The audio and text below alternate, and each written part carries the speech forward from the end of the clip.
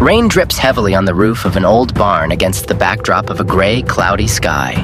The living dead hang around the wooden, flimsy structure, looking for victims. A man is desperately knocking on the door outside, trying to escape from the bloodthirsty creatures, screaming to open it for him. From the screams of the person outside, the frightened people sitting inside become even more frightened. 3 schoolboys are holding the barn door, preventing a person from entering from the outside. A blonde girl comes to the aid of a man knocking on the door. He is their classmate, and they cannot leave him. One of the guys holding the door objects that the door is full of zombies. Most likely their classmate has already been bitten, and it is extremely dangerous to let him in. The blonde stands her ground, declaring that she takes responsibility for the consequences of helping her classmate. He is still talking, which means he is not infected. He should be allowed in if they still have a conscience. The guys agree that as soon as one of them opens the door and lets a classmate in, the other will immediately close it.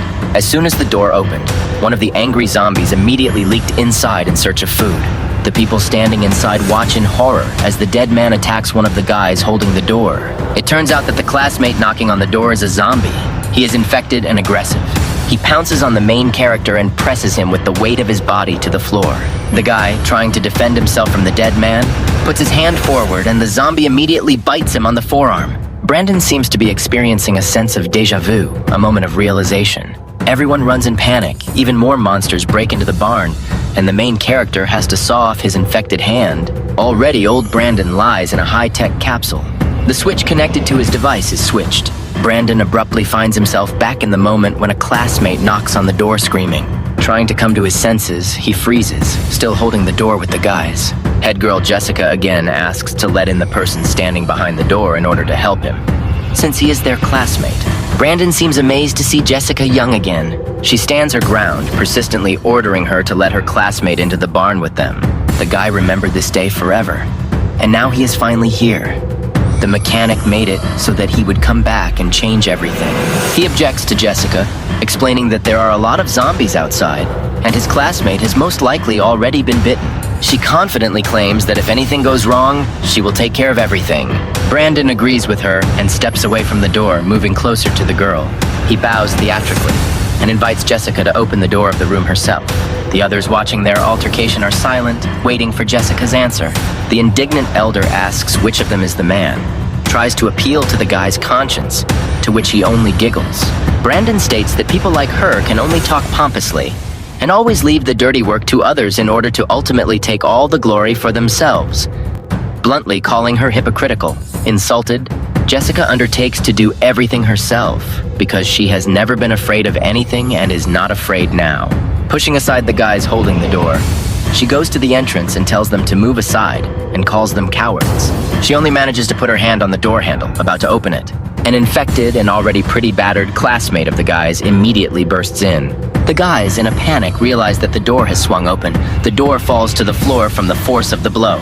From the sharply opened door, Jessica falls painfully to the floor and tries to come to her senses. In the doorway, a zombie looms over her who was once their classmate, a healthy person. The frightened guys in the room realize that he is infected and tremble with fear. In an attempt to escape from the monster, the headman clings to one of the guys. They are at a dead end and have nowhere to run. In a panic, she pushes one of the guys straight towards the zombies in order to save herself. Immediately, Brandon decisively kicks her in the side, pushing her straight towards the dead man. He grins contentedly as he watches the blonde being captured by the hungry ogre. Having grabbed the victim, the zombie opens its mouth wide, preparing to bite off part of its flesh. But unexpectedly, Brandon saves her by piercing the dead man's head with a heavy wrench that he had prepared in advance. Blood from the blow gushes onto the pale and frightened Jessica, while Brandon's face expresses calm. Still grabbed by the monster, the girl falls to the ground with his lifeless body. Pressed against the corpse, she desperately asks the standing guy for help, hoping that he will free her. He's been bullied by Jessica all his life, and now he thinks it's her turn to be on the other side. Picking up the door from the floor, he puts it in place, ignoring the questions and screams of the lying blonde. Brandon orders the others to stop standing and help him barricade himself. Together, they put a lot of weight on the door so that no one else can enter. Jessica is actively knocking outside and hysterically orders to let her in. Inside, not paying attention to her cries, the guys are intently holding the barricade. The head girl continues to try to convince them to let her in since she is the head girl, and they can't do that to her. People are scared and frozen in fear, and those holding the door are doing it with all their might. At dawn, the girl stopped screaming and banging on the door and disappeared somewhere. Classmates behind Brandon's back begin to whisper and discuss his actions. Turning sharply to them, the main character scares the guys, who are already on the verge of a nervous breakdown. When asked if they are afraid of him, they answer in the negative, albeit unconvincingly. One of the guys holding the door thanks him, because if it weren't for Brandon, he would have died because of Jessica. The others agree that the girl deserved such a fate, because everyone would have died because of her. Fortunately, Brandon reacted quickly. Otherwise, they would have had big problems. He smiles at the guys and asks them to open the door so he can go outside and look around. They ask him again in fear, not quite understanding whether this is what he means. He explains that it was really mean of him to kick the girl out, and he would like to go out and see if she's alive. Having met with a refusal, he angrily and loudly shouts for them to open the door. It works, and having removed the load from the path, the door is moved to the side, giving the guy passage. Brandon calmly walks outside with the proverbial red wrench slung over his shoulder. Taking a couple of steps away from the barn, he notices that the prefect and their zombie classmate are nowhere to be found. Shielding himself from the sun with his hand, he assumes that the zombies have left because of the dawn. The door behind him closes sharply and with a loud bang, cutting off the path to the shelter. He hears them barricading themselves inside, believing that he is a bastard and too dangerous. Who knows who he will kick out next time? In response to this, Brandon just grins and moves on with a wrench. Seeing this through the window, the guys are excited by his action. They were stunned that the guy had no intention of returning to the barn, and they wondered where he had gone. One of the guys notices that a walking dead man in a red dress is walking towards the guy. They see him walking straight at the zombie without trying to run away from him and consider him sick. The walking dead this time is a woman in a red dress and an outstretched neck. Brandon grins and flips the key in his hand to get a better grip for the fight. He leans his whole body forward for a wide swing and a good dead man's blow. His classmates did not expect him to rush forward. This confuses them. Swinging vigorously, he crushed the monster's head with a sweeping blow. His classmates, seeing this, freeze in horror. They break out in a cold sweat from such cruelty. They call him crazy. Tiredly leaning on the key, he hangs over the corpse and breathes heavily.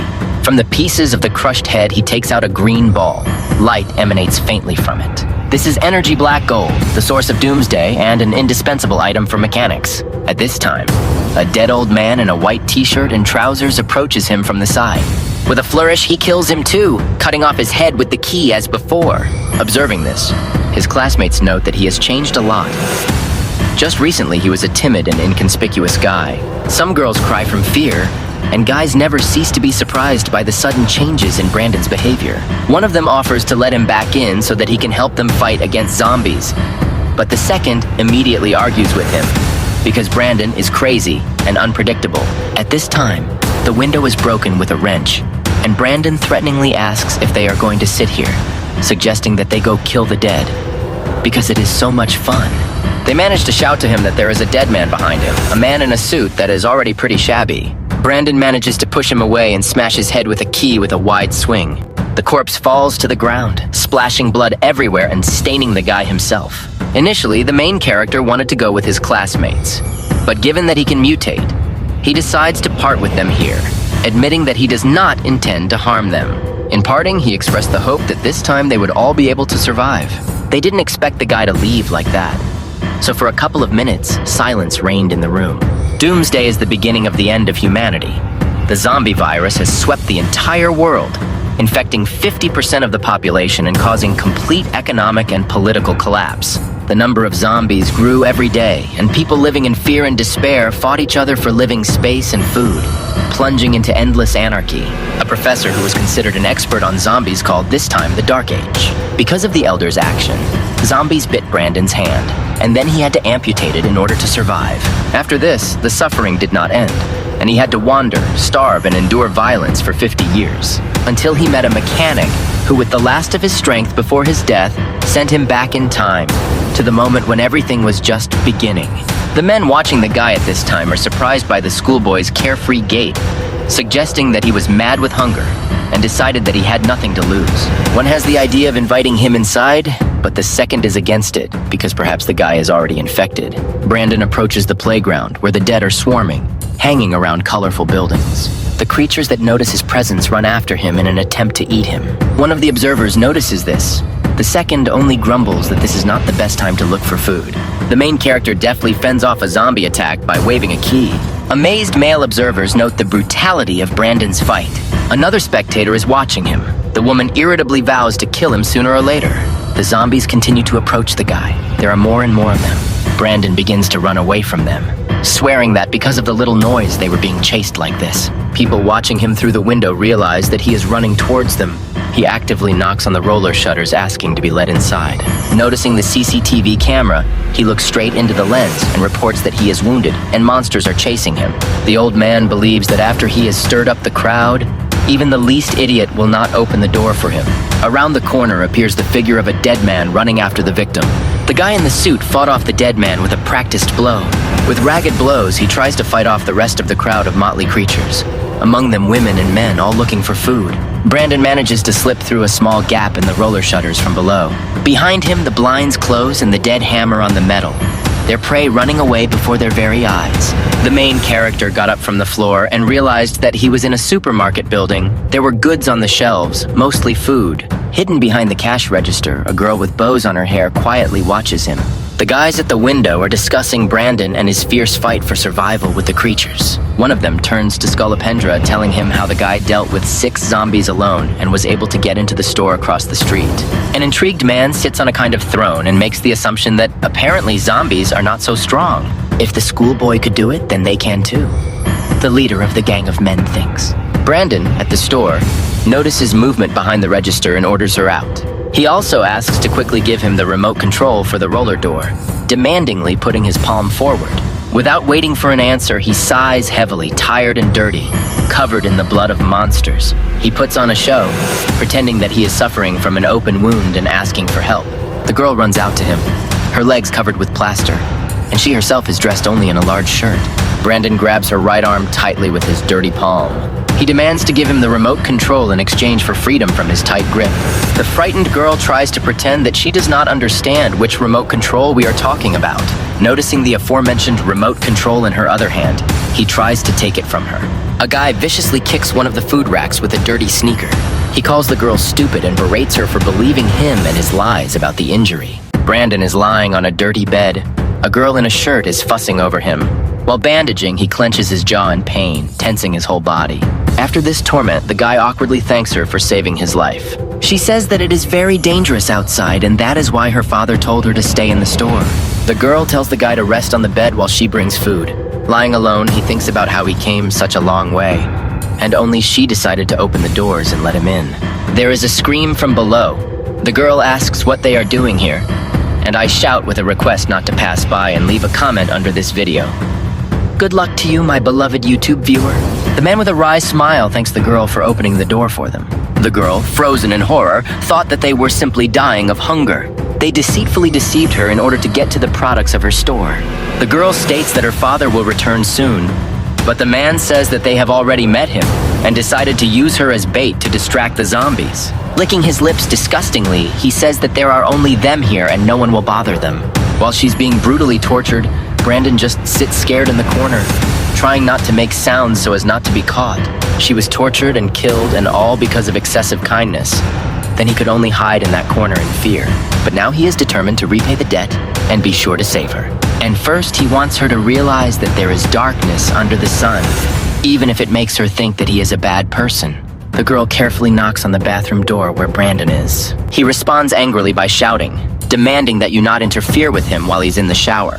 From his sharp and rude answer, the girl gets scared and apologizes, explaining that she brought him clean clothes. The guy orders her to leave her clothes at the door and get out immediately. A drooping girl with neatly folded things in her arms stands uncertainly. The guy grumbles, dissatisfied with the girl's obedience, because it will be difficult for her to survive in their post-apocalyptic world. But he immediately turns his attention to the shower. He could not wash himself for a long time and completely enjoys the warm water. As the number of zombies increases, more and more sources will become polluted. In a few days, the water is expected to be cut off here, the guy remembers, turning off the water. Fortunately, they are in the store, so the supplies here will last for quite a long time. The next thing he plans to do is search for equipment and weapons. Looking at himself in the mirror, he notes that it is nice to see himself young again. Young and tender skin, no back pain, no pain in the legs. It It's good to be young, he concludes. The only problem is with the abs. You will need to work on the muscles in this area. The main character, wearing only a towel, opens the bathroom door. A couple of minutes later, a scream is heard from him. He is unhappy that the girl gave him a suit, because it is inconvenient to fight zombies in it. The gang leader gathers all his subordinates at headquarters. He reports that this karaoke bar has alcohol and food. But you can't stay in this hole for a long time. You need to create another survival base to cope with future difficulties. First of all, he sets a goal to go out and kill all the zombies in the territory. And after that, take over the store and provide himself with food. In addition, a nice girl lives in this store. The concerned bandit notes. She is the only one left, with the exception of the schoolboy who recently ran there. He gives the green light to his servants, ordering them to kill all the zombies and take over the store. The girl sitting at the cash register is eating a cookie and waiting for Brandon after his shower. The main character is indignant that she did not answer his question and tells her to get out of there. The guy asks if she lives here alone and where her family is now. She reveals that her father left to replenish supplies, promised to return, still hiding behind the counter. He scolds her for the frivolity with which she let him in here, because he could do something bad. Vanessa tries to justify himself by saying that he shouted that he was wounded and she saw him covered in blood. He continues to yell at her, asking if she saw that zombies were chasing him, and if she even thought about what was happening. He clutches his head and complains that such a naive coward will eventually become only a burden for him, and it's better to get rid of her before it's too late. However, he will be bored alone. There is no one to even take care of him if something happens. Brandon declares that from now on she will be obliged to do whatever he says. If she disobeys, he will kill her. One of the zombies attacks a guy from the gang from behind, biting his ear to the meat. Other zombies pile on him, eating him alive as the others watch. They did not expect the zombies to go berserk because the schoolboy somehow defeated them. The leader demands that they continue to fight the creatures. One of the frightened guys, a red-haired skinny man, screams and tries to run away in panic. But the main bandit manages to grab the fleeing man by the hair and bring him back. He throws him straight into the crowd of the dead to be torn to pieces, demonstrating to the others what will happen if he escapes. In his death throes, the red-haired man screams and asks how he could do this. The rest of the gang members are tensely fighting off the zombies with improvised means, but their numbers are increasing. The leader gives the command to retreat due to the huge number of creatures. They retreat, but zombies are chasing them. A girl comes into Brandon's room with boiled noodles for him on a tray. Brandon sat and twirled in his hand the green ball he had obtained earlier. He rudely told the girl to get lost. He ordered her not to disturb him until he called her. She obediently agreed and closed the door behind her. After the door slams, the guy pounces on the food, actively eating the noodles with a plastic fork. Overjoyed by the delicious food, he couldn't help but blush at the nostalgic taste of the instant noodles. In a few years, such noodles will become a real delicacy due to a shortage of products. Having received his portion of noodles, the guy told the girl that nothing more was required from her and ordered her not to disturb him until he called. She quickly ducked out the door, and Brandon, without wasting time, pounced on the hot food. In this safe moment, food was his comfort, and he couldn't help but smile, remembering its nostalgic taste, and also saying that in the future, these same noodles will become a universal delicacy. The joyful moment did not last long, and the guy suddenly heard a noise from the street. Before he had time to think about it, there was a sharp sound of breaking glass, and a man's tough human hand appeared in the fragments. This man turned out to be an enemy from the protagonist's past. A red-haired man with a strong build, many scars on his rough skin, a cruel, pompous look with a desire for poisonous power. The guy met him with a sharp and dry look because he had foreseen his appearance in advance and had been ready for revenge a long time ago. With one hand resting on the windowsill and his whole body hanging over the ground, the man shouted at the guy to help him immediately. And if he didn't help, he would immediately kill him. Quickly grabbing a thermos of hot water, Brandon headed towards the enemy. At that same second, boiling water poured onto the man's hard palm, leaving behind a strong burn and steam. He screamed at the top of his lungs and loosened his grip, almost falling back, and the boiling water continued to pour out of the vessel, leaving him no chance of salvation. During the entire action, the guy grinned and said to the man that if he wanted to kill him, he would continuously do it first. Suddenly, Brandon's hand was grabbed and pulled back by a girl, which he did not expect. She stuttered and feebly begged him to stop, still trying to pull him away from the broken window and the man. With glassy eyes, she begged the guy to let him in quickly and not to harm him in any way. The main character instantly fixed his gaze on her and ordered her to leave the room, reminding her of her words not to enter until called. And besides, she did not even know the person she was so ardently defending. With the same harmless face, the girl stubbornly continued to babble about how her father told her that she shouldn't hurt people. There was silence in the room, and the action continued while both men stared at her like she was a fool, however. That's what she looked like at that moment. The guy lost his temper and yelled at her. Is she really not afraid at all and doesn't foresee the fact that this man could simply finish her off? He wasted no time, having long ago managed to change position and lean on his other working hand, and began to climb into the room, pretending to be a good-natured person, and saying that he of course did not intend to kill her or cause harm. That he was just hungry and in desperation decided to look for food, being surrounded by zombies and the only way out was to climb here. He also doesn't want to jump back into the crowd, and if the girl were so kind, she would definitely let him sit out for a while, and he would immediately leave when the zombies dispersed. Looking angrily at her, Brandon thought that he should have been pushed back into the crowd as soon as possible. Then his chances of survival would have been reduced immediately. But it was not right to kill him in front of the girl. By that time, the man's foot had already crossed the threshold of the windowsill, and the guy immediately fixed his gaze on the stationery knife lying on the cabinet. The bastard fully appeared in the room, and with a disgusting grin declared that now this place belongs to him, and anyone who dares to disobey him will die. The silly girl, naive in her kindness, was immediately horrified by his words and froze in fear. Meanwhile, the man's supporters who remained in their lair held the door with their backs, into which the zombies were breaking. The eldest of them indignantly told the boy that now, because of the idiotic idea of their chief, they were doomed to death.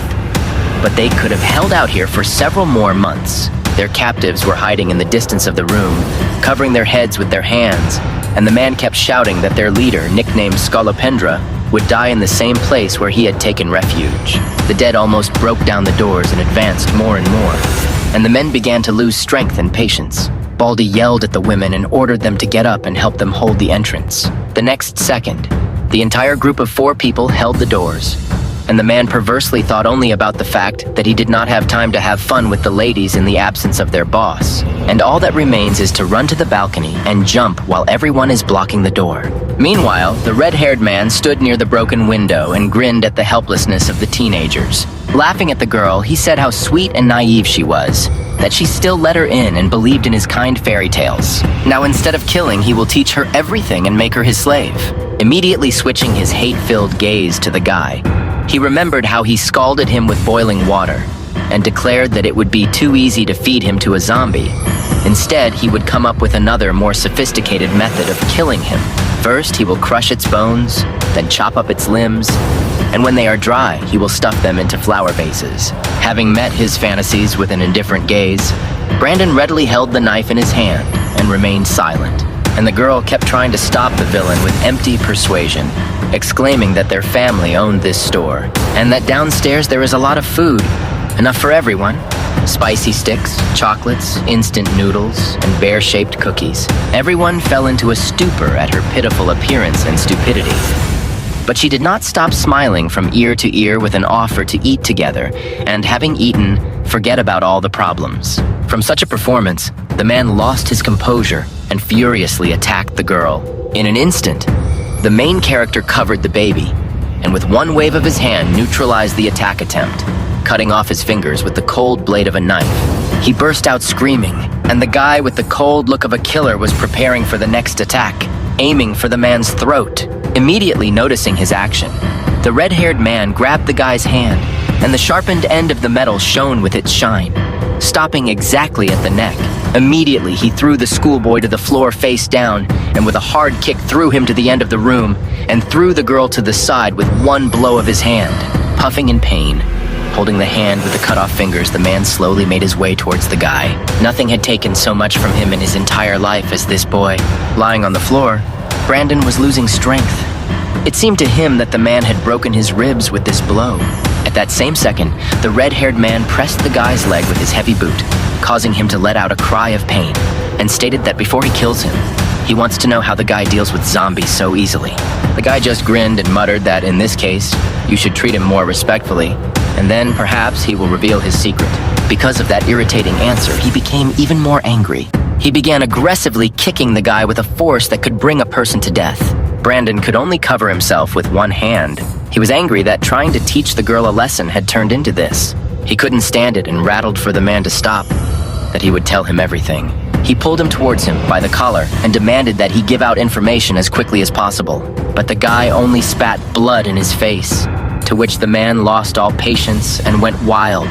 Throwing him with all his might into the wall, he kicked him, and with eyes full of hatred, assured the guy that all this was not a game. Otherwise, he will play with him only until his death. Starting with a kick, he continued to beat the guy with vicious kicks to the face and jaw. The next moment, a glimpse of a blade appeared, the handle of which was held by both palms of a woman's hands. Suddenly, Vanessa grabbed a knife and plunged it into the bastard's forearm. He got distracted and immediately demolished the girl with one blow from his hand with his fingers cut off. Taking the knife out of the deep wound, the man turned completely towards her. The red-haired man's angry roar filled the room, and he sharply swung the tip of his blade at the girl in order to finish her off. But he didn't have time. His head was immediately pierced by an iron pipe. Soon the man was lying motionless on the floor, face down, with a pool of scarlet blood flowing from his head, while Brandon stood behind him, leaning exhaustedly with his hand on the end of the pipe. The girl looked in fear at the pool of blood, unable to believe that the big man was dead. The palms and sleeves of her white shirt were covered in blood, and with tears in her eyes, the girl realized that for the first time she had killed a person. The protagonist's male hand rested on her shoulder with a calming gesture. The schoolboy in a quiet voice assured the little girl that everything was fine. She did what she had to do with this bastard. Vanessa looked at the floor with full eyes of despair and explained that she just wanted to help him. The girl did not at all understand such a reciprocal attitude towards herself. Meanwhile, Brandon felt the man's pulse and discovered that he was still alive. He quickly ordered the girl to calm down and go wash. With hope in her eyes, the little girl sadly asked the guy, and she exclaimed that in this case, he needed help immediately. At the same moment, Vanessa was already flying straight to the door. All that could be heard was the guy's angry insults and parting words addressed to her. Afterwards, Brandon locked the door and headed towards the big man's body. How this girl annoys him. With thoughts that this freak had ruined his room, the guy grabbed him by the leg and dragged him to the window in order to get rid of him once and for all. After he reached the broken window, he began to hang the body over the sill. With a kick, the man flew down under the indifferent gaze of the protagonist. The crowd of zombies immediately smelled the smell of human flesh lying motionless on the wet asphalt. At that same second, the man was surrounded by the dead on all sides. He could only live the last seconds of his life in agony. As parting words, Brandon shouted to him that if he had a better knife, he would have cut off all his limbs before throwing him off. Suddenly, the guy looked to the side and saw the youngest of their team frantically climbing down the wall of the building opposite. The schoolboy called out to him and asked if there were survivors where he came from. The guy answered in the negative and said that while they were trying to barricade themselves, someone loosened their grip, as a result of which the zombies were able to break through and kill everyone. Only he remained alive. Afterwards, he hopefully asked Brandon if he could help him, and assured that in this case he would come over to their side. With a tired gesture, the main character refused the guy and advised him to run away if he did not want to end up in the place of their main character. Quickly glancing down, the guy realized the situation and jumped to the side. He managed to find support as a balcony railing and not fall down, after which he quickly ran in the opposite direction.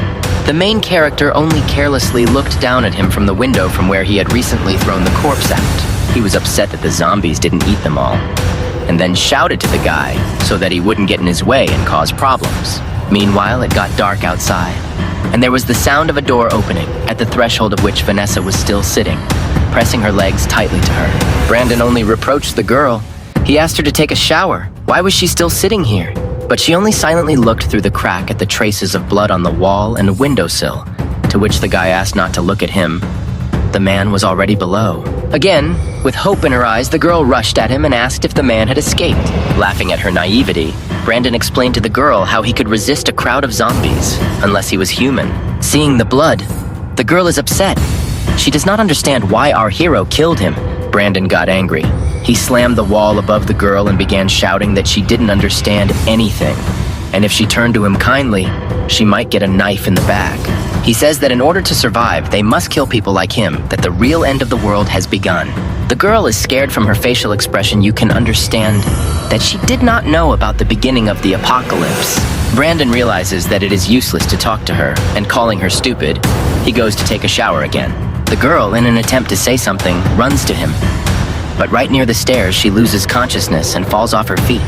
The main character catches her and does not understand at all what caused her current condition. He takes the girl in his arms and takes her to a more suitable place so that she can lie down. The guy examines her body and does not find any bruises, so the assumption that she was injured disappears. Touching the girl's forehead, Brandon realizes that she has a fever and begins to search for medicine in the cabinets in the room. He knew that something was wrong with her. He tries to remember what happened before, but it doesn't work because it was a very long time ago. Among the books and other things on the shelf, with the help of efforts, he finally finds a first aid kit. Between the pills and other things, he notices a strange pink notebook, which immediately attracted his attention. Having opened it, the first thing he read was that there was a list of donations written there. The girl writes there that she received chemotherapy only thanks to people who decided to help her from the bottom of their hearts. Therefore, in the future, she also wants to be kind.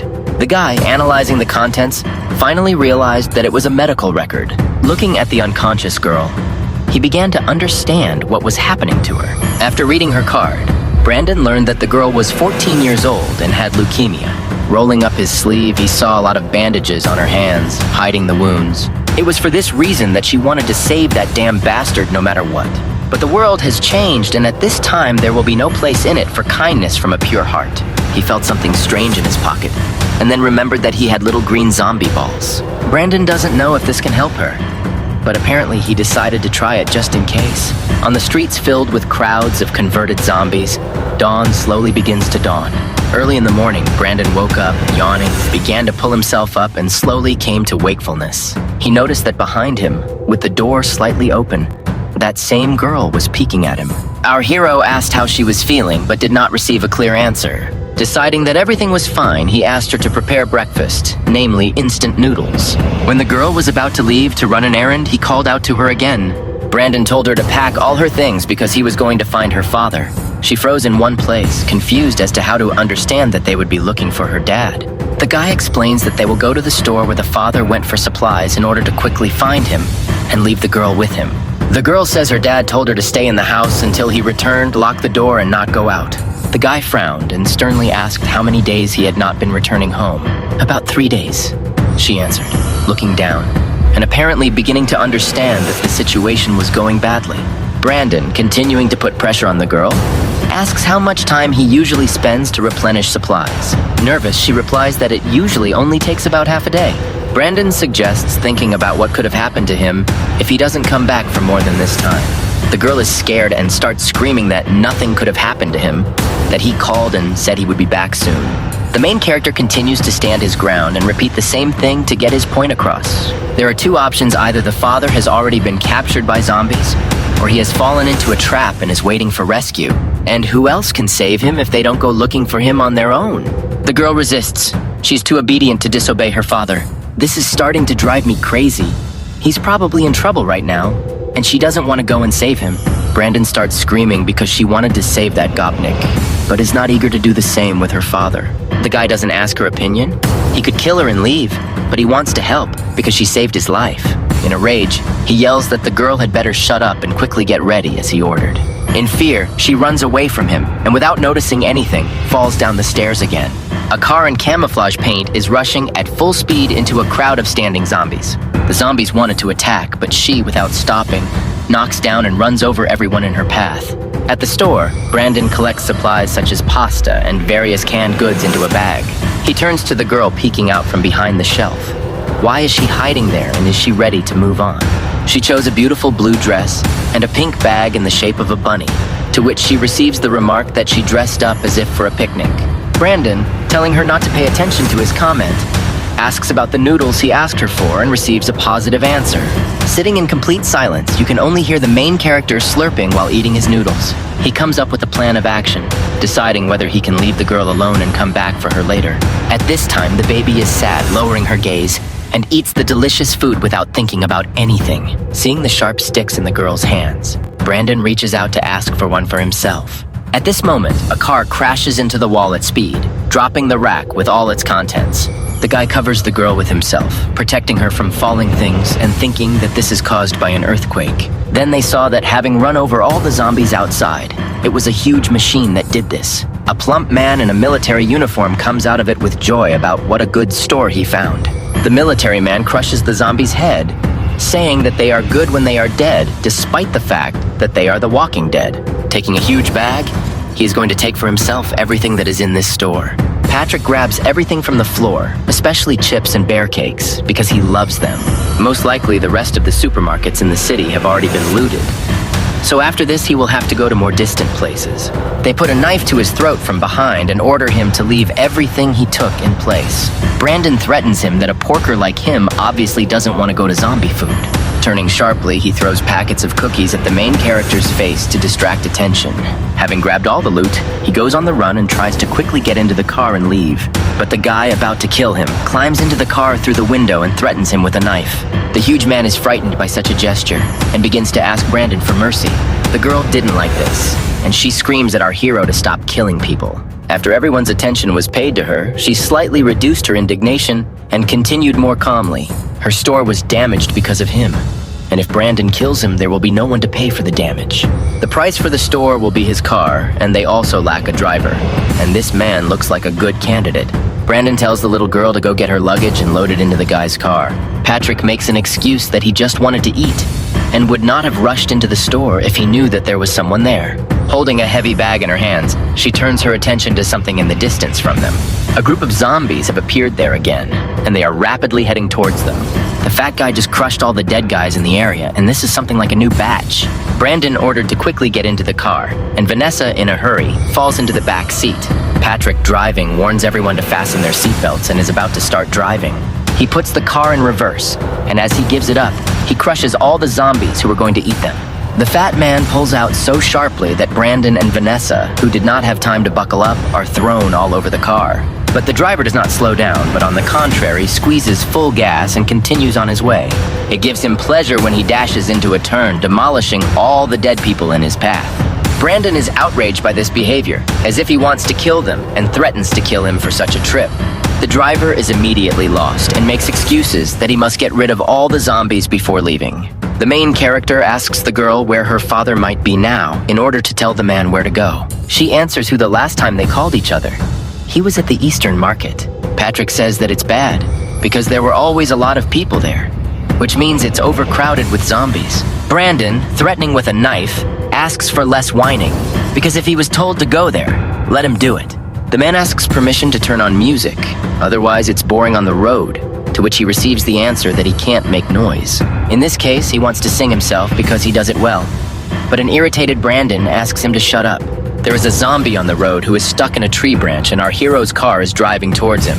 A car hits a dead man, and his remains are spread in small pieces all over the highway. The man sings and laughs as he knocks over another zombie girl, clearly enjoying the process. The main character tuts and asks him to calm down and let him sleep so that they will be killed later. It's boring on the road, and the man has to entertain himself. The car is durable, and such blows will not harm it. Brandon freaks out because doesn't Patrick understand that he's just asking him to stop? The man stops the car and receives a disapproving response that they asked him to stop the singing. Patrick begins to yell at the whole car in hysterics because it has run out of fuel. The main character is completely angry because they drove halfway, and he never thought about refueling. The situation is worsened by the fact that they are not nearby. While the man is eating enough to die full, Brandon tells him to get out of the car and distract all the zombies to himself. Vanessa howled in fear as a zombie's face crashed into the window of her seat, wanting to eat her. Zombies began to surround their cars at such a rate they could die on the spot. Brandon notices that in the seat pocket there is a huge knife, like a machete, in a sheath. Without hesitation, the guy opens the car door with his foot and pushes the zombie standing nearby. A zombie attacks him, and Brandon pompously and with a clank takes out the weapon from their case. Little Vanessa watches as Brandon cuts the zombie's head, and blood splashes onto the window. He notices that a plump woman who has turned into a zombie is creeping up behind him. Brandon shouts that an ordinary knife cannot kill such a fat zombie and plunges his own into his head. But on the other hand, 2 more dead animals are running towards him, and he immediately pays attention to them, pushing the rotten body away with his foot He cuts through its head in one sharp movement. Immediately after this, he swings and pierces the head of the zombie under his feet. Patrick, watching this, was inspired for him. It was bold and very cool. Brandon asks the fat guy to leave quickly, but receives tearful cries that he is afraid to leave. He yells at him to calm down because if Patrick sits in the car, he will die sooner or later.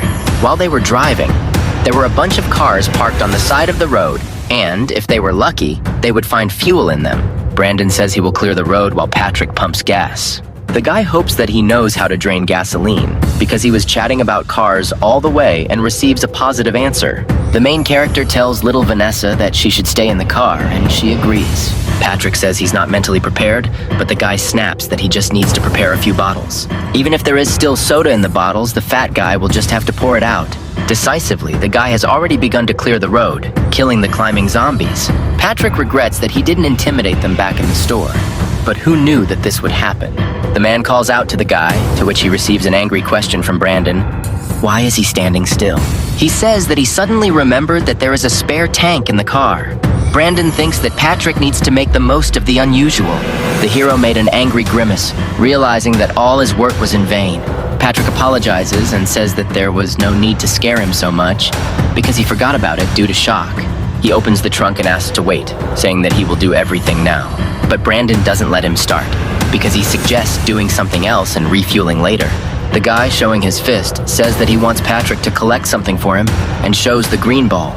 These black beads are hidden in the brains of zombies, and Brandon needs a man to help collect them all. Patrick makes a sound of incomprehension, to which the guy demonstrates how to do it correctly. He shows the ball to Patrick, making sure he understands exactly how it's done. Patrick tries to get away, saying that this is disgusting, and that he would rather sit in the car. But Brandon, using convincing threats, famously forces the man to help him. The guy kills, and Patrick gets. But if Brandon notices that he is slacking, the next one he will kill will be Patrick himself. Patrick hesitantly looks at the stricken zombie, realizing that he must commit crime.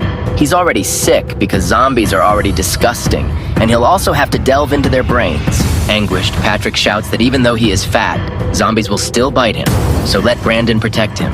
Snarling and continuing to defend himself, the guy responds by saying that he talks too much.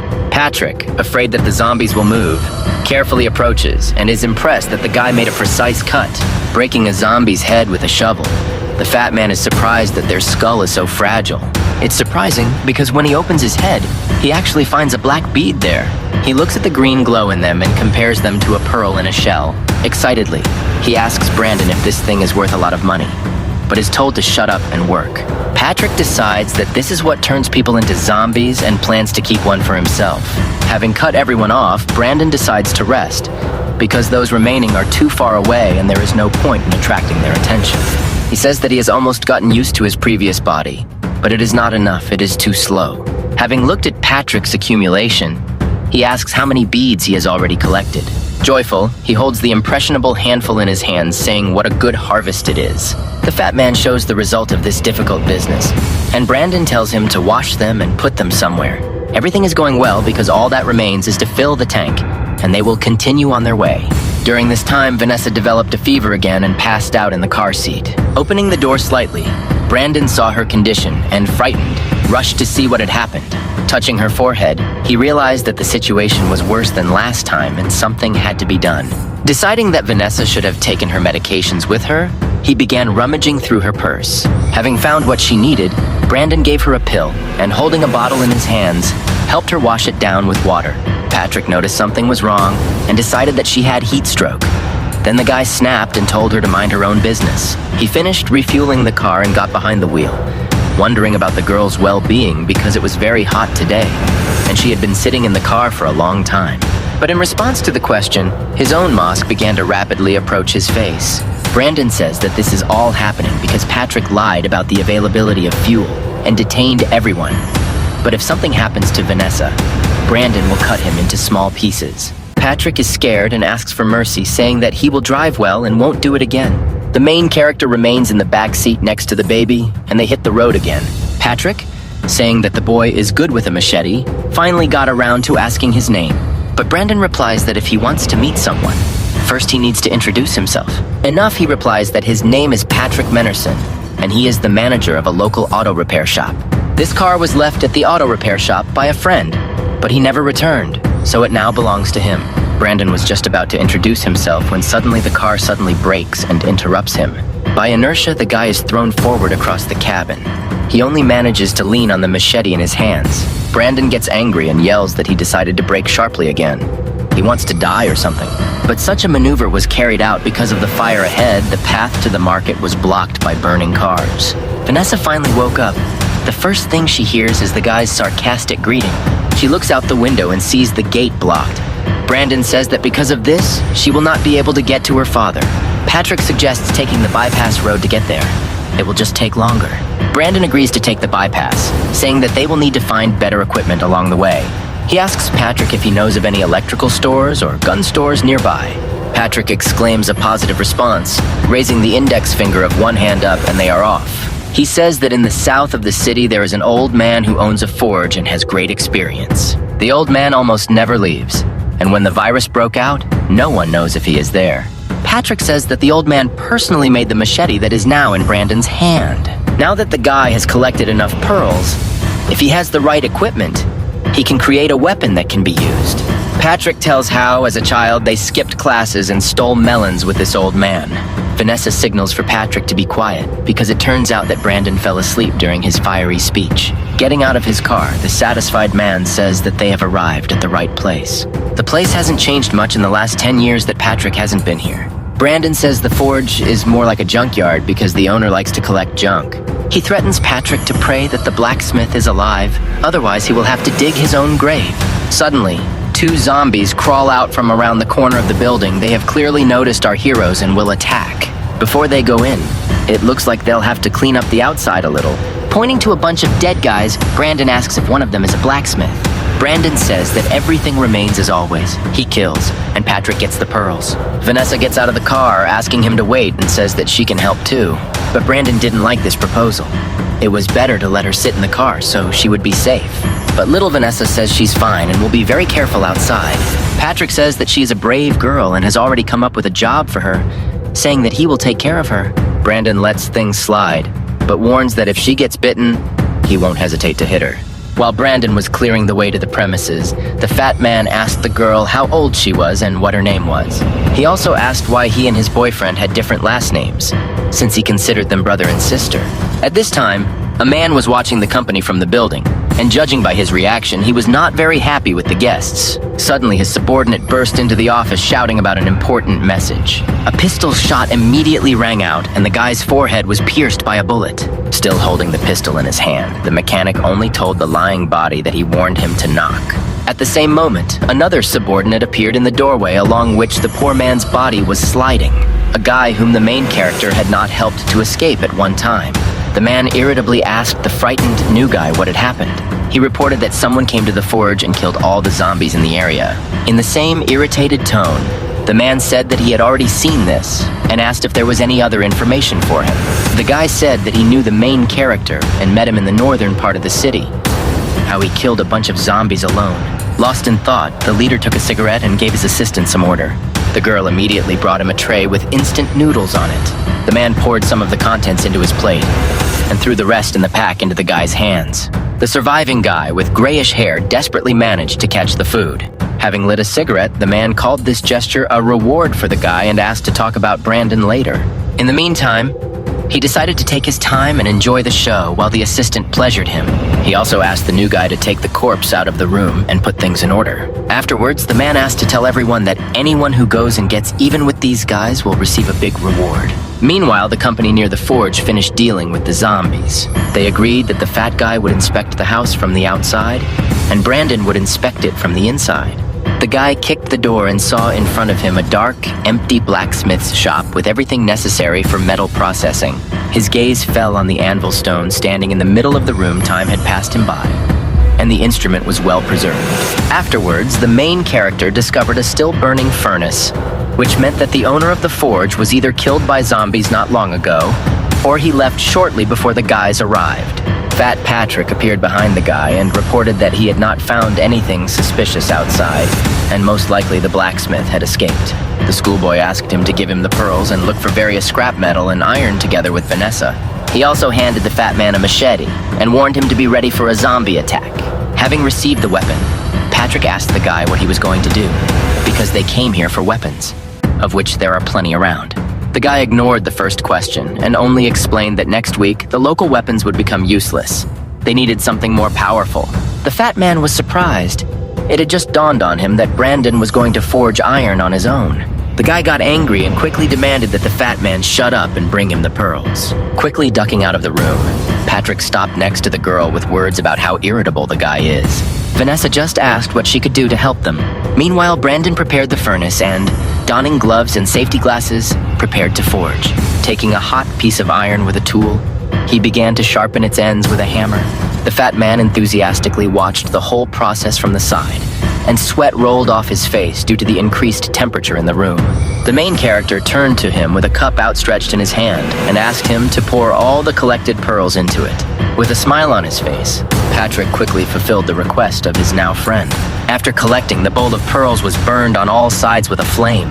Within a few seconds, the black gold melted under the influence of high temperature and was somewhat reminiscent of a potion, from which a green glow emanated. The fat man leaned over the bowl and watched the gold's reaction with wide eyes. Brandon remained focused, and the next action was to make a shallow cut in his palm with a knife. The guy clenched his hand into a fist, and scarlet blood from the wound flowed in a stream straight into the green solution, forming a magical reaction in the thicket. Afterwards, the young mechanic removed the thicket from the fire and poured its contents onto the forged, still heated sword. Having connected with the metal, the green liquid quickly began to eat into the iron, forming a pattern reminiscent of lightning. Immediately after, the guy continued to forge the remaining parts, completing the process. Meanwhile, from the opposite side, enemies subordinate to Lo were watching the area around the forge. The newcomer was surprised at how Brandon cut zombies so skillfully, and why their boss ordered his guy's head to be brought, but other subordinates were determined. One of them was, to put it mildly, unhealthy and was driven by perverted thoughts about the girl Vanessa. The oldest of them told the others that there must be a reason why the boss attached such importance to Brandon. Besides, all the zombies in the area were killed, and they would not have to bother at all. The bandits, who had been watching them all this time, decided that it was a great idea to wait until nightfall and attack. Suspecting nothing, Brandon makes weapons and does it very confidently. Patrick, who was watching the case, began to think that the guy had really graduated from a technical school. He immerses the sword in some long container and makes rotating movements with it.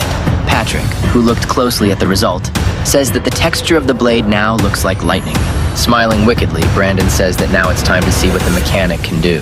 Vanessa was tired, but she prepared a wonderful dinner, like a hostess, for herself and the boys. She's glad that the oven is still working and they can have a nice snack after hard work. A nasty man comes up from behind and, covering her face with a handkerchief, says that he will take her to a wonderful place. Brandon's gaze is determined and cold as he immerses himself in the process of his work. The sharpened perfect sword made by the hands of a master was placed on the table, awaiting the continuation. Patrick admires him, saying that he has only seen this in movies and extends his finger towards him. And the last thing to do, Brandon says, picking up the electrically conductive clothespins, is activation. He touches the blade of the sword he has made, and electric sparks begin to emanate from it. Now the sword is so charged that the apparatus supplying the current has burned out from the voltage. Brandon, demonstrating and holding it in his hands, says that the second-degree sword is ready. Patrick is excited and shouts his delight, saying that he now wants one for himself. Screams are heard outside the door. Patrick immediately recognizes the childish voice of his sister Vanessa. Quickly running out into the street, they see 4 bandits who clearly did not expect this. One is holding baby Vanessa, and it is clear that she is already unconscious. One of the bandits, threatening the girl, tells the guys to kindly throw down their weapons and go with them to Brother Lo. But Brandon is already too angry. Tisking, he, not paying attention to the threats, swings the ball. After this, he makes a strong blow to the ground and green sparks scatter. The wave hits those standing closest, and the bandit with Vanessa in his arms, frightened by the devilry, runs away. But Brandon is not going to stop, and swinging again, launches another wave. The bandit can no longer be stopped. He runs away with the girl, because he doesn't know what to do in such a situation. They turn back and see real horror as Brandon chops off their partner's head. The partner accuses the bandit that he should have followed the plan and not attacked the first person he met. The bandit says that they better deliver the girl, because either the sword ray or bro law will hit them. Brandon continues to catch up. firing another beam and getting ready to kill the assholes. Suddenly, Patrick starts shouting from behind, saying that there are zombies behind him, and thereby distracts him from the case. Behind them, they see a bunch of zombies approaching them unusually quickly. Patrick notices that they came running here so quickly, as if there was honey here for them. Patrick begins to panic, thinking of running from them, but Brandon makes a different decision. Brandon swings the ball and starts a hard mash with green beams and hits the whole crowd. Patrick is shocked by what he sees. It looks so unreal that it goes beyond his consciousness. At this time, two bandits, together with Vanessa in their arms, are running away from both Brandon and a bunch of zombies. Patrick shouts to brother Brady that they stole their sister Vanessa and they need to quickly go after them. Brandon yells for Patrick to take the car and go after them while he deals with the undead himself. Patrick, realizing that this is a good idea, rushes to the car and plans to catch up with them like old times. Very worried, he looks at Brandon's battles one last time and wishes him luck. Taking off from his place, he rushes off in his car and asks to let him save the princess. The bandits notice someone being chased from behind, also in a car, and realize that they are starting to catch up with them. They see a bus in front of them, and without hesitation, they run into the bus with Vanessa. Patrick brakes sharply, and most likely in front of him, he sees a building that is his lair. He hesitates, because the bandits blocked the entrance to the bus, and he has not yet figured out what to do. Two bandits are sitting in the cabin, and giggling, they look out the window, observing the situation. Since there's only a fat man in front of them, they decide that this is the best time to deal with it. A man jumps out with a knife and says that his car is pretty good. It's good that he drove it here himself. They threaten that if he doesn't want to become a kebab, then let Patrick undress and immediately roll here. The guy in the green t-shirt is not scared. He declares that he is not a weakling at all. One of the bandits with a knife shouts that he has killed more people than he ate chickens in his entire life. The bald guy, tightly clutching his weapon, prepares to fight off a flock of bandits. Just as he was about to fight, a green shockwave rushed nearby, knocking back his enemies. The impact was so strong that it cut a nearby bus in half. Brandon approaches the bald guy with the ball. It was he who made the hit with such force. He tells the guy not to stand still and follow him, because they still need to save her. The bald man obediently agrees with him. He makes another blow with his sword to clear the path of the destroyed bus and move on. People with weapons are already waiting for them, ready to attack and kill the two guys. One of the people waiting, with a wide smile, throws a knife aiming at Brandon. But the brown-haired man easily anticipates such an attack and casually deflects the knife with his sword. The main character then swings his weapon, creating a green blast wave towards the one who threw the knife. The rest of the opponents start throwing Molotov cocktails at the guys in hopes of setting them on fire. Brandon swings his sword again, sending a stream of energy towards the barrels where the attackers were hiding. One of the bandits with a firearm admires Brandon's skill, praising him loudly. He says that he saw everything that he did. In this complete natural disaster, there is such a powerful person like him, inviting him to rise and drink with him, raising the muzzle of his gun in the air as a peace gesture. The man says that he is very sincere with people, especially someone as talented as Brandon, when the guy, in response, silently withdraws his hand to swing to hit the man. But he brings the weapon to the girl's head and advises the guy not to be so rash. They were hospitable to his little sister, the man sarcastically claims. People are kind and respectful, so he advises not to undermine their good intentions, and he also knows the power of Brandon's weapon. The man mocks the guys, asking which will be faster, his sword or the gun he is holding in his hands. The nervous companion asks Brandon what they should do. The girl is in the hands of the kidnapper, and besides, he has a weapon.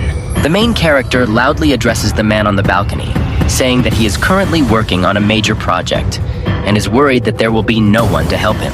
The man, raising his chin, noticeably tensely asks if everyone is there. He enthusiastically says that he is a great man and they will greet him in the most solemn manner. Patrick is scared. He doesn't understand why he's ready to go up to everyone at once. And besides, they have guns. Turning to him, Brandon says that he doesn't have to go if he doesn't want to. This takes the bald man by surprise. He wonders why he asked him only now, declaring that he does not want to get into this troubled water. Running back, he shouts that he is leaving anyway and asks him not to be upset. The guy just clicks dissatisfiedly and notes the annoyingness of the leaving guy. The schoolboy is greeted by people dressed as waiters. They respectfully bow their heads in front of him as a sign of respect. These same people humbly accompany him on his way to the girl's kidnapper. The building itself is full of bandits who are very aggressive towards Brandon and ready to attack at any moment. The leader himself happily greets him and asks if there are enough people here for Brandon. He has gathered all the guys within a radius of 15 kilometers. He introduces himself by his name, bowing defiantly in a respectful gesture. He also asks Brandon's name and what he needs them to do. The guy answers his question and says that he remembers him, Law, simultaneously asking if he knows how this zombie disaster happened. The tattooed man asks again, clarifying whether Brandon really knows him. The brown-haired man points to the fact that the man was well aware of the spread of the virus and began stocking up on supplies in advance. And now he must make plans to form a gang of Twilight Dragons. Law told few people about this gang. Brandon is becoming more and more interesting to him. But he is much more interested in black gold. Brandon is sure. He holds one ball in his hand. Laughing loudly, the leader agrees with him and asks him to lay out everything he knows. He should know these several versions about the spread of the virus. The first is that the virus appeared as a result of the failure of foreign research on bacteria. And through migratory birds and insects, this virus spreads throughout the world. The second is biological weapons. There is no more convenient means of warfare than allowing the enemy to self-destruct. But the situation has gotten out of control. The third is even more absurd. It is of extraterrestrial origin. A meteorite containing a virus fell to the ground. The meteorite burned up in the atmosphere, crumbled into particles, which then penetrated the human body. Surely Law heard one of these versions before returning from the city to the countryside to assemble his gang. The leader justifies Brandon's assumption he does know one little secret about the virus. However, after much thought, he still did not understand how to use these pearls from zombie skulls. The man asks the guy to tell him more about how to use these pearls. He agrees and asks first to help him prepare the necessary props. The leader answers positively, but asks in exchange to let him look at the guy's sword. He raises the hand in which he holds the sword. Law remembers that his little sister, the girl with the bows, is still there on the chair, trying to scare the guy. Pointing the gun at his head, he subtly threatens Brandon with her death. The main character, gritting his teeth, gives the sword to the leader's servant. Unable to withstand the weight of the sword, the servant can barely hold it in his hands. He tells the boss that the sword is very heavy and puts the weapon next to the leader, on the bench. This time, pointing the gun at the guy, the leader demands that he begin his performance. Doomsday came precisely because of the outbreak of the virus. People became infected with it overnight, and a black pearl formed in their brain. These pearls are called energy black gold, and over time they accumulate energy in the dead body. Energetic black gold adapts well to flesh and metal, and can be used to create powerful weapons. Lo, who listens to him, repeats the understanding that black gold adapts to flesh and metal. He asks whether it is possible to make an elixir from it that will grant immortality. Brandon replies that some tried to eat the black gold, and most turned into zombies. Law grabs the word majority and interrogates the guy, asking about the others and what happened to them. First, Brandon suggests looking at something else and warns that he will only show it once. The first step was activation, the student says as he begins his performance. He touches the black pearl with metal rods, which creates an energy sphere. The power of the pearl's energy creates a short circuit in the electricity, turning off all light. This disorients everyone in the room, leaving the gang members in complete darkness. Law realizes that the energy gold caused the electromagnetic pulse. He didn't think that was possible.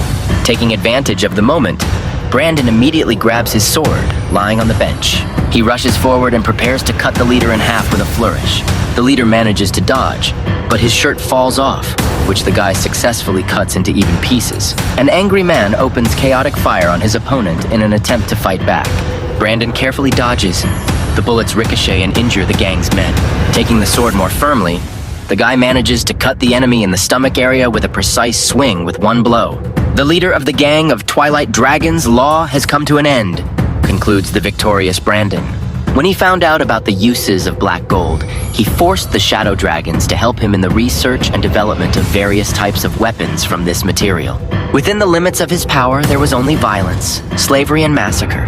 None of this was left aside. Before they succeed, Brandon must destroy them completely and not miss a single one of them. He strikes quickly and accurately with his sword, killing all of Luo Xiang's allies. Brandon has probably already become a butcher in her eyes, but he can't let her witness everything that happens. He wants the girl to realize the cruelty and ruthlessness of the apocalypse, but does not want her to be drawn into it. Noticing movement in the direction of the door out of the corner of his eye, he suddenly grabs his sword, ready to repel the attack. But it turns out to be the bald guy who escaped earlier. He awkwardly walks inside. Seeing all the corpses, he assumes that Brandon is already finished here. He confirms this. He accomplished the purpose he came here for, Brandon reports, grabbing the firearm. The bald guy asks in surprise if he did all this just for the gun. He thought Brandon came here to save the girl. Small arms are extremely rare in this area, and there are many opportunities to upgrade them. Thinking about improving the weapon, the guy suggests that he make it electromagnetic or laser. He mentions that pretending to let the guy leave and ordering the pearls to be placed in the generator beforehand was a brilliant idea. He didn't expect that one such small bead could blow up an entire generator. It was awesome. The foot of a girl hiding behind the counter accidentally touches a bottle, making a noise. Hearing this, Brandon points his weapon at the source of the sound, ready to shoot at the threat. In fear, she asks not to kill her, putting her hand forward in order to somehow defend herself. The bald guy shines a flashlight in the direction of the lady, and Brandon asks what such a girl forgot in such a place. The girl, trembling with fear, says that she was caught and brought here by the murdered Law. He used her, humiliated and tortured her. She asked to save her life. Then she probably knows where his warehouse with supplies is, the hero asks. The girl justifies his guesses and humbly undertakes to accompany them to the warehouse. The bald guy asks where she came from. She reports that her house was in the western region. Her sister disappeared when this disaster happened. The girl freezes in front of the elevator. It is de-energized, so she won't be able to use it. But the storage room is on the 6th floor. Brandon tells the fat guy to take Vanessa and find a room with her, and he will go up the stairs with her. Among the heap of dead people, there was only one living guy left, and trying to get out, he simply asked for help. In front of him, he sees a lifeless body. This is his boss, and unfortunately, he is dead. He sees a black bead in front of him, and with the last of his strength, he reaches out to pick it up. Carefully examining it in his hands, he recognizes the object and understands that it is energetic black gold. He remembers how the boss said that it helps to become immortal, but many who tried to eat it turned into zombies. The guy, realizing that he could die, throws the bead into his mouth and swallows it. The reaction followed instantly. He was seized by convulsions and his whole body was warped. Vanessa woke up on the bed and the first thing she sees is Patrick. She asks him what happened. Patrick replies that she was kidnapped by bandits, but everything turned out okay because brother Brandon dealt with them.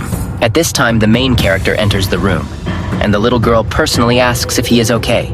The guy downstairs found a lot of useful things, but he won't be able to take them all alone, so they'll start tomorrow. He didn't keep track of that girl, most likely. She ran away while he was looking around. Patrick finds this strange because there is a thunderstorm outside and she can't just run away.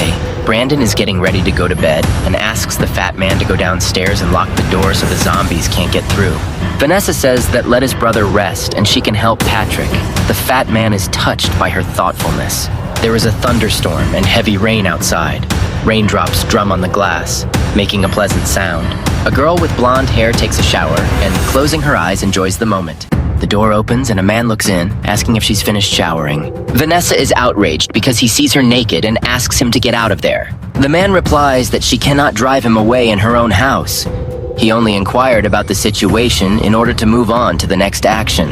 The girl is angry because now she understands what the man's original goal was. The man has a terrible grimace and says who else could have sheltered the girl who had been wandering the street for several days. He is very glad that she did not mutate. But free cheese only comes in a mousetrap. For the provided shelter, he wants her to pay with her body and tries to get into her booth. Trying to defend herself, she holds the door with all her might and begins screaming for help. But unfortunately, there is a thunderstorm outside the window, and no one will hear her screams except stupid zombies. Suddenly, the wall behind them collapses, as if someone somehow wanted to get inside. The man got scared, grabbed a knife to defend himself, and began to look to see who would appear. It was a huge monster whose body was twice the size of a normal person, killing men at a time by piercing its body. The girl who was watching what was happening gets scared and hides behind a wall nearby. In front of her stood the same guy who ate the bead. Because of it, he turned. The girl screams in fear that a monster is standing in front of her, and he doesn't even know that he has turned into one. The guy tries to deny what is happening, and repeating that he is not a monster, he wants to turn back. He does not understand why he has changed so much and does not look like ordinary zombies walking the streets. The girl realizes that he is not a mindless monster but cannot make out what he is. The guy says that he was shot and was dying, but after eating the bead, he seemed to turn inside out. Jessica repeats what she just heard to make sure she understood everything correctly. He says that he had nothing to do, so he tried to eat the gold, thinking that it would save his life. Jessica begins to get angry and scream when she hears the name of a guy she knows in a guy's story. She comes up and grabs him by the hair, asking where the guy is now and when was the last time he saw him. The last time he arrived in Shannon and killed everyone with some strange energy ball. The girl asks the guy to take her to that place and she will tear Brandon to pieces. The guy says they can't defeat him because he's too strong and asks what happened. Jessica says that it is because of him that she wanders looking for shelter, and that she hates him with all her heart. She's outraged that this guy just finished off a man in a second, and she doesn't think he's strong enough. The guy replies that he doesn't know how it happened. There's barely any energy, and he can't control it. With bitterness and hope in his eyes, he asks the sweet girl if she is afraid of him. This question seemed very funny to her, and loud laughter erupted throughout the room. Touching the face of the guy who turned, she says that he is very strong and powerful. He just needs to help him kill Brandon. A girl named Jessica asks the monster for a favor, promising that in return she will fulfill his every wish. The monster, holding the girl in his huge hands, agrees to the deal and expresses his sympathy for her. Jessica, clearly pleased with the monster's response, managed a slight smirk. Suddenly, with his head in his hands, the monster begins to scream intensely at the top of his voice. The weather was clear outside, and the sun's rays illuminated the windows of the huge building. The main character is about to put his weapon in his bag, and a heavy-set guy in the background is looking at the package of noodles with interest. Patrick, turning to his comrades, invites them all to leave this building. A group of 3 carry supplies as they carefully descend the stairs. The guy in the green t-shirt is surprised to see that the roof of his Jeep has been damaged. Because of what happened, the guy in the t-shirt is unable to come to terms with this situation and begins to cry bitterly. The fat man wonders how the roof of the car could have been so damaged. The main character decides to help his bald friend, to which he is surprised. Suddenly, with one swing of his sword, he removes the broken roof of the car. Having gotten rid of the top, the car now has the appearance of a real convertible. The bald guy is happy that his car was able to work well again. Patrick also asks the main character where they should go next. Fat Man enjoys the moment while driving his convertible. Suddenly, zombies began to appear out of nowhere, shouting throughout the area. A group of panicked school children ran as fast as they could, trying to escape the herd of zombies that were relentlessly pursuing them. Not expecting to meet his classmates, the guy is surprised that they are still alive. A guy and a girl, clutching each other, are running in horror from a zombie invasion. Having sharply twisted her leg, the girl complains that she is unable to continue moving, to which her classmates reacted with alarm. Suddenly, the main character instantly cuts off all the zombies' heads with his sword. A group of school children stood in silent amazement, their eyes wide open at what they saw. The guy's classmates were shocked to find him in such an unexpected place. Brandon greets his classmates, not expecting to see them. Classmates, who breathed a sigh of relief, began to thank the guy for saving them from zombies. One of the guy's comrades, impressed by his sword, asks with interest where he bought it. The guy decided to ask his classmates where they were going. The blonde guy said that they heard about a camp with survivors where they were going to go, but were afraid of zombies along the way. One of his classmates, pointing to the car, asks Brandon to give them a ride. A short-haired classmate plaintively asks a guy for food because they haven't eaten anything since yesterday. The girl looks worriedly at the guy's classmates through the car window. Unable to bear such pressure from everyone, the guy shouted loudly at them. The main character claims that there is not enough space in the car for all of them, but they can share food if they help them in one matter. 2 of the hero's comrades quickly agree to his proposal. Brandon turns to the fat guy to explain what they have to do. Patrick, leaning out of the car, glows with happiness that he has finally been assigned the job. The guy turns to his classmates to rob the dead zombies while he deals with other zombies. The fat guy begins to explain what they will need to do. He shows them the thing that will need to be pulled out of the zombies. Classmates are perplexed by the challenge facing them. The girl tells the others that there is nothing complicated in this matter. While the girl was forging a thing out of zombies, the guy was watching all this with disgust on his face. The fat man gives the kids tools to pull green pearls out of zombies. The guy's blonde friend doesn't understand why he needed these green things. The guys, with great reluctance, began to forge a black pearl. The fat guy is delighted with the large amount of pearls collected in the bag. The young man asks the fat man to share food with his companions, while the fat man admires a job well done, after which the fat guy is indignant in response, not wanting to give away his food. Hungry, Patrick and his friends compassionately begged Brandon to keep the food for themselves. The only thing that gave pleasure at such a time, another guy and girl stood behind them with their hands folded in a pyramid. The next moment, a roar of twisted metal shook the street. The steel monster landed on the hood of a car, standing centimeters from the group of friends, like a meteorite, causing Brandon to flinch. This monster was unknown to the group except Brandon, who was shocked that one of the black metal users appeared in front of them, also in broad daylight. Brandon needed to act quickly. There were too many people nearby who constrained his capabilities and space for maneuver. He called on everyone to run. In the blink of an eye, he unsheathed his blade and swung at Steele's throat, feeling that the fight needed to end as soon as possible. The flexibility of this monster was amazing with truly ballerina grace. He dodged the blow and jumped several meters back, landing in front of Brandon. But the sword-bearer's feelings, brought to the limit, were caught by the clapping of his hands. Jessica intervened in the fight. The blonde, with undisguised joy and a smile on her face, said that she had finally managed to find Brandon. Classmates couldn't believe their eyes. Jessica, alive and full of strength in all her glory, now stood in front of them and smiled, although her cold corpse was supposed to become food for worms. Having greeted her classmates impressively, Jessica only grinned at their surprise. She'd gone through too much with the sole purpose of seeing Brandon's mortal body give up its last breath in agony, which she immediately notified him about. The blonde imperiously pointed her finger at Brandon, ordering him to attack. The satisfying grin did not leave her face, but Brandon did not understand all this picture. Jessica was ordering the monster. This is something new. Brandon couldn't believe that Steele and the blonde were working together. Together, something was wrong here. Their mutual assistance was unnatural, incorrect, and incomprehensible. The monster was rapidly approaching the sword-bearer, and Brandon prepared to attack, taking a stance and raising his sword at the ready, covering the fiend with curses. The monster was already a couple of meters from the guy, and Brandon was already preparing for contact. But the fireball landed with an explosion and a crash right between the duelists, blinding both with the bright light of the flame. The attention of all the people on the street was attracted by a humanoid figure, but terribly thin and elongated.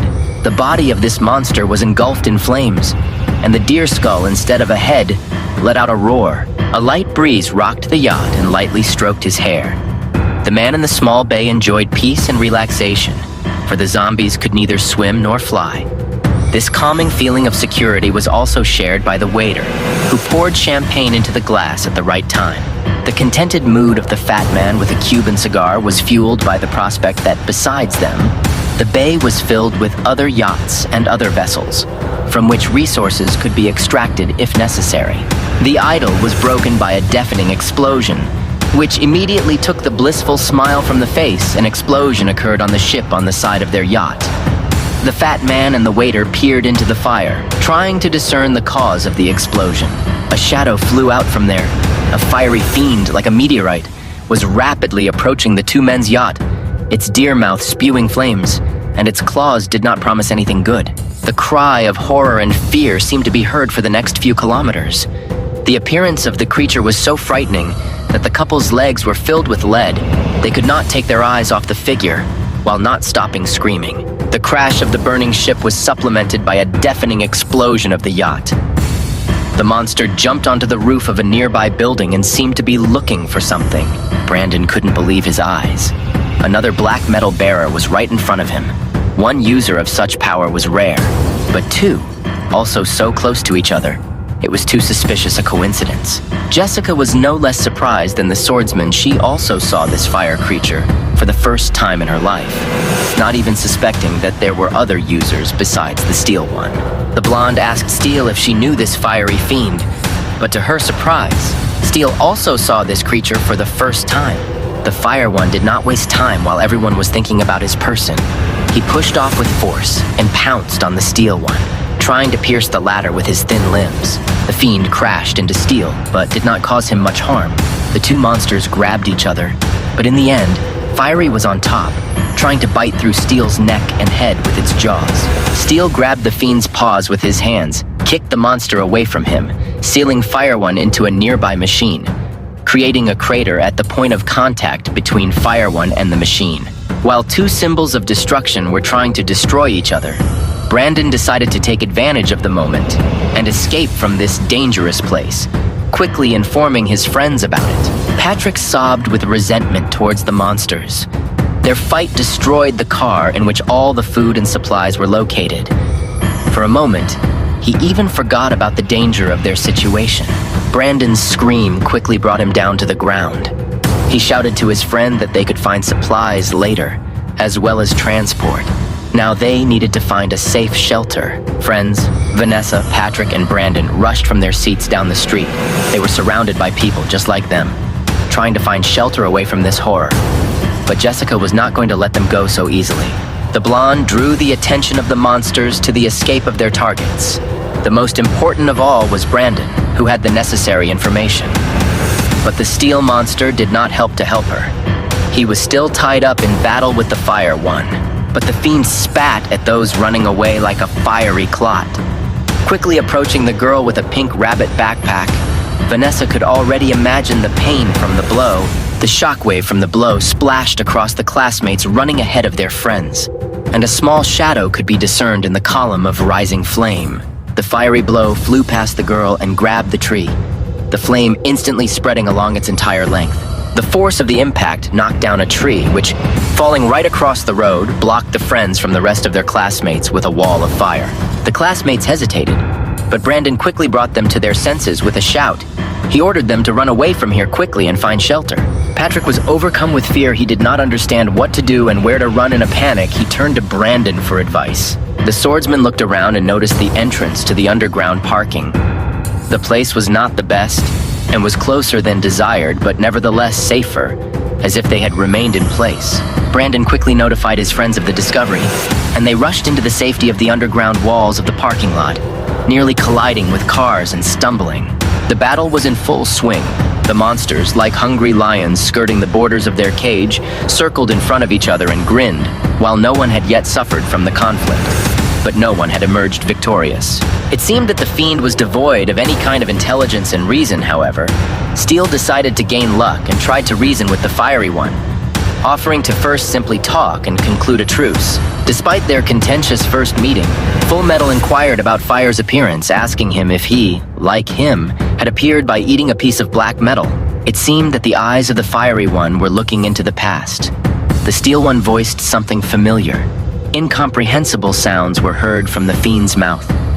The Steel one could only understand the word about black metal. The fiery body began to beat in place in wild convulsions. It wriggled, as if it felt the heat of the fiend emitted by the flame on the body. It grabbed its head. Fragments of memories flashed before the fiery one. It grabbed its head, torn from pain. He remembered himself, undressed and tied to a bed, as well as a naked man bending over him, forcing him to swallow a particle of black metal. These rich psychos did terrible things to him, the memories of which brought pain and suffering. The fiery one remembered everything, all the pain, all the fear and despair. The monster knelt down and spewed fiery flames into the sky, angrily vowing to take revenge and destroy everyone who made him suffer. Steel looked at all this with silent sadness. He wanted to console this power user. He assured that he understood everything that Fire felt. He also ate black metal. They could help each other. They had no need to be at enmity. Jessica did not share Steel's feelings. She irritably asked him how long they would spend their precious time here, when Brandon was running further and further with every second, and the chance of catching him by surprise again was extremely low. She asked if Steel really wanted to bleed Brandon, because the opportunity to do this was fading with every second of delay in the heat of battle. They did not even notice where he had disappeared, but Steel calmed her down, assuring her that he was able to track this group by smell, which meant that all was not lost. Fiery listened to their dialogue with curiosity. Having shed its initial rage from the fight, the fire monster became curious about the person that Jessica and the Steel monster wanted to find, who explained to the fire monster that the guy they wanted to find was capable of reversing their monstrous metamorphoses. Fiery instantly became aroused. The hope of returning to his human form flared in his loins, and he decided to help them find the guy, breathless. Brandon, Vanessa, and Patrick were already drenched in sweat as they ran through the underground parking lot, and although it seemed like they had managed to escape from the monsters, the quiet street was deceptively calm. Literally a moment later, a white foreign car, a meter away, landed with a roar on a group of friends, scaring them to death. The Steel monster threw its arms to the sides, blocking the path further. It noted that Brandon, in his naivety, believed that their duel was over. The monster arrogantly demanded from Brandon all the available information regarding the energetic black metal, the culprit of their metamorphoses. Before Steel kills Brandon, and warning the man that the guy should tell the truth. Brandon was irritated and angry by the monster's bloodthirstiness and pomposity. He was not one of those people who cried when his life was threatened. Today, not a single grain of information would come out of his mouth. But the threat to the lives of his friends required quick action from him. Brandon ordered Patrick to take Vanessa to a safe place, while he himself would tie the monster up in battle, buying time for his friends. As soon as they took a couple of steps, the backside of the parking lot was blocked by another creature, shrouded in flames, as if it had just escaped from the devil's zoo. The fire monster bared its teeth, and Patrick stepped back, saying that they were surrounded and could not get out of here so easily. Jessica reveled in the superiority of the picture before her. She noted that in their position they would not be able to hide from her, certainly not with two monsters at hand. Brandon did not want to involve his friends in the conflict and shouted that they should not approach him or interfere in the conflict, hiding on the shore. Steele ran out of patience, and with a growl and incredible force, he pushed off from his place, rapidly closing the distance to Brandon and bringing his paws forward for a fatal blow. Brandon was an experienced warrior. He read the movements of his enemy, and his honed senses allowed him to dodge the blow backwards. While dodging, he managed to pull out a pistol with a jerk, and although his position did not promise him enough opportunity to aim, he squeezed the trigger. The bullet hit Jessica in the area of her right collarbone. The place where the bullet made its way turned scarlet, and there was a hole on the right side of her shoulder. Steele instantly froze in place. He did not have time to understand what had happened. Turning his head, he only managed to notice Jessica's screaming and falling body. Steele didn't have time to put his thoughts in order when Brandon's gun again showered Jessica with a wave of bullets. Steele didn't have time to cover his partner, and the bullets again riddled the girl. The steel monster opened up, which Brandon instantly took advantage of, raising his blade to strike the confused monster. A roar coming from behind the guy forced Brandon to turn around in time, because the fiery fiend, opening its mouth and arms, jumped, about to attack the guy with a roar. Having made a somersault, Brandon dodged the throw, but the fiend, with its mouth wide open, threw out a stream of flame directly at the guy. Brandon held back the fiery whirlwind with his blade, which cut the flow of flame to the sides, but such protection very tired the swordsman.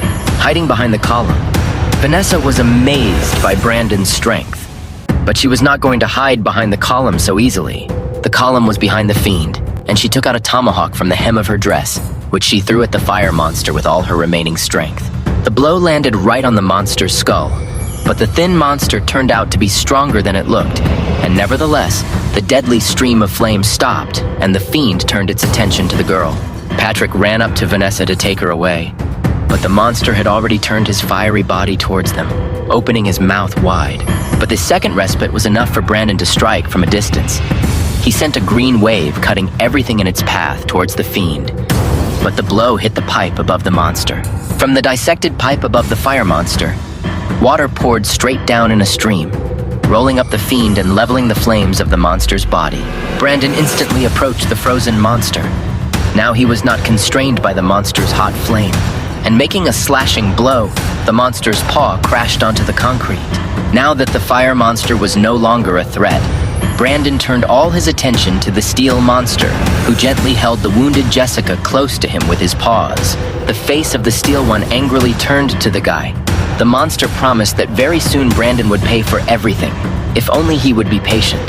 The steel monster and the fiery fiend galloped into the darkness of the tunnel, leaving the scene of the recent skirmish with a roar. Brandon fell to the floor with his knees, plunging his sword into him. This fight tired him very much, but the cries of a worried Vanessa were already rapidly approaching him. Brandon looked exhausted, but Vanessa calmed down a little when, having specified the wounds received in the battle, the swordsman denied any presence of them. He was unharmed. The guy still hadn't left the fight, because meeting two users was already a rarity, and the fact that they were still alive was pleasant to Brandon. Patrick noticed that Brandon used the word not monster, but user the swordsman knew much more, maybe even these two users, but was in no hurry to share information. But Brandon relaxed and plunged into explanations, saying that the users were former people who consumed the energetic black metal. He emphasized that in most cases after this, people simply turn into zombies, but some have a chance to merge with metal and gain greater strength and abilities. The monsters they met today were even rarer specimens, for they managed to retain their intelligence and sound train of thought. During the entire story, Patrick did not lose his mask of surprise and misunderstanding. After the end of the story, Patrick asked where Brandon had all this information. But the guy, as always, showed mystery now was not the time or place to dive into these explanations, because it would become an even longer story. They were already heading out of the unfortunate parking lot, accompanied by a little whining from Patrick about property damage during this fight. But Brandon kept thinking about what had happened. He came to the conclusion that their world had finally changed. It was no longer the same as before, and the apocalypse was increasingly affecting their world. The hours of weakness were over. It was time to do something about it. He had to be strong and stand in the way of all the madness that had collapsed on their world. They were soaked through from the torrential downpour, wanting to find transport. Patrick cursed when the next car they were looking for was unusable. But nevertheless, everything is not so bad, because in the cars they met, there were supplies and resources. Patrick was just taking a bag of supplies out of the car, when only now the whole picture of the destruction was revealed to him. There were fragments of foreign cars everywhere. The greatest concentration of them was at the exit from the underground parking, where there were indeed intact and working examples, which, unfortunately, they could not use due to the blockage. The downpour was getting stronger, and Patrick found a couple of raincoats, which, by the way, did not really help from the water. Patrick offered to take shelter from the rain, after which they could continue searching for transport. Brandon was considering this proposal when his gaze fell on Vanessa. The girl's eyes strangely clung to her surroundings, and her mouth narrowed into a strip. The guy asked the reasons for this behavior. Vanessa replied that she had been here in the past. She remembered that her father's old friend must be somewhere nearby. The girl offered to go with her, said that she would have to walk not far, towards the mountains, and showed the direction with her hand. She said that she knew Dad's friend and that he was a good person, although a little strange, and that he has a big house with high walls that zombies can't get through and many, many computers. The fat man was surprised that there were a lot of computers, but noticed that the supermarket would be more useful to them. They asked the girl to show the way and suggested that her dad might be there. But then zombies appeared on their way, standing like a wall in front of them, and their sophisticated jaws were very close. The road turned out to be blocked, and now the guys will have to advance in battle. But they still had no idea how to do this. But then some monster blew off the head of the nearest zombie. Splashes of stinking flesh scattered in all directions, and then with 2 fingers she pulled out a ball from the remains lying on the ground and squeezed it tightly in her fist. The monster said that this black gold should be enough, and his eyes flashed, and then he jumped in one leap to the house nearby. At that time, there was a fire monster in the house, and its face was not inferior in ugliness to the monster. The monster flew into his window with one swing. Squeezing a ball in his fist, the monster moved towards him, and nearby in the next room, on the bed lay the golden-haired girl Jessica, dying from her wounds, moaning in pain. The monster exclaimed that he had brought black gold to the girl and handed her his precious burden. Jessica asked to give her everything she had because her condition was getting worse every minute. The monster doubted that Jessica would be able to eat it all, because even one ball was enough for the changes to become irreversible. The girl shouted for it to give her all the black gold and left. She was in a fever. Her eyes were shining. And I shout to you again. Don't forget to share your impressions in the comments. Have a nice day, dear YouTube viewer. The monster again went to the fire monster to ask him what to do now. The fire monster asked if she had eaten everything, and the monster replied that she doubted it. The fire monster sadly said that he saw others being forced to eat these black pearls, and the consequences were terrible. He did not die, but became like this. The beast said that he didn't want Jessica to die because it would be very bad for all of them. The fire monster said that he had cauterized her wounds, but without special treatment, she would die, and she simply needed black gold. The monster drooped. It seems that Jessica has no choice but to eat the black gold. The fire monster was full of hope and said that it would be nice if she endured the mutation and became like them. After all, then there is no need to be afraid of anyone. She will become the same monster as they are, and no zombies will be afraid of her. You can kill whoever you want and take revenge for everything that happened to them and to many other people. But the monster objected that people like Brandon remained and showed his hands, which did not regenerate after being hit by that guy. The fire monster replied that Brandon is strong, and his weapons are capable of knocking down his flames, so it will not be easy with him. They decided to torture him in order to find out the secret of black gold and regain their human appearance, because they no longer saw any other way. The fire monster said that his name was Bo, and looked sadly at his fellow sufferer.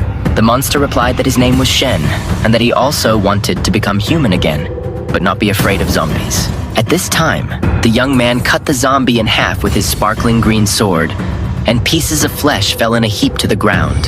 The fat man asked the young man if he was okay because he was terribly pale, and suggested that they first find a place where they could rest. He said he was fine and asked Vanessa how far it was to her father's friend's house because it wasn't safe to stay there. The girl said that they need to go through the tunnel, climb the mountain, and they will be there. But the tunnel turned out to be full of water, due to the fact that the drainage system was clogged, and there was so much water that one could simply drown.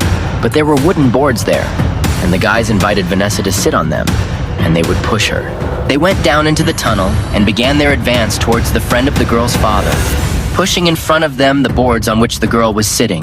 Patrick was trembling, he was dark and scared, and he kept asking if zombies could dive, but no one answered him. The girl only said that we needed to walk a little further, although it was difficult to see it in the pitch darkness. Her face looked especially pale against the darkness of the tunnel, but she didn't look too scared. Suddenly, the young man's legs began to sink into some viscous substance, and he fell deeper and deeper.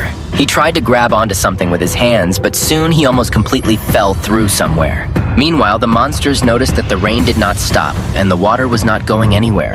Shen decided to discuss the situation with Jessica, and went to her room. He was very worried.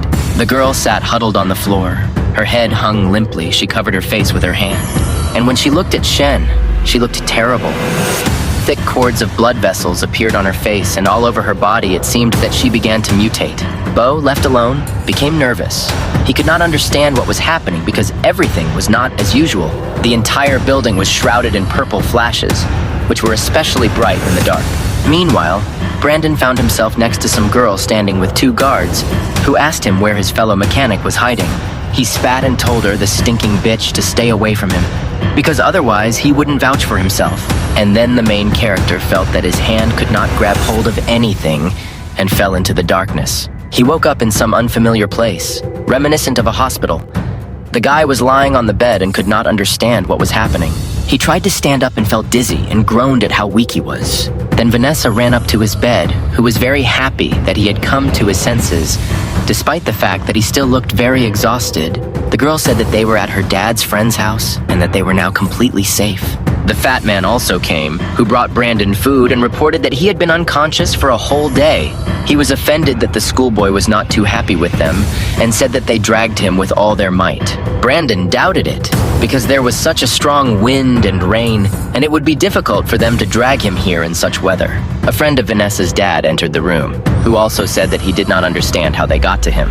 He said it was difficult for him to imagine how the student, the fat man, and the girl could get past the zombies. Vanessa exclaimed that Grandpa Henry already saw everything, because everything was before his eyes, and he himself could answer his own question. And she said that when Brandon lost consciousness, she and the fat man didn't know what to do. They were completely at a loss, and if not for the video surveillance system, they would have had a hard time, because a horde of zombies was roaming nearby, and the guys were in danger. Grandfather Henry saw them, recognized Vanessa, and took them because the girl was the daughter of his friend, and he could not leave her in such a situation. The girl said that thanks to her grandfather, they were able to get here, and smiled. She was glad that everything ended this way. Brandon hesitantly asked his grandfather if he had seen everything, and narrowed his eyes. He did not yet know how to feel about his grandfather. And he replied that it was hard not to see how Brandon chopped up these zombies as if he were chopping vegetables, and asked what kind of weapon he had.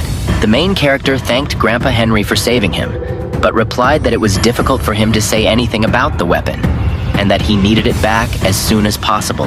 He felt bad again, and Vanessa exclaimed for her brother to take care of himself. Brandon felt that swinging the sword had taken a lot of his strength and fell to his knees. Grandpa Henry said that he forgot to introduce himself and squinted, his white beard moving funny. It turned out that you can just call him Dr. Henry, and that his research institute is located here. Then Brandon remembered that Dr. Henry was a famous scientist who studied zombies and gave the name to energy black gold. He remembered how for the mechanic the doctor was like a sage sent down, and here he was next to him. The guy asked the doctor if his name was really Henry and gave him an incredulous look. Grandfather laughed and said that he awarded this doctorate degree to himself, and in general, he only works part-time at this institute. However, the doctor's interest in weapons is very real, and Henry asked the schoolboy to give him the opportunity to study them for the sake of the future of humanity. And Brandon agreed, especially since perhaps these are not just similar names, and the doctor is really that same famous scientist. However, the guy said that he had something better, folded his arms and smiled. Seeing the questioning expression on the doctor's face, he replied that he could provide a live zombie. The doctor led the main character to the room where the weapons were kept. Vanessa and Patrick followed them along the corridor. He said he only scanned the weapon and found something interesting but didn't touch anything else. The doctor was surprised at how easily Brandon picked up the weapon, even though he himself had difficulty bringing it here. The guy looked around and noted with respect that the doctor's working conditions were very good. If you use all the equipment that is here, you can create even more powerful weapons. Dr. Henry was surprised and asked if the schoolboy really created it, and he confirmed. The doctor lit up. He really wanted to know how it happened. He was full of curiosity. But Brandon said that the process of creating the weapon would remain a secret. Otherwise, he would not catch zombies for research.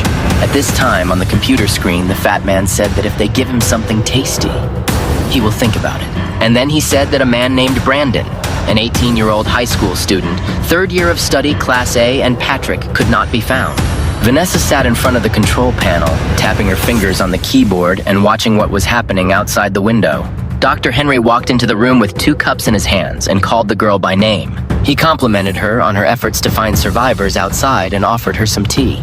The doctor said that he was sorry that her father had not yet been found, because the CCTV camera only covered the coastal area, and it was still infested with zombies. The girl took a sip from her mug and said that Henry was very good, and that she was sure that everything would be all right with his father. Grandfather laughed, but noted that he was not sure that everything was all right with the 2 who came with her.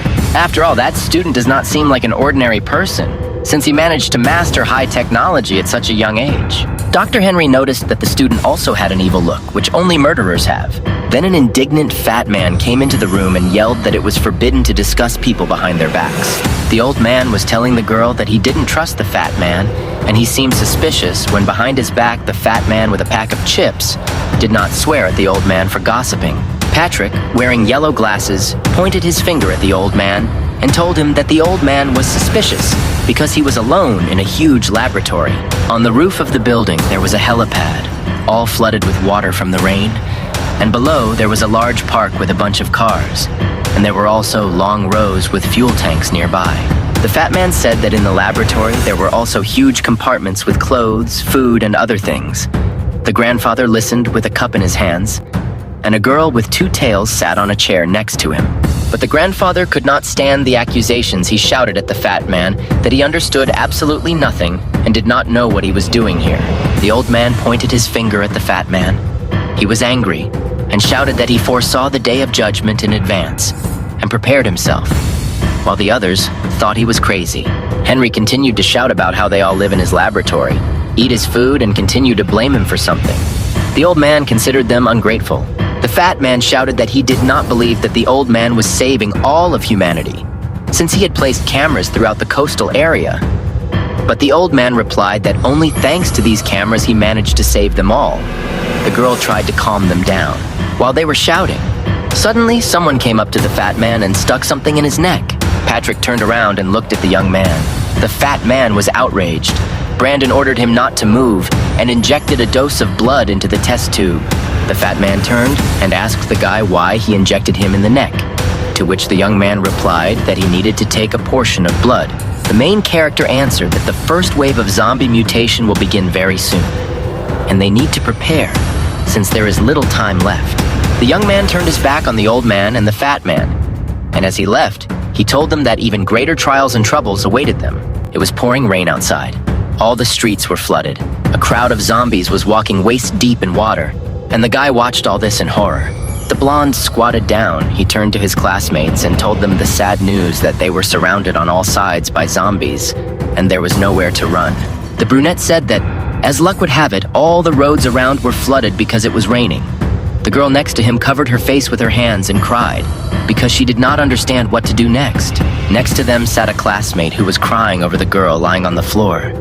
The brunette was lying on the cold floor and was covered with a dirty sheet. The blonde remembered his lost classmate. His classmates were panicking next to him, thinking that they would die in this building due to lack of food. But the blonde objected to them that there was something else, and showed small green balls on his palm. His classmates wondered what they were. He said that when he helped Brandon fight zombies, he hid a few balls for himself. Since he saw how one person ate such a ball and turned into a monster, the blonde thought that maybe he should do the same. His classmates were shocked they asked him not to do this, because it meant that he would take his own life. Feng nervously clutched the green balls in his hands. He reasoned that if they had the strength, they would be able to break through the zombies, and everyone would be saved. While they were discussing this idea, one of their classmates pointed somewhere in the direction where something strange was happening. Next to them, a black and purple tornado rose on the roof of a building. Lightning circled next to this tornado. The guys were frozen in amazement and horror. They looked at this miracle of nature and thought that a tornado would soon hit the city. Meanwhile, in the laboratory, Brandon was cooking the details of some invention. He was so engrossed that he did not notice anything around him. He didn't even notice how the fat man was watching him work, but he didn't know what the young man was doing. At this time, an old man in orange clothes approached the fat man and said that the guy was working on new equipment that could withstand the attack of mutated zombies. The young man thought that all the zombies would become black-thorned and fire-breathing because they had already met on their way. The fat man said that then they would all be finished. They again began to argue about the fact that there were no weapons in the old man's laboratory. The old man objected that this was a scientific center, not a fortress, and Patrick said that they needed to defend themselves with something. While they were arguing, a girl ran up to them, screaming and calling for Grandpa Henry. The men immediately turned to the baby. All this time, she watched the coast through cameras, and in one of them, she saw her father. Patrick asked Vanessa if she was sure of this, and the old man was surprised that the girl's father had reached the coastal area. All together, they ran to the cameras to check the girl's words. Running into a room with many cameras, the girl began to show the place where she saw her father just in case. She saved the recording to show the men. On the recording, they saw a crowd of zombies walking through the streets, but among them was a middle-aged man in a raincoat, and the zombies did not seem to notice him. Vanessa watched what was happening in awe until the men understood why the girl's father was not attacked by zombies. The man was in a blue cloak, and there was some kind of algae on his head. The girl looked at the screen with tears in her eyes. She called the man Daddy and watched as at some point her father turned towards the street. Patrick tried to cheer up the girl. Now they know that the girl's father is alive and well, and even knows some way to hide from zombies. Vanessa smiled at the fat man and wiped away her tears. Henry took a closer look at the man and suggested that the girl's father hung himself with the remains of zombies and also smeared himself with their blood. This is what allowed him to be unnoticed among the zombies, and probably the zombie is guided by smell when attacking.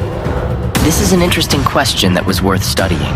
While the old man was talking out loud, Vanessa was very worried and looked at her grandfather with fear when he saw this. He apologized for his words. The old man began to tell the girl that he understood her desire to save her father, but it was raining heavily outside, and the tunnel that leads to the city was flooded. These words made Vanessa sad, lowered her head, and was ready to cry. When Patrick suggested that the girl ask her brother Brandon, maybe he already has equipment with which they can save the girl's father. When Vanessa approached Brandon to ask about this, he answered unequivocally, no, since he was not finished with his invention yet. He believed that there was no need to rush into it. Brandon said that he asked not to distract him from an important task, only to bring him food. Vanessa stood upset, with her hands down.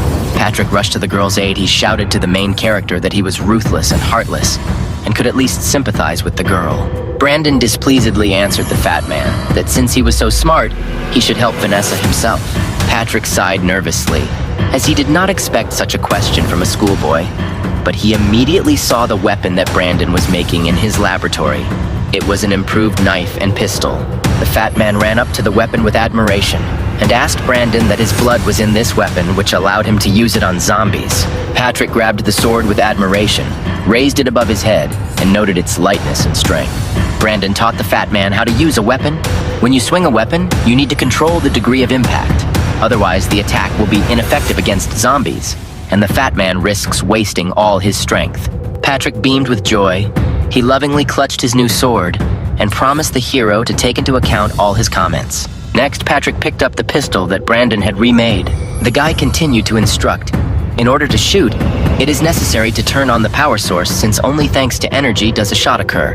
And it is also worth considering that there is a lot of power, but bullets are limited. Patrick even licked his lips with impatience. He looked at the weapon with adoration, but Brandon warned him that he needed to aim and not waste bullets. The fat man was so inspired that he immediately grabbed all the weapons and ran to train, forgetting that a girl had come with him, who was expecting help from him. Patrick eagerly ran out into the street where it was raining.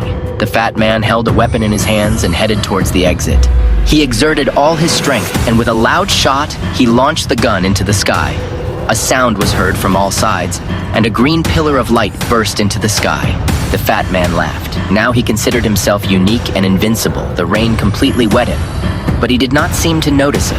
Now it was the turn of the sword. Patrick took it more comfortably in his hand and swung it. Green sparks flew from all sides. The sword could easily cut through any object. An old man looked at all this through the screen, who was once again angry with Patrick. The old man shouted that the fat man should not wave a weapon in front of the laboratory. The fat man was in such ecstasy that he continued to scream and rejoice and call himself invincible. Patrick changed his clothes. He put on an orange raincoat and rubber boots. He had a weapon in both hands, and he was not afraid to use them. The old man and Vanessa looked at the screen behind the fat man. Apparently, he was about to go to the aid of the girl's father and bring him to them. The girl was very worried about Patrick. He asked the girl if everything would be all right with the fat man, but the old man was absolutely not worried about him. Patrick put an earphone in his ear and checked the connection. A raincoat protected him from the rain. The road to the city was flooded, so Patrick will have to go around the mountains, where there are no cameras and a lot of zombies. So Patrick needs to be as careful as possible. Even under these conditions, the old man and the fat man continued to swear and call each other names. The fat man asking the old man to hand over control to Vanessa. A lone figure in an orange raincoat walked in the darkness with a weapon in his hands, until he encountered a huge number of evil zombies. The zombies sensed prey and ran towards the fat man, who gathered all his strength into a fist and hoped to deal with them with the help of a new weapon. First, the fat man decided to use the sword. A green trail was left by the blow from his powerful sword, which cut through the air. The zombies literally fell apart from just one blow. The fat man was inspired and happy with his strength. He called the zombies to attack faster, until the fat man's gaze turned towards the forest, and he saw something terrible. A huge black and purple tornado that was heading towards the laboratory with thunder and strong winds. While Patrick was fighting off the zombies, he tried to call the old man and Vanessa, as he had to warn about the new danger. The rain was getting stronger, and a lucky tornado was heading towards the fat man, ready to destroy everything in its path. The old man and Vanessa watched what was happening on cameras. The instruments showed that nothing good could be expected from the weather. They ordered the fat man to return before it was too late. The fat man was very upset.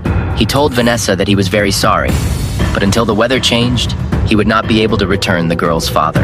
Grandfather reassured Vanessa that if her father could survive from zombies, then he would be able to hide from bad weather. The girl could only agree with the old man. At this time, the fat man had already approached the gates of the laboratory. The rain was getting stronger. At that moment, a red alarm loomed in the laboratory itself. The old man became very frightened and began to look for the cause of this phenomenon. The old man saw on the screen that a zombie had been following Patrick all this time. The old man was trying to warn the fat man. Patrick went out the gate and began to tell the old man that he had already dealt with the zombies and dragged one into the laboratory. Brandon asked Patrick to bring one of the zombies alive to the laboratory for some of his experiments in Patrick's hands. The zombie's eyes glowed with madness. Henry was angry. He yelled at Patrick. How dare he bring a living zombie to them? The old man ordered Vanessa to stay safe, and he ran as fast as he could to Patrick.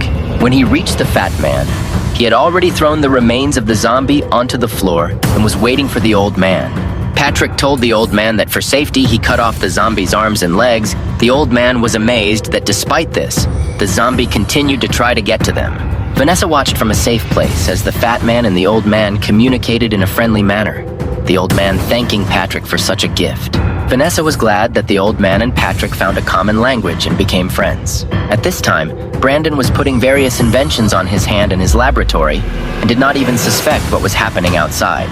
Meanwhile, the weather suddenly improved, the rain stopped, and the crowd of zombies looked at the light and began to transform into something more terrible. Some kind of monster began to crawl out of the zombies' faces and tore them into pieces. All their bodies and remnants of clothing were torn to pieces, and some monsters burst out with menacing red eyes. Now they looked like vile red creatures with superhuman strength and ability, able to cover long distances and develop speed and jumps. The little boy went out onto the balcony to look at the sun. He did not know about the new danger that awaited him. At that moment, a monster ran onto the balcony in one fell swoop, covering the sun with its body and frightening the boy very much. The father heard about the strange sound and rushed to his son's aid, shouting to his wife. But the monster had already entered the apartment and was holding the corpses of a woman and a child in both hands. The man was frozen in a nightmare. Monsters learned to climb multi-story buildings where people used to feel safe. But now these monsters were crawling around the building like cockroaches. The monster climbed onto one of the floors and broke the window. 3 men stood in horror in front of it. They screamed in fear and tried to run away. Brandon's former classmates also tried to escape from these monsters. They rushed as fast as they could to a safe place, hoping to escape. When the monster had almost grabbed the girl, an even more terrible monster stood in his way. Completely white, with unusual hands, it grabbed him and tore him into pieces. The white monster pulled out a small red ball from the red one, which remained in his hand. At this time, the rescued school children watched this. They still did not believe that they had been saved and recognized in this white monster their former classmate who ate green balls for them. A blonde sat on the roof of a tall building. She watched as a whole crowd of zombies moved harmoniously around the city. On both sides of her stood even more terrible monsters who were her subordinates. The armless fire monster looked in admiration at the zombies and how they moved under Jessica's leadership. A purple flame shone on the blonde's hand. She told the fire monster that this was the result of her many days of work. She was interested in where Brandon was. The gray monster replied that he had already found out the location of Brandon, who was in the mountains, in a research institute. The monster was ready to get there himself and destroy the guy. But Jessica objected to the monster that this would not do, and she would deal with it herself, her violet eyes shining with rage. She raised her hand above her head. The purple energy shone brightly. The girl said that she would tear Brandon apart with her own hands, as this was the only way she could quench her thirst for revenge. At this time, Patrick and Vanessa were going to search for the girl's father, when suddenly an alarm sounded. The fat man immediately called his grandfather and decided to find out from him what the reason was. The old man replied that they should immediately return back to the laboratory, as a huge crowd of zombies was approaching them. The cameras on the screen showed that zombies were approaching in large numbers towards the laboratory. Patrick and the girl ran as fast as they could back to the laboratory and asked the old man what exact scale of disaster awaited them. The old man answered Patrick over the communication that perhaps thousands and thousands of zombies were coming towards them. The fat man was shocked. The fat man wondered why this happened, why they were all going towards them. Were they the only survivors? Or had they offended someone? The old man replied that he didn't know what the reason was, and perhaps it was worth asking Brandon if they were ready for such a danger. The fat man immediately ran to the guy. Patrick knocked on Brandon's door and shouted that they had an emergency, that a crowd of thousands of zombies was coming towards them. Brandon was sitting at the computer and looking at something on the screen. He answered Patrick that he was aware of the situation. The old man had just told him about this news. Patrick cheerfully asked the guy if he was ready for such an invasion, if he had a plan, and if the guy was ready to destroy them all. But at the same time, Patrick was very nervous. Brandon continued to do something on the computer and told Patrick that he was not yet ready for such an event. Patrick was dumbfounded and angry. He asked Brandon if he really planned for Patrick to fight a crowd of zombies alone. Brandon sat calmly surrounded by a pile of wires and looked at the laptop screen. He calmly told Patrick that he warned them about the danger.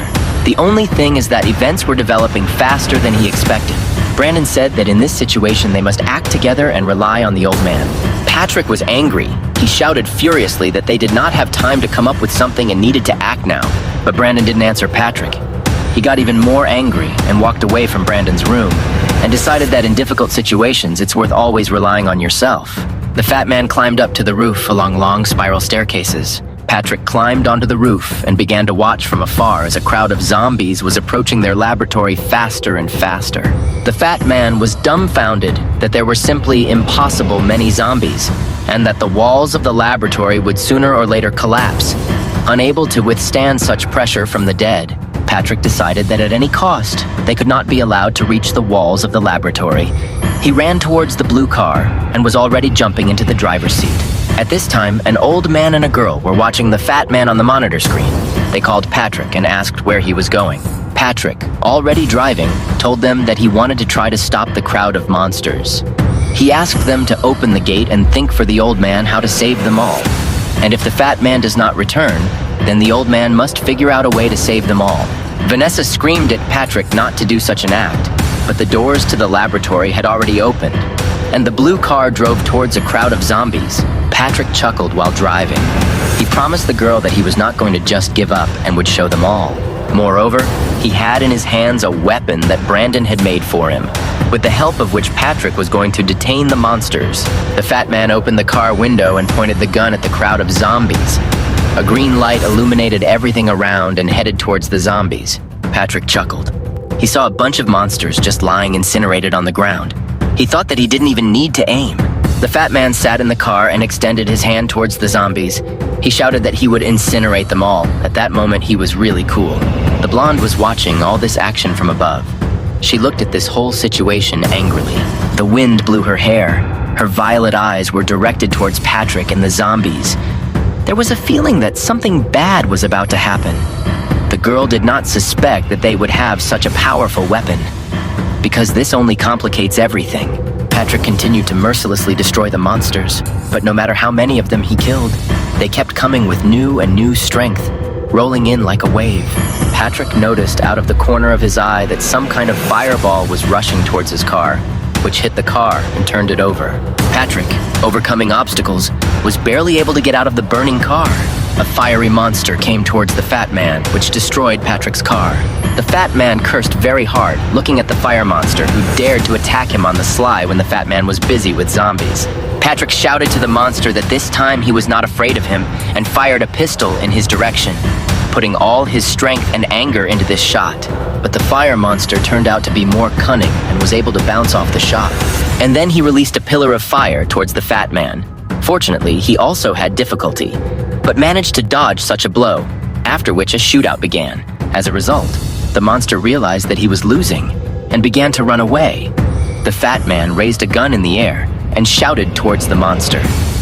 Next to him, there was an overturned Jeep that was burning. While the fat man was shouting at the fire monster, zombies began to approach him. Patrick focused on them in time. An old man and a girl watched this whole picture from the laboratory. The old man shouted for the fat man to come back, because if the zombies surrounded him, he would not be able to escape from this trap. Patrick accepted the advice and ran as fast as he could from the crowd of zombies. He himself already thought that all this was a big trap. But on Patrick's way, there was another one of Jessica's henchmen, who blocked his path to the laboratory and attacked the fat man. The gray monster was a real giant. Its sharp fangs could cut a person into pieces. Patrick barely dodged this deadly blow, but as soon as Patrick was on the ground, he took out a pistol and shot at the gray monster. While he dodged the weapon, Patrick managed to attack first. He took out his sword and attacked the monster's back with all his might, but he retreated, and the green shockwave went all into the ground. The monster was shocked by the strength and power of the fat man. The monster remembered his battle with Brandon and thought that he would definitely lose to the fat man in agility and agility. Patrick did not retreat.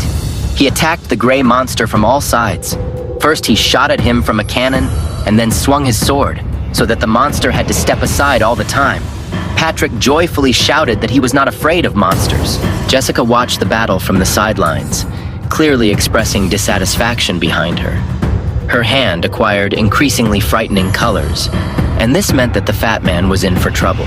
When the monster fled, zombies began to move toward the fat man with accelerated force, and he took a sword in his hand to defend himself from them. Patrick couldn't understand why the zombies had suddenly become so active. Sweat was running down his face.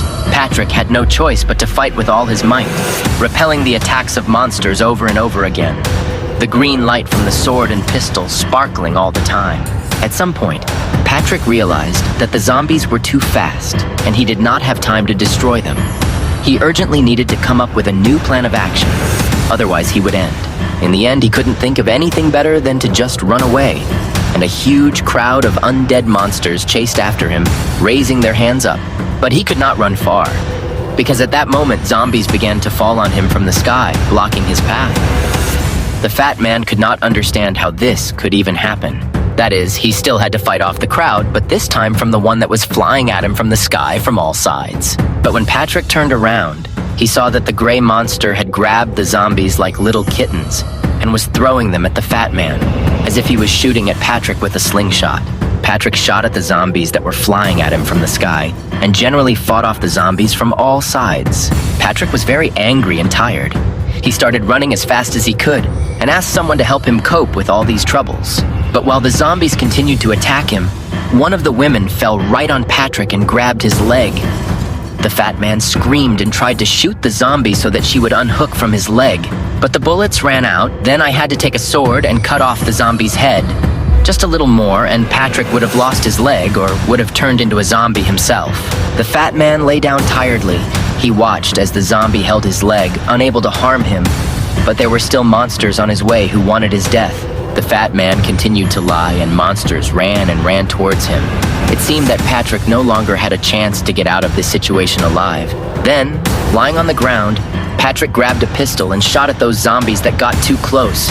Green sparks flew from all sides. But it seemed that this did not save the fat man himself, and there was a possibility of blowing himself up. Suddenly, the entire clearing was illuminated by a bright green beam. The crowd of zombies was instantly destroyed. Patrick was stunned by such a wave, and he lay down on the ground to protect himself. The gray monster looked at how quickly the green wave simply scattered zombies all over the area. When the smoke cleared, in front of them was a table of Brandon in an iron suit, who was easily destroying zombies one after another. The fat man was very happy about the boy. He exclaimed joyfully and was ready to run and hug the guy for salvation. In the laboratory, the old man and the girl also watched this whole battle and were no less happy than the fat man that Brandon had arrived in time. The fat man looked with admiration at Brandon's suit and asked the guy if this was really the deadly weapon that the guy had been working on for so long, because it was simply amazing. Brandon interrupted the fat man's admiring speech and warned him that the enemy was still nearby. The guy asked the fat man that if he has the strength to fight further, then let him clear the left side of the zombies, and he will take the right, because their main goal is to prevent the zombies from approaching the walls of the laboratory. The fat man happily confirmed that since he was no longer alone, he still had the strength to fight further. And the fat man continued to destroy the zombies, shooting at them from all sides, but more confidently. Brandon, in his special suit, also did not stand still and cleared the entire right side of zombies. Only green sparks flew from all sides. Patrick looked at Brandon and his suit with admiration, because he practically did not even have to make an effort to destroy the monsters. After such a large number of zombies killed, they had every chance to collect thousands of seeds from zombies, thereby increasing their power. The fat man in his heart hoped that Brandon would make such a suit for him too. This inspired him very much. Then he began to destroy his opponents with redoubled force and was very happy about it. Standing on a pillar, Jessica continually watched this entire battle. Her subordinates told her that the power that Brandon had was simply enormous, and they could not cope with it. Jessica was very angry. She looked at Brandon and told him that iron could not save his life, and sooner or later it would destroy him. The force of Brandon's blow was so high that zombies flew from all sides as if they were just leaves. The old man and the girl watched the battle.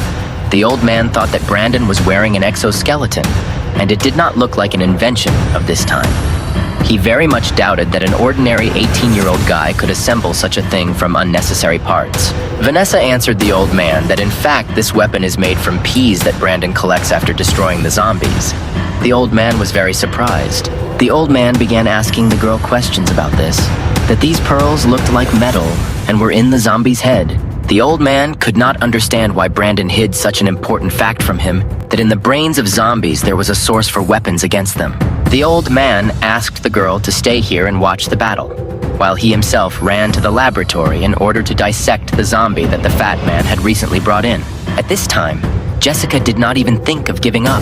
The wind blew her hair and clothes. A huge force rose around her, which she was going to direct against Brandon. Blinded by this power, hundreds and hundreds of zombies ran towards Brandon. They were not going to stop at anything. The fat man warned his friend that a crowd of zombies was heading here with redoubled force. Their invasion resembled an earthquake. Brandon shouted to the fat man that as many zombies come as you kill, and so that he should think less. A bunch of angry zombies took off and greedily attacked the main character. Gathering all his strength, Brandon threw away the angry zombies with a powerful blow. Smirking, Jessica ordered the zombies to tear Brandon to pieces.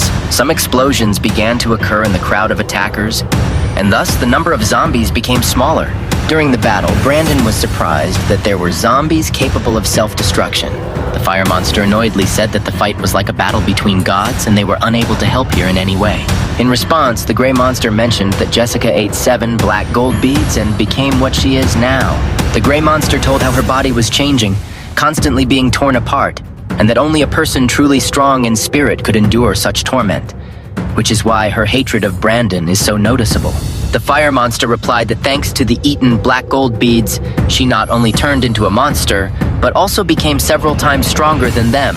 To which the gray monster said that he did not know by what principle this happens, but did not want to experience the torment that she had to endure.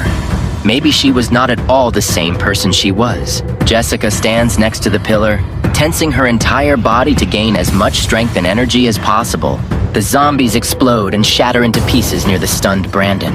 Brandon directs all the generated power with his hand towards the tower where Jessica stands. The platform on which the girl stood is undermined and she flies off it. Having landed, an angry Jessica runs as fast as she can, increasingly blazing with her power. Brandon immediately directs the suit's hand in her direction, which also creates electrical discharges, trying to fend off the girl's attacks. Jessica turns a mob of zombies against Brandon while the guy tries to fight them off. With one powerful blow, Brandon gets rid of them, causing Jessica to fall flat on the ground. Another strong blast of energy is sent towards Jessica. It seems that her strength is leaving her, and she can no longer resist. The metal arm of Brandon's suit tightly grips the helpless girl, and she screams in pain. Brandon began to furiously interrogate Jessica, asking if she died from bullets that day and forcing her to answer how many pearls she ate. The hand of his former classmate began to glow more and more brightly with magic. Brandon, swinging the metal leg of the suit, began to press Jessica into the ground. The guy shouted loudly that in a past life he lost his hand because of her, and now it was time for her to pay for it. The gray monster decided to stand up for the girl and ran towards Brandon as fast as he could. The monster, frightened by the explosion of the guy's suit, rushed away. Then the monster attacked the guy, who in turn raised his iron hand where Jessica was and hit the monster's head with all his might. The fiery monster was horrified by the picture he saw, because his friend soared high above the ground under the influence of the unknown forces of the suit. The stunned monster shouted in shock that Brandon had killed Sean and even caught Jessica. He realized that the main character's combat mech was terrible. The monster thought that he still urgently needed to escape from here. The fur's powerful hand continued to hold Jessica tightly, causing the girl to sigh. Brandon continued to torment Jessica, asking if she was really so special that she ate black gold and was able to return to her human form, and at the same time claiming that her existence in itself was dangerous, and the infection needed to be uprooted immediately. The guy squeezed the girl even harder. She could no longer stand it and screamed in wild pain. The zombies did not like the guy's act. A crowd of them gathered next to him and also shouted something. Brandon was perplexed that the zombies had already begun the first stage of mutation. Out of panic, Vanessa began shouting to her brother that everything was bad.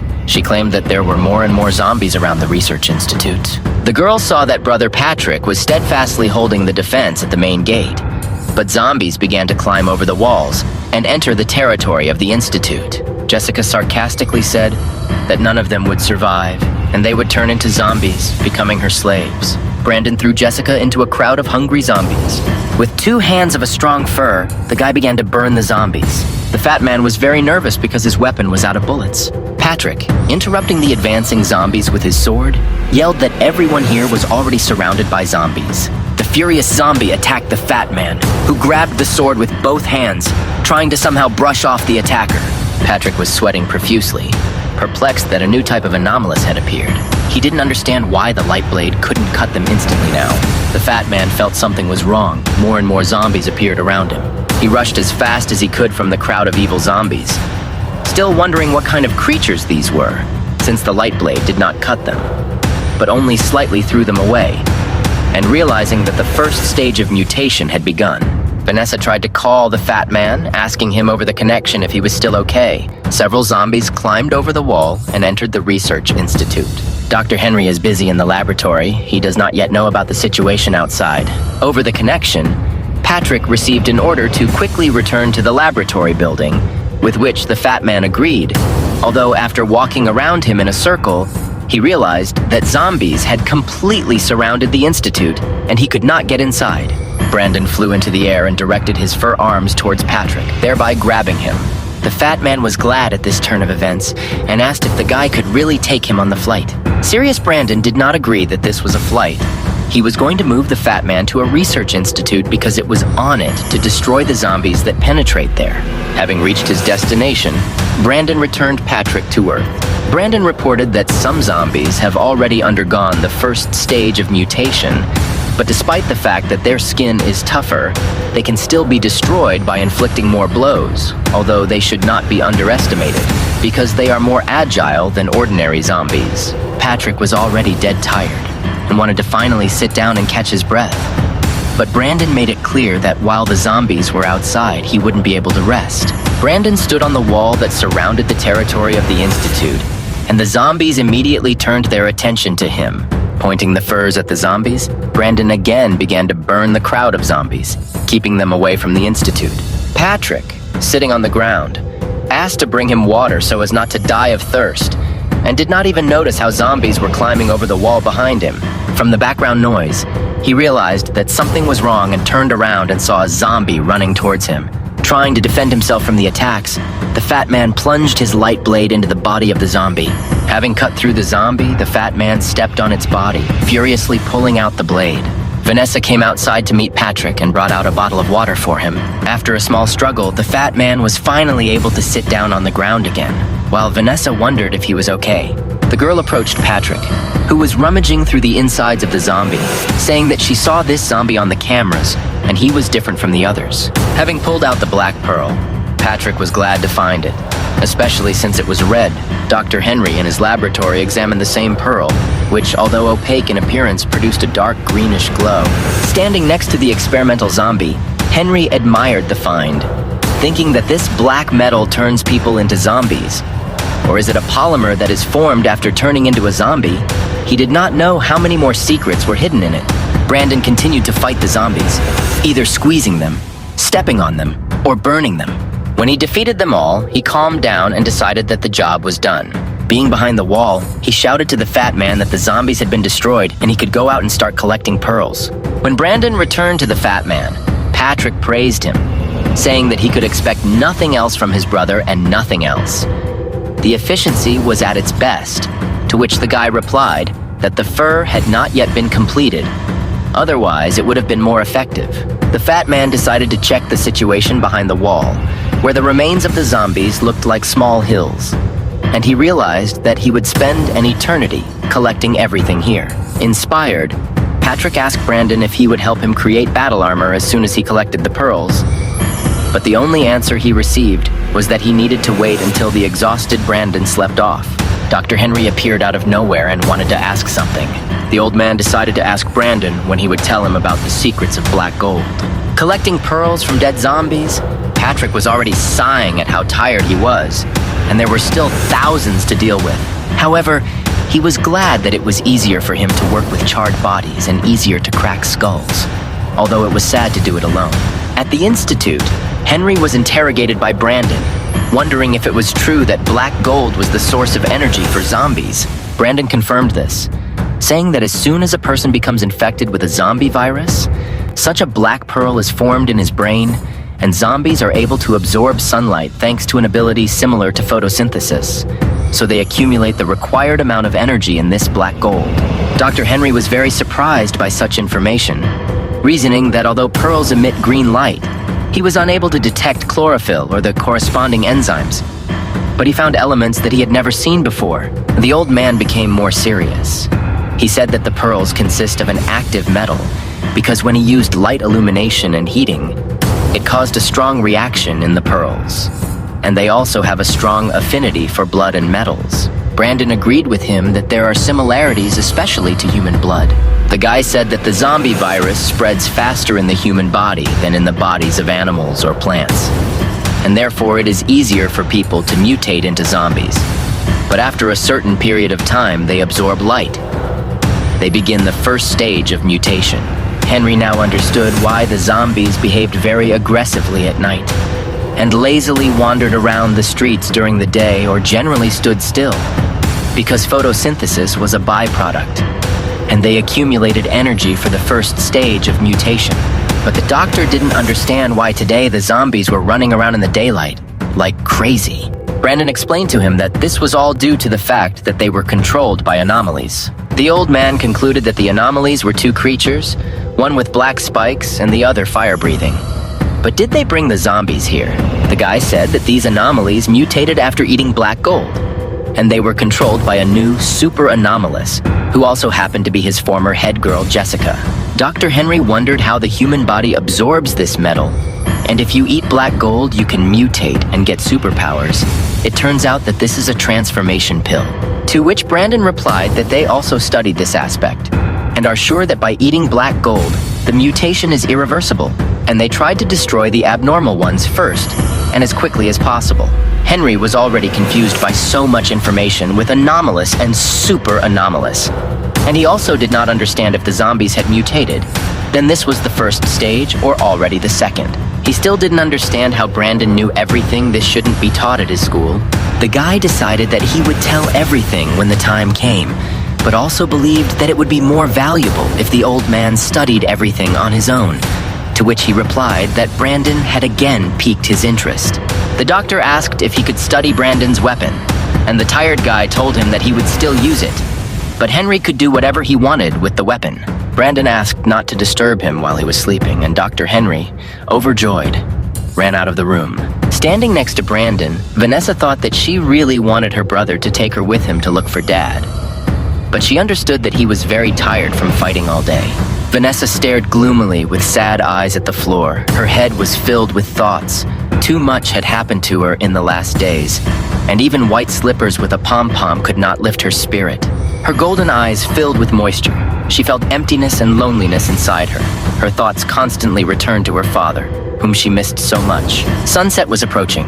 When the exhausted Patrick collapsed to the ground and sprawled on it like a starfish on the seashore, he could no longer continue to dig. However, he was not very upset about his work. He was even happy to try for a common good cause. Besides, such work allowed him to lose excess weight. Fire watched him with curiosity. Although he was still not over the carnage that resulted in them burying the corpses of zombies, he consoled himself with the fact that it was all over. The fiend watched Patrick's work in the distance from behind the bushes. They had already defeated him and cut off his hand, finished off his acquaintances, but something still prevented him from surrendering to their mercy.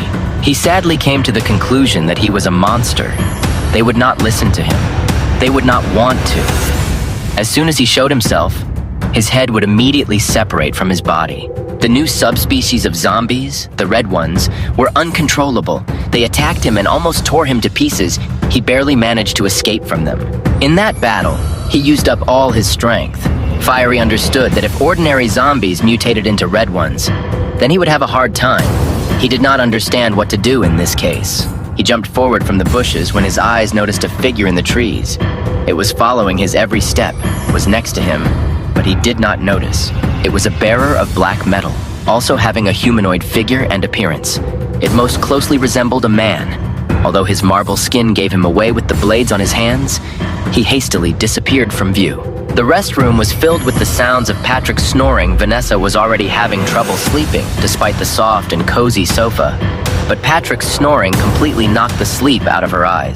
The sounds of work could be heard from the workshop. Brandon took off his windbreaker, remaining in a t-shirt, and worked on the mechanism, trying to complete the structure by morning. A dirty man in a blue cloak, in order to merge with the dead mass of zombies, finally reached the desired place. He did not come such a dangerous path for the sake of empty hands. An unknown man crawled into the store through the destroyed automatic doors. Well, he was here. All that remained was to find what he wanted, although the emptiness did not inspire hope. Approaching the cashier's counter, among the clouds of dust and a thick layer of dirt, he found a notebook with a single phrase: "His daughter is alive and has gone in search of him." The father's heart was constrained by pain from such a long separation. He did not know where to look for his Vanessa, but he could not be discouraged and lose hope. He had to find her. The father walked out of the store with a calm and even gait as a horde of zombies passed by. But his cloak and zombie manners reliably protected him from their bloodthirstiness. He calmly entered the flow of the horde and dissolved in it, became part of it and one whole. They had to lead him somewhere.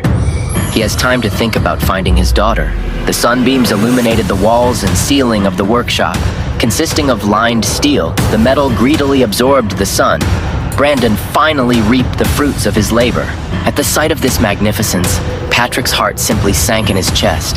His mouth opened in admiration, and his eyes could not get enough of the buggy. Although it is difficult to say what it is, reminiscent of Batman's cars, the transport was stronger than a tank. 4 huge wheels could drive over anything. Patrick eagerly drank his eyes into every inch of the car. Brandon's cold face was absorbed in his work. Patrick was torn with curiosity as to whether this transport was really made of the metal that Patrick had been digging up all day. But the best part is that this pearl will be driven by Patrick. Brandon remembered that his friend handled the robot poorly. The car was very powerful, made from many zombies of different subspecies. Patrick couldn't wait to look at the interior and try it out. His hands were just asking to grab the steering wheel and appreciate all the advantages of this thing. But Brandon said that this car handles the same as all the others, and you can try it out right away during their quick departure. Before Patrick had time to answer this, Vanessa appeared in front of the swordsman. In her hands was the same rabbit backpack. She also wanted to try to ride it, but Brandon quickly cooled her ardor. The area was swarming with new dangerous zombies of the first rank. He did not want to take risks and did not want to waste his time on her anymore. But the girl's face became serious. She had already been obediently locked up and waiting for several days, but her patience had run out. She wanted to find her father.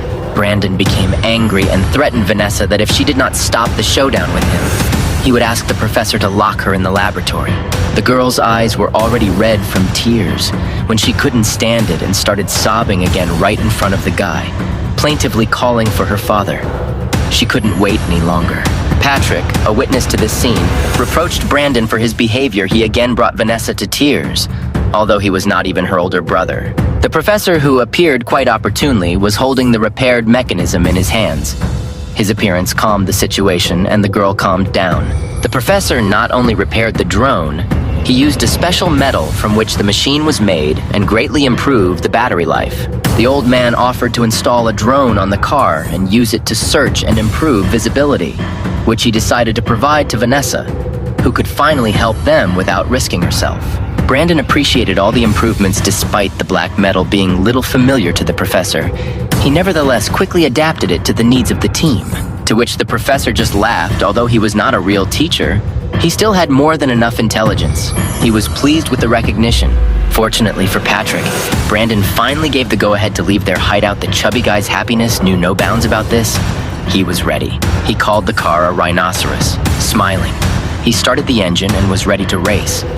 The steering wheel felt pleasant in his hands and cooled his skin. It couldn't have been better. Brandon warned the remaining old man and girl that he would be in touch and count on them to help with a drone that matched their mission. Vanessa wished them luck one last time, assuring Brandon that they couldn't rely on her, just as long as they were careful. The knife trawl at the end of the rhinoceros made their way, and the speed allowed them to reach any point in their city. In a short time, the machine's power was enormous. Patrick was delighted with his new toy. He handled it as if he had been playing with it all his life, delighting him and making his insides tremble. The rhino drove through its first obstacle, a road blocked by cars. As if there was nothing on the highway, there wasn't even a scratch left on it. Patrick's face was painted with a smile. With such transport, they were not afraid of any enemies, and they could freely and safely go wherever they needed to go. Brandon was considering where to start. Remembering that Vanessa's father was seen on surveillance cameras in this area, they would begin the search from this area. But while they were searching, the complete absence of zombies was very strange. Patrick assumed that they had killed everyone near the laboratory. Before Brandon had time to answer, zombies of the first rank attacked the rhinoceros from different sides. But fortunately, the car withstood their blows. Some of the Reds tried to break through the windshield or, at a minimum, block people's view of the road. One of them had already pressed his muzzle to the glass. But the rhinoceros was equipped with more than just a knife trawl. Patrick was sure of this. He asked Brandon what other weapons the car had. At the present time, gunpowder weapons could not harm special zombies, but black metal made it possible to expand the capabilities of weapons. Having said this, Brandon pressed a button on the rhino's console, and a moment later the car was engulfed in green streams of lightning, tearing zombies to pieces. Patrick was very impressed by the picture of this massacre. He noted the high effectiveness of these weapons and was glad that the way was clear. And yet, Brandon planned to quickly find Vanessa's father and go back. They killed the last zombies in the area, and the swordsman asked Patrick to go faster. The man in the hat was interested in the sounds of the engine and the roar of special zombies being on the roof. He followed the strange transport with his eyes. Curiosity leapt up in him. The rhinoceros took them safe and sound to the place where the man was last seen. Fortunately, they arrived without incident. Brandon quickly gave orders. He ordered the drone to be activated for air cover, and Patrick had to wait for further orders. Vanessa sat in front of the screen with the control panel, waking up the machine and confirming her readiness. She was glad to do at least something to find her father. The drone flew around all the upper floors of the building, but Vanessa saw only abandoned and cluttered rooms in which the former presence of people could be seen.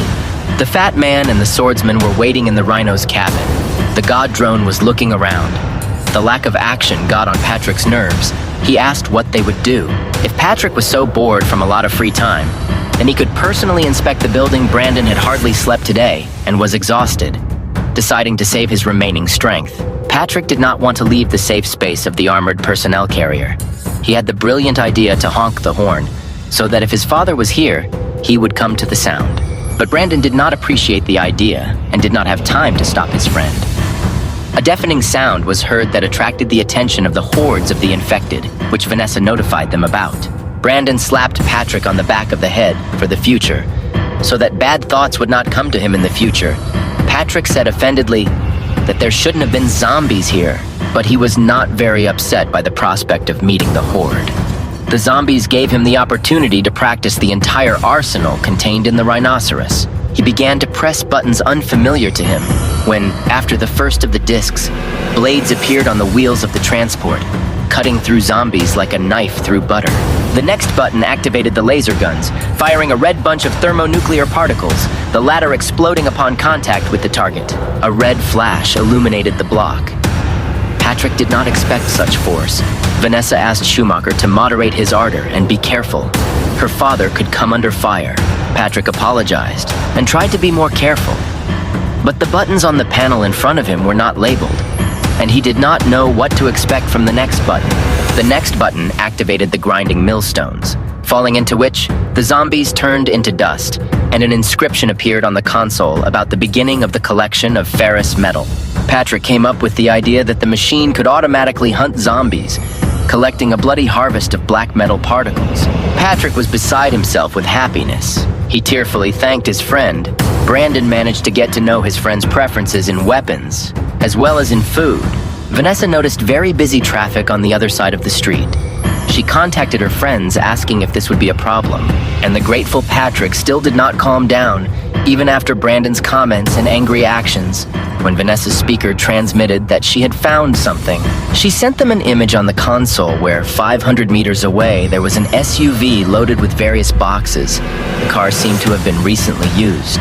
Patrick confirmed receipt of the information, and pressing the pedal to the floor, headed to the place indicated by the girl on the electronic map.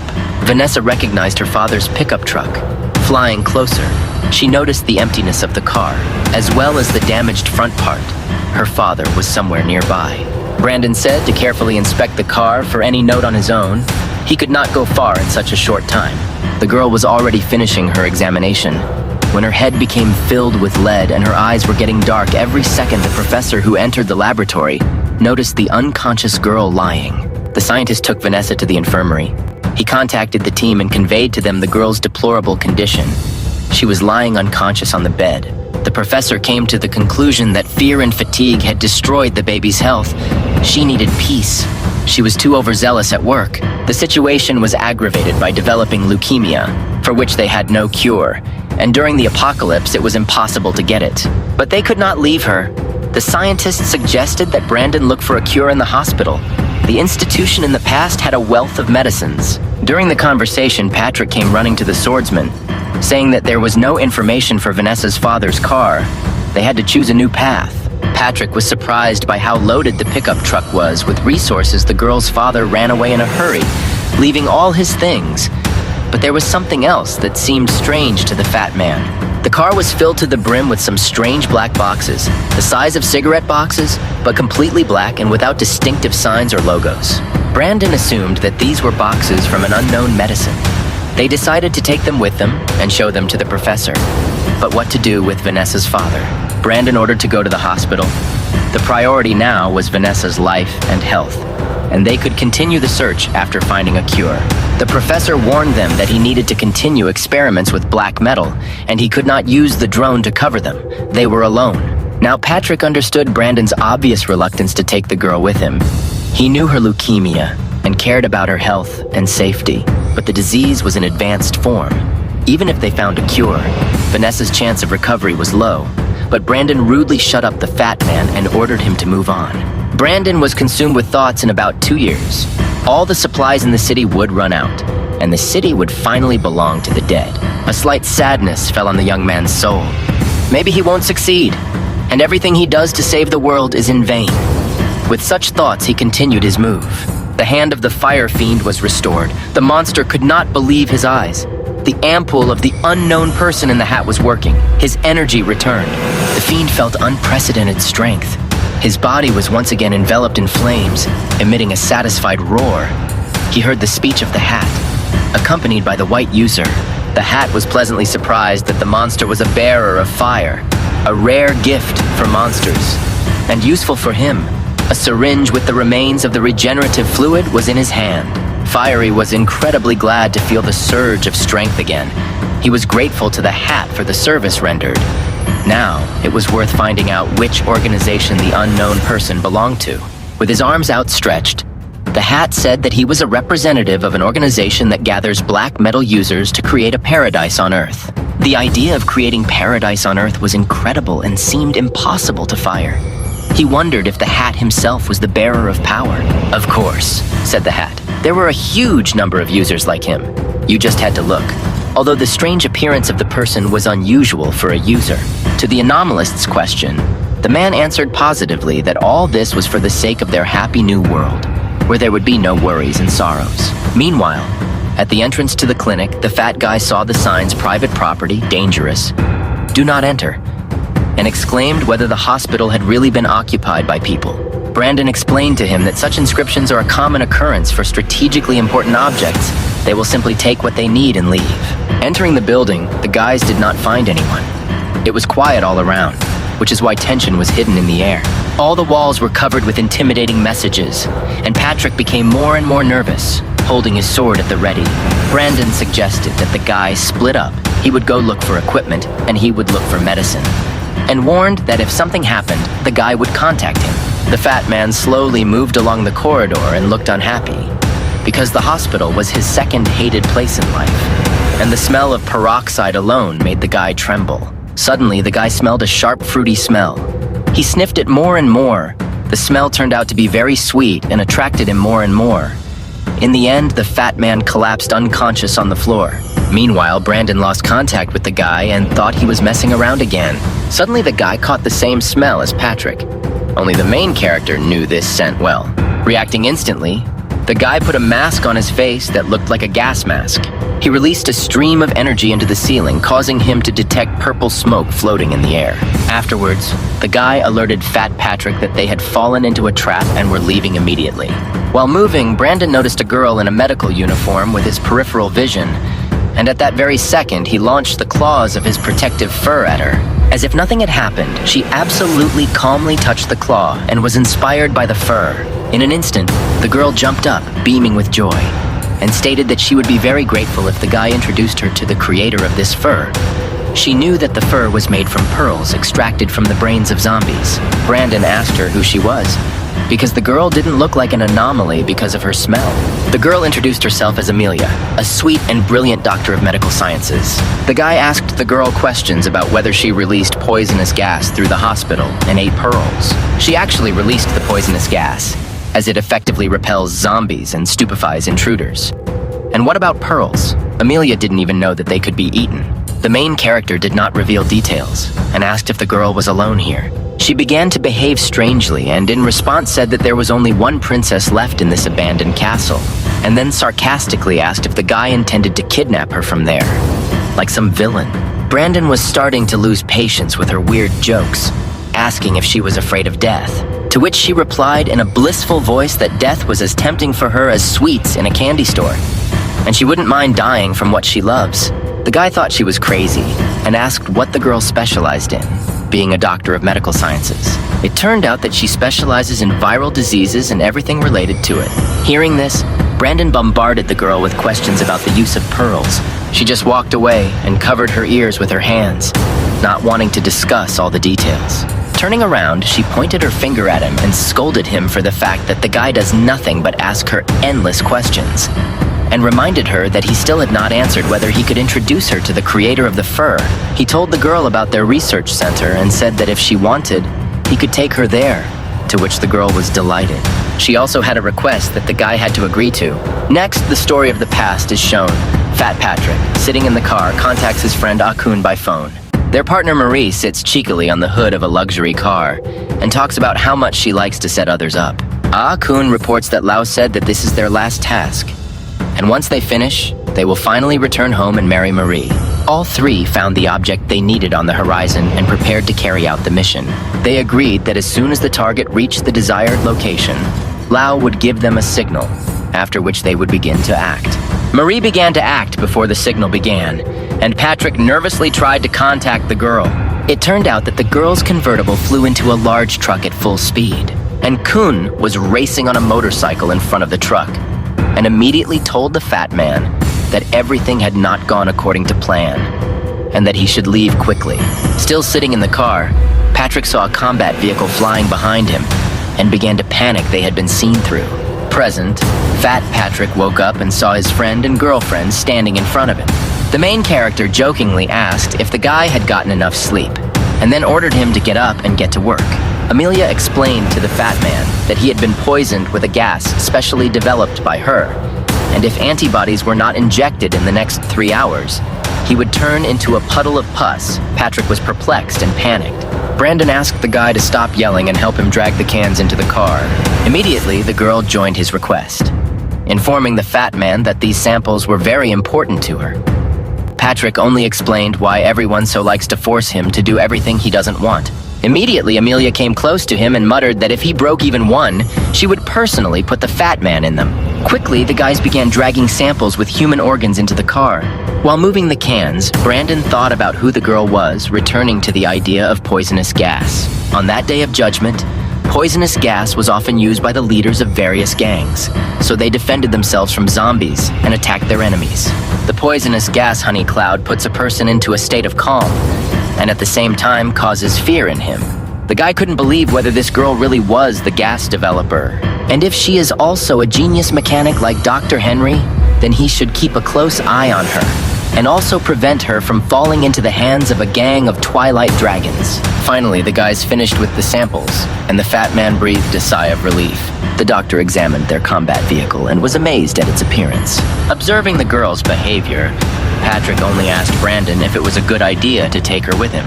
The guy explained to the fat man that with the doctor, they would have a better chance of curing Vanessa. Suddenly, on the roof of a nearby building, the company discovered a huge, anomalous beast ready to attack. The monster attacked, and the fat guy in a panic asked questions about who he was. Brandon took the situation into his own hands and ordered the others to quickly get into the car. In an instant, he released a stream of protective energy at the anomaly. However, the beast managed to escape his attack and he rushed straight to the guy. In the car, Patrick tried to reassure the doctor that they could leave quickly, but the guy himself was trembling with fear. Connecting the signal to Brandon, He asked what was happening outside and if the guy was okay. Already in the fight with the anomaly, Brandon made a decision and shouted to the fat man to take the doctor away, and he would deal with the beast himself. Instantly, he slammed his metal fist into the beast's face and launched an energy attack at it. In the car, Patrick kept trying to find out what kind of monster it was. In the back seat, the girl suddenly said that this huge dog had been wandering around the hospital for the past few days, which is why no one could go outside. And then a verbal brawl ensued. The fat guy was indignant that Amelia knew about the monster and did not tell them anything. But the girl explained this by saying that since the guys got into the hospital building, that is, they knew about the monster. And if the guys have such advanced equipment, the monster will not be a problem for them. After which, the girl asked if the guys were members of the Doomsday team, to which Patrick replied that now was not the time for jokes. The doctor replied that she was not joking, and that she had carefully studied the zombie virus that had spread throughout the world. And given the fact that they are still alive, they can already be considered the chosen ones. Meanwhile, Brandon continued to fight the beast. He mentally realized that at this time there should not be such a beast. A super beast, not at all like a domestic or wild animal, mutated as a result of infection with a zombie virus. He was bred using advanced genetic engineering and was fused with a zombie virus, a product not of this time. Brandon seemed to understand what was going on. The guy sent a beam attack at the monster, which he sharply reflected, which confirmed Brandon's guesses. The beast attacked him, attacking with sharp claws, but the guy jumped back in time. Once behind the monster, Brandon grabbed it by the appendage on its neck and grinned. The bitch should have been more flexible. Having torn off his energy appendage, the guy armed himself with electric current. Now the beast is unable to repel the blows, and Brandon prepared for his fatal attack. Taking off with the help of the fur, he dealt a crushing blow to the thug and slammed his face into the asphalt. Next, he finished him off with a direct blow, and the blood scattered everywhere. Having opened his brain, the guy took out a huge green pearl. Such a pearl was called a heart beyond the beast, transformed black gold implanted into the animal. With such props in hand, Brandon's subsequent work will go much faster. Meanwhile, on the roof of a nearby building, a man who watched their entire fight and thoughtfully said that the guy would become a serious obstacle. After moving to a clearer area, Brandon tried to contact Fat Patrick, but it seemed they had gone far enough that the signal was not getting through. The guy decided to return to base alone and took off. Having risen high enough, Brandon noticed a man standing on the roof, the one who was watching everything that was happening. He greeted the guy positively and tried to talk to him, but Brandon immediately launched a beam attack at him. In response, the man teleported to a nearby roof and shouted to the guy not to be so impulsive. He was not going to harm him. Without listening, the guy attacked him with beam energy. The man teleported again, this time directly onto the handle of the mech, and said that he was just here to give the guy a message, and it wouldn't take him long. Brandon was annoyed and grabbed him in both paws of the fur, placing him at the level of his face, and wished to continue the dialogue in this format. The man introduced himself as Song Bin from the Organization of Darkness, and said that on the orders of their technical consultant, the guy was invited to visit them, after which he told them the location. He also admitted that he initially expected to invite Dr. Amelia, but now all that remains is, the man didn't have time to finish. Brandon crushed him with metal hands. Blood remained on them, but no body was found. The man turned out to be an anomaly with the ability to be replaced with a bloody corpse. The guy was lost in his thoughts. Had the Organization of Darkness really already formed? 50 years later, the Organization of Darkness became the most powerful organization in the world. They possessed colossal reserves of resources and gathered various kinds of elite representatives. Surely that techno-beast was created by them, and they must have been closely watching Brandon and his team for a long time. The virus has just broken out, and the Organization of Darkness has already been formed. There can only be one reason. This reason, someone from this organization also returned from the future. The girl with pink hair is surprised by the simplicity of the science center and doubts that this is where the fur and the machine were created. The bald guy is surprised that Brandon didn't tell the girl anything, but she still went with them. The girl in response claims that she is good at understanding people. She thanks him for his help with the banks. The guy replies that for Vanessa's sake, he will do whatever is necessary. An old man comes out of the building towards them. He is surprised that they actually found a doctor. The girl greets him and wonders if he is the same doctor who created the fur and this fighting machine. She introduces herself with the name Amelia. She is also a doctor and is here to meet him. The old man introduces himself in response to Henry. Amelia claims that despite the man's casual clothing, he could not hide the temperament of a mad scientist. which makes Henry awkward. He mentions that he has heard about her, the youngest and most talented specialist in the field of virology, who has also published in scientific journals. Tan is very embarrassed and flattered that the man knows so much about her and her success in science. But the girl immediately offers to postpone the casual conversation until later and get down to business. She explains that she wants to work with him to study black pearls. She assumes that since he created such fur from these pearls, then he must understand perfectly what it is. Henry calls the pearl black gold, which surprises the girl. She asks if he came up with such a name. Grandfather is wondering what to do because he is not the doctor she is talking about one way or another. Brandon does not want to tell all the secrets about black gold, so it will be better to study it with Amelia. He says out loud that he will be glad to study black gold and that he has made many discoveries recently. Only at first, he rather shyly asks her to help with something. Vanessa lies unconscious in a hospital bed. Several medical devices are connected to her. Amelia monitors her condition and writes notes in her notebook. Henry asks with concern what's wrong with the girl. The girl rereads her notes and thinks. She asks how the girl is related to the man. He replies that they are not related, but he treats her like a granddaughter. Amelia says she can only say one thing and raises an OK sign with her hand. Grandfather assumes that everything is fine based on the meaning of this gesture. But this is not what the girl meant. The man is afraid that she only has 3 years left. Amelia reveals that she only has 3 months left, which horrifies Henry. She has encountered such a disease countless times. She doesn't know how Vanessa is still alive. Her current body condition is no longer able to take higher doses of chemotherapy. And due to the influence of abnormal viruses, conventional methods are not able to eliminate the tumor. The man is frantically trying to figure out what to do next. The girl's life is very dear to him. Holding the ball in her hands, Amelia suggests using it because there are no other options. At this time, Vanessa comes to her senses and hears Amelia's conversation with Henry, their discussion that she should eat the pearl. The girl offers to feed her this because the balls are digested. She intends to use this black gold to create a new medicine that will replace chemotherapy. She has already tried it under special conditions. This black gold is activated, emits unusual energy, and thereby helps restore damaged cells, and also creates a new shell around them. Henry here mentions anomalies who became like this by eating black gold, and he will not allow this to happen to Vanessa. Amelia asks what kind of idiot would eat these black pearls.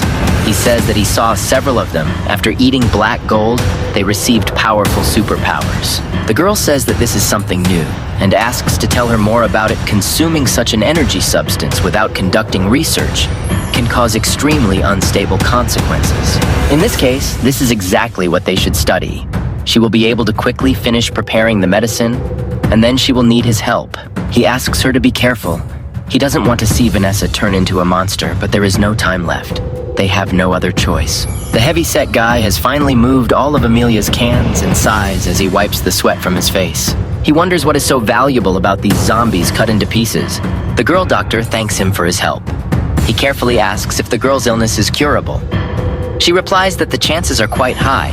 While she's okay, the guy decides to go and check on Brandon. Amelia also mentions that Dr. Henry talked about finding the girl's father. She asks if possible to return him safe and sound.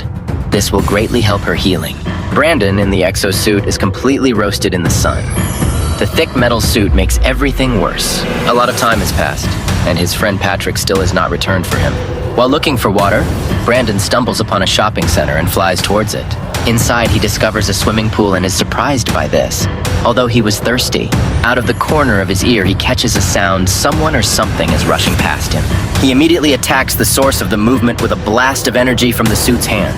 A huge reptile flies up to him, and opening its mouth, bites the guy's suit. He tries to hold off the bite with his hands. The reptile throws itself towards Brandon, disorienting him with a strong blow.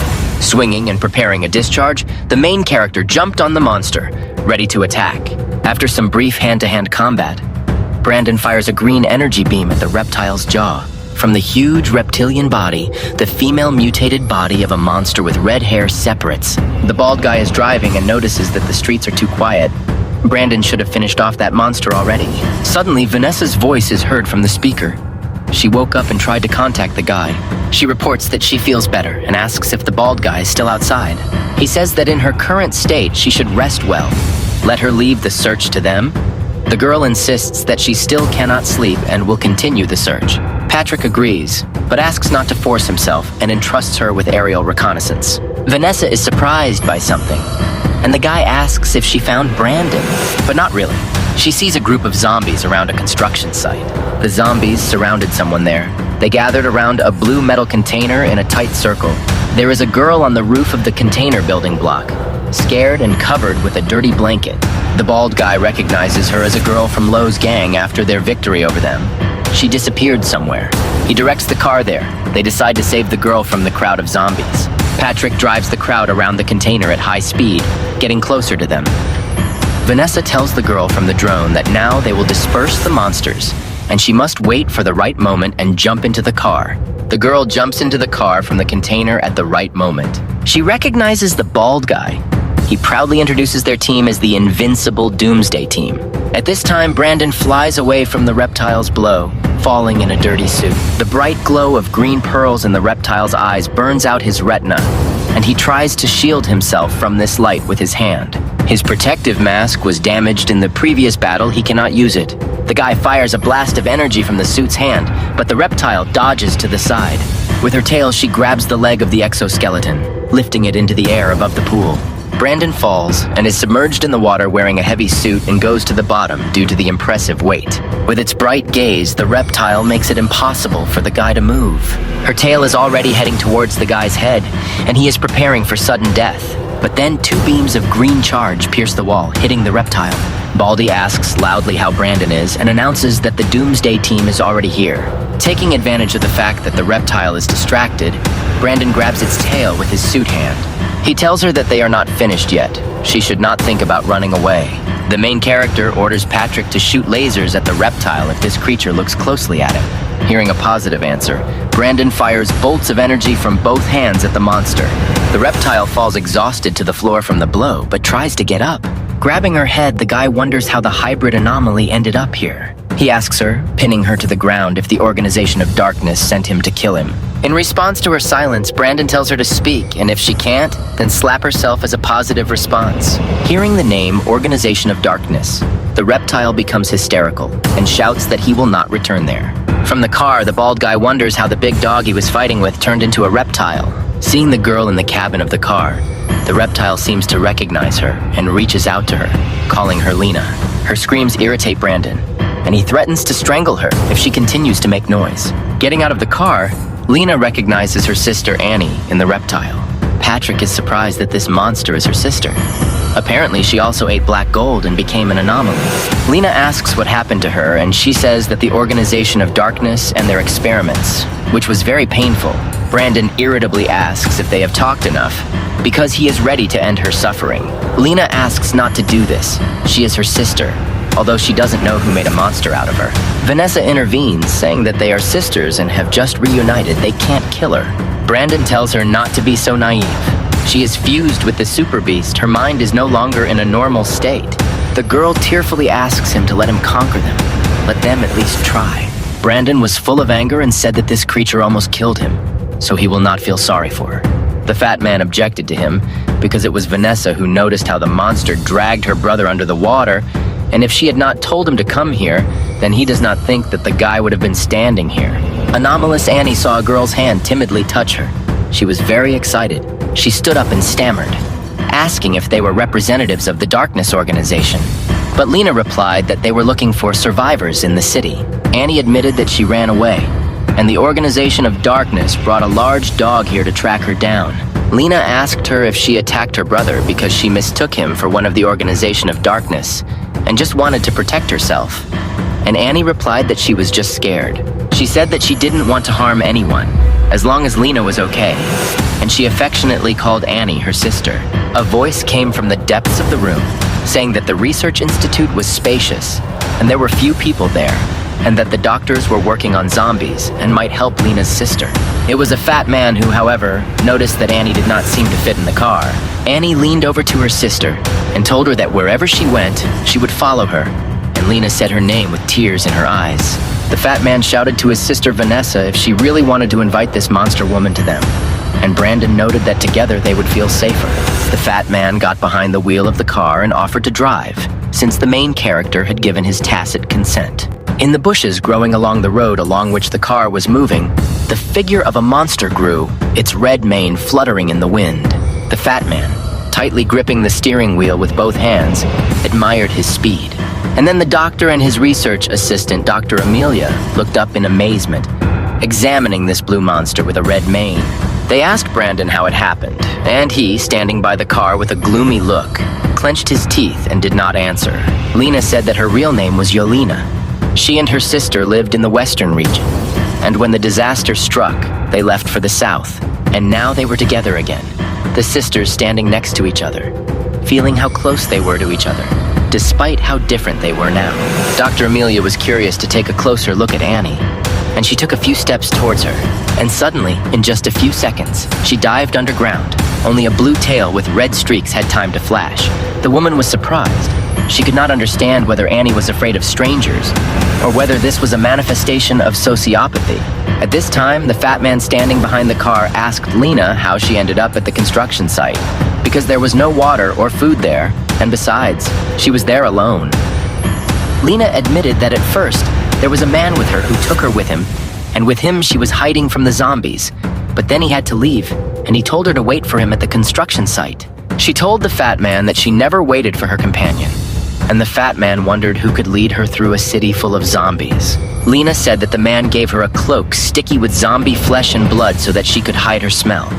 The zombies wouldn't smell it, and the fat man was surprised that it seemed to be that same person. Then Vanessa screamed and asked about Lena's companion, if he was a tall man with a short haircut, and if by chance his name was Alex. Lena replied that it seemed so, and the girl's eyes filled with tears because Alex was her dad. The girl fell to the floor and began to sob, and Grandpa Henry and his employee rushed to her to console her. Dr. Henry asked if Vanessa was okay, and Dr. Amelia, calling her a pumpkin, complained that she left the ward without permission. The fat man, sitting in the car, suggested that his brother go again and look for the girl's father. But Brandon objected, saying that night would soon fall, and it would become even more dangerous outside, that the mech needed repairs, and that the defenses around the scientific institute needed to be strengthened. Dr. Henry, clenching his fists, walked towards the schoolboy and demanded that everything be explained properly, because he seemed to know everything. He angrily said that he did not know for what purpose Brandon was protecting these secrets and what he was fighting against, and although he did not pry into the student's personal affairs, he was uneasy in his soul. The fat man agreed with him, and remarked that if something happened to the guy and they couldn't help, then it would all be over. The student thought about it and decided that it was time to talk to everyone. He gathered everyone in the room and said that he was the one who returned to the past 50 years later. The fat man asked in amazement if this was time travel, and noted that he had always believed that Brandon was not an ordinary person. Dr. Henry was also surprised whether in the future it would be possible to return to the past, and asked whether the physical body or consciousness moves in this case. And it seemed incredible to Dr. Amelia that 50 years later the human race would still exist. Brandon took out the ball and, holding it in his hand, said that the source of everything was still black gold. He also noted that this is the cause of the disaster, as well as the basis of scientific and technological progress. They researched black gold to understand how to fight the zombie virus, and their latest achievement was a time machine that moved consciousness through space and time within the radiation of black gold energy. But unfortunately, although they had the opportunity to go back in time, they were unable to prevent the emergence of the zombie virus. They could only transfer consciousness to the earliest period of the virus outbreak. Brandon asked the doctor if he had examined the composition of black gold, because it does not look like terrestrial chemical elements. And due to the loss of data, one can only assume that most likely, this thing came to them from outer space. The fat man was even more amazed and asked if this was an alien invasion. Lena noted that if this were so, then the aliens should have already enslaved them. And the guy said that the virus had wiped out humanity from the face of the earth for several years. And after 50 years, there were very few people left in the world, tens or several millions, and maybe less. But even despite this, people still did not stop fighting and killing each other over resources. And in the organization where he was, all his predecessors were older than him, but they were all killed. Therefore, the main character was ultimately left alone, and he had to complete the last task of the organization, return to the past and restore it again. The fat man said that now he understood why the student hunted so furiously for black gold, and asked if Brandon was really more than 50 years old. The schoolboy grinned and replied that he might be over 70, and the fat boy seemed to have suddenly aged dramatically, and the student said that his consciousness returned to the moment when he first saw zombies at school. With enemy soldiers standing at their walls, there was no time left to make precise calculations, and when his partner teleported him, he had to blow up the laboratory and bury the time machine under its remains. The main character sadly said that he did not know how they checked the results of the experiment. The fat man exclaimed that it was the first time he had heard a student talk so much, and the doctor's assistant concluded that since he was talking about his life, it meant that they were his future partners. Brandon said gloomily that he was not sure, but he would really like to hope that this would be the case. He said that changes had already occurred, and asked Dr. Amelia if she had studied the properties of the zombie virus, and if she had managed to find out anything. She, raising her finger up importantly, noted that it was a miracle that they were able to survive at all, because the zombie virus is not only infected after a zombie bite. Amelia shivered and almost whispered that this virus is actually transmitted by airborne droplets. Everyone jumped up from their seats in amazement, screaming, and the doctor asked how they survived. She replied that they are the chosen ones of heaven, and that the antibodies in their bodies prevent the spread of the virus, and this is amazing. But she also noted that this does not guarantee that after being bitten by a zombie, they will not undergo changes. Brandon gloomily confirmed that this is so, and that their bodies are already infected with the zombie virus. And even if they are not bitten, sooner or later they can turn into zombies. And although they are immune to the virus, this does not mean at all that they have nothing to fear. The fat man said that he understood why the student did not share anything with them. And Yebe told him that before that, he doubted that it was worth talking about it. But what happened today confirmed his guesses. And he noticed that some accelerated the spread and mutation of the zombie virus. And this is the Organization of Darkness. At this time and in another place, a guy with the remains of terrible horns sticking out on his head joyfully said that he had become a man again. A blonde man in sunglasses and a top hat chuckled and told him that he was now officially a member of the Darkness Organization. The guy happily responded that he was very happy about this and thanked this man for his help. Brandon, continuing to remember, said that basically everyone got infected from a zombie bite, but the time of absorption of sunlight for the first wave of mutation increased to a couple of days, and the likelihood that ordinary people would turn into anomalies increased. And if we take into account today's super beast and those fused anomalies, there is no doubt that the Organization of Darkness has worked on them. The fat man and Amelia listened anxiously to the guy's words, because he was sure that the Organization of Darkness also sent its people from the future. Maybe they managed to restore the destroyed time machine. Patrick asked that since the Dark Organization had a time machine and a way to control the zombie virus, why didn't they go back in time to save humanity? Brandon replied that the Organization of Darkness will do anything but save humanity, and that they recognize anomalies as a higher being compared to humans. They intend to create a world in which anomalies will dominate. And to put it another way, their goal is to destroy humanity. And then Dr. Henry thoughtfully tugged at his gray beard and said that maybe something could be done. He said that he took several drugs from the black boxes that Patrick brought for analysis and found that their composition was similar to the composition of black gold, and that there was quite a lot of this gold in the drug solution. Henry suggested that it seemed like some kind of catalyst, and Dr. Amelia listened to him with excitement. Grandfather asked the schoolboy if it was possible for the Dark Organization to secretly distribute such drugs to everyone, and he gloomily confirmed this, saying that they could add it to tap water and drinks. The fat man suddenly stopped him, saying that he remembered that they found these drugs in Vanessa's dad's car because he couldn't be one of them. Brandon replied that this needs to be checked, and that as long as the Organization of Darkness continues to exist, humanity will last at most 5 years, and maybe even less. He asked Henry to discuss with him the location of the Institute's defenses, where it was necessary to install the poisonous gas developed by Dr. Amelia, and she would do everything possible to cure Vanessa. She easily agreed and asked the main character if this girl was his sister, but Brandon snapped that there was no time for chatter, and the Institute must be immediately strengthened. At this time, Vanessa woke up in the hospital room and sat up on the bed. She was still connected to the ventilation system. She glanced at Lena, saw that she was sleeping, quietly took the device off her face, put on her slippers, and carefully left the room. The girl wandered through the empty corridors in the hope of seeing someone, but there was no one.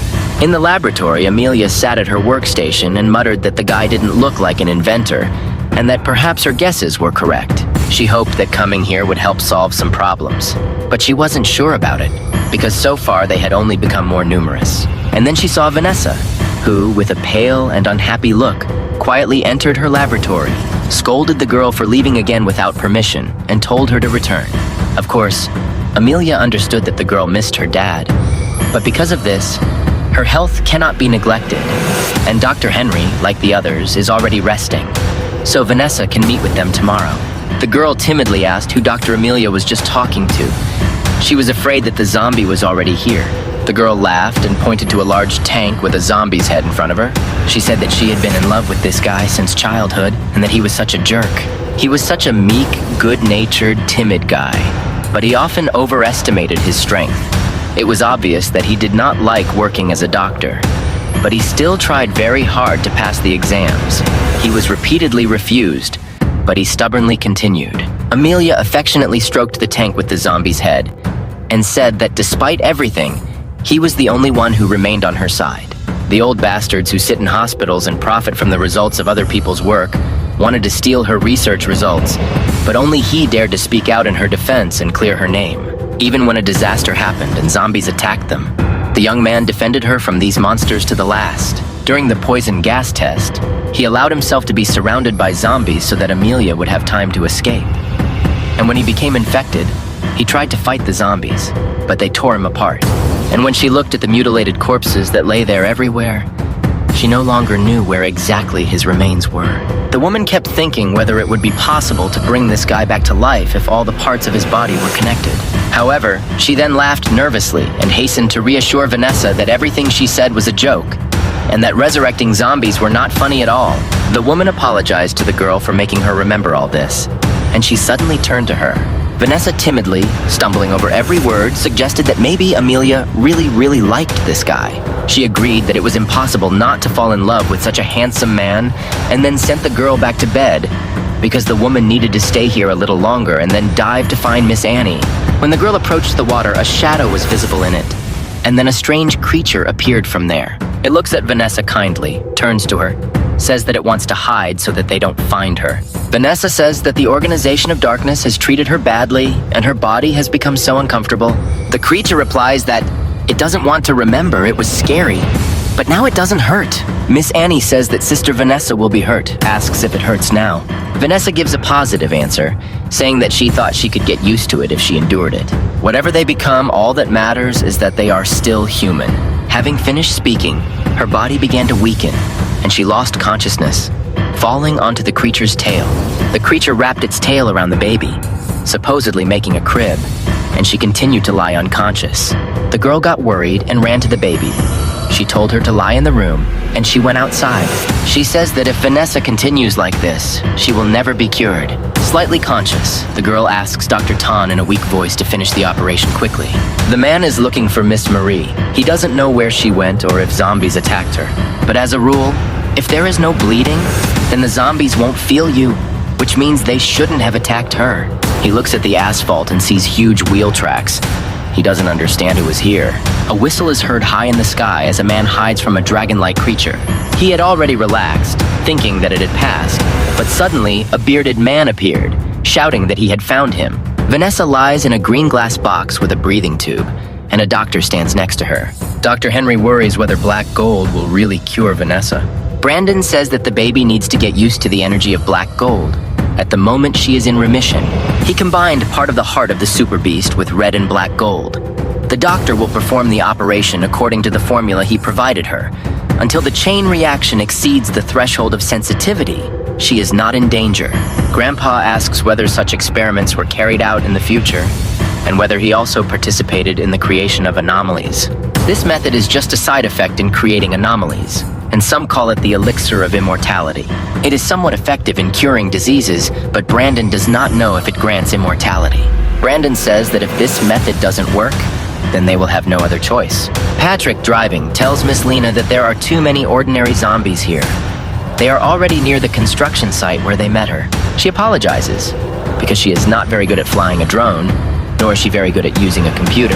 It's a bit tricky when you have to view so many surveillance screens at once. Patrick says that Vanessa's dad is not an ordinary person. which means he should notice them. The girl says that she has already found him with the help of a drone. He is running on the other side. Vanessa's dad is running for a reason. He is running away from a group of zombie-like monsters. He throws off his cloak, which flies into the crowd of monsters, but fire cans fly after him. Everything explodes and starts to burn. The monsters are drowned in flames, but there is no effect on them. A green laser erupts from Patrick's tank and hits 2 monsters at once. Patrick makes a sharp U-turn and driving up to Vanessa's father asks if it is him.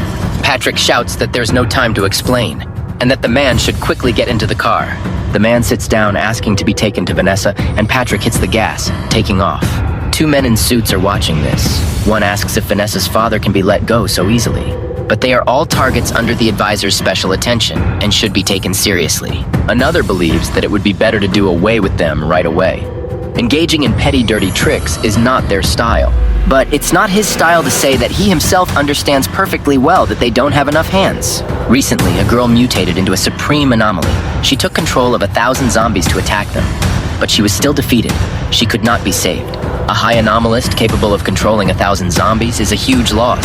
This is true, because for them even 1 zombie is considered a huge loss. Vanessa's father is confused. He has not seen old Henry for a long time, and he is very glad to see them. The man apologizes because he made the guys worry, and he is very sorry that this happened. But there is no need to waste time on empty chatter. He needs to wash, disinfect, and see Vanessa. The old man says that her condition worsened. She was constantly searching for survivors and her father. The man begins to blame himself, saying that he is an idiot and should have returned earlier. Grandpa Henry says he's sorry because the man had a hard time too, but he has a lot to discuss. He is holding an incomprehensible object in his hands. It was found in his car, but he himself does not know what it is. The Organization of Darkness gave it to him. He thought they were helping distribute medicine. They agreed to help him cure Vanessa. He didn't think it would work out that way. Old Henry asks if he has joined them and if he knows how the medicine works. He only knows that the spread of zombies in the city is connected with this medicine, so he wanted to leave the organization. He pretended to continue delivering the goods and wanted to run away with Vanessa, but zombies blocked the road, so he had to call her and tell her to close all the windows and doors. But she disobeyed and went to do good and continued to look for her father. The man thinks that this is his punishment because he always told his daughter to do good deeds, but he himself spread evil. He cries, calls himself a terrible father, but they ask him to stop because Vanessa is still alive. Dr. Amelia came to take some blood from the man, and he better be her biological father. Their blood types do not match Vanessa's, otherwise they would have cured her. The only hope is her father. The father agrees. He asks to take as much blood from him as needed, just to save Vanessa. Amelia says that such self-sacrifice is good, because otherwise she would have to use black gold. He began to shout that she should not dare to do this, and under no circumstances should she use black gold. He doesn't know how to explain, but the Organization of Darkness will use black gold for some kind of experiment. In terms of scale, it will cover the entire city of Anshi and will cause many people to die. But hasn't everyone in this area turned into zombies? And there are no immortals either. In general, you cannot use black gold, because they said that it would affect everything that was connected with it. Unfortunately, there is no other way out because they can only fight this with the help of black gold. Vanessa's father shouts that they need to run away quickly and that they can no longer stay here. He doesn't pay attention to the fact that Vanessa can't leave the hospital room. He wants to take her and run. Suddenly, Brandon knocks him out with a wrench, saying that he is too noisy.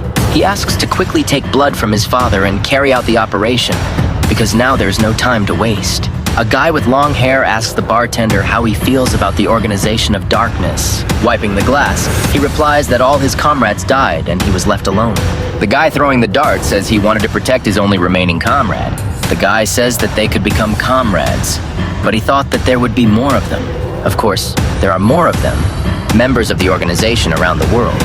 But now they are busy recruiting people. The blonde guy is very interested in what kind of society the anomalies will be able to form. They no longer feel the need for food, they can change their appearance at will, but it is unlikely that they can be easily united. Well said, this is exactly the problem the counselor is thinking about now they are listening to it. The guy asks if the person from the future can be trusted at all, to which the other thinks yes. He remembers how the advisor mentioned him, saying that he would do well in life and would have merit. The question follows that Brandon also returned from the future. So why doesn't he want to be anomalous? This is because he is not very capable. He was always worse than others. so he used the time machine to improve his past. But Brandon, whom the guy knew before, and this one are completely two different people, so it turns out that he is trying to settle scores with those who used to mock him. The guy with the beard is in favor of eliminating Brandon's thorn and let the anomalies rule the world. The world that Brandon strives for is too different from the world of the Organization of Darkness. Therefore, they should get rid of it. But now there is still a chance to win him over to your side and introduce him to new ideas. They are created from black gold, and it is the whole meaning of their existence. They abandoned their previous body and found a new life. They want to study black gold in more detail in order to become the most powerful beings on Earth and in the entire universe. Patrick says Brandon mentioned his future partners and he asks where they are now. They must be young now, and it would be awkward for Brandon if they met them but didn't recognize him. The present and the future have changed. He does not know whether they are alive now and whether they can be met in the same places. Patrick wonders what to do now so that he can restore the old team. His partners are not specific people, but those who believe in the same idea as him, and Patrick is interested in which one. His idea is to destroy black gold and anomalies throughout the world and bring back humanity. It sounds unattainable, which is why there are few people on the team, because in the future, everyone could not completely abandon black gold, no matter how much harm it brought. Human cities regularly sent criminals and rebels to mine black gold. People trying to survive preferred to simply obey, and there were fewer dissenters. Brandon plunged into a pool of memories. His voice was with notes of sadness. In the past, in order to obtain black metal, renegades, and the rabble of society were brought to zombie reservations. But even then, people silently obeyed, and those who disagreed were exterminated. Patrick was amazed by Earth's past, although he found it strange that despite Brandon's desire to destroy the sources of the black metal, the young man himself was excellent at controlling weapons from it. Brandon was not embarrassed by his friend's question. In order to effectively fight the enemy, they had to study it completely. They had to know the essence of the metal in order to effectively destroy it. While repairing the rhinoceros, Brandon notified his friend that after their victory over their enemies, they would also be responsible for the destruction of all black metal weapons, including the ones they had in their possession. Patrick was very inspired by the words of the swordsman. He was pleased that next to him was a man of such responsible and pure views. The young man never ceased to amaze the fat man with how little he knew Brandon, but the guy quickly cooled his friend's ardor, in fact.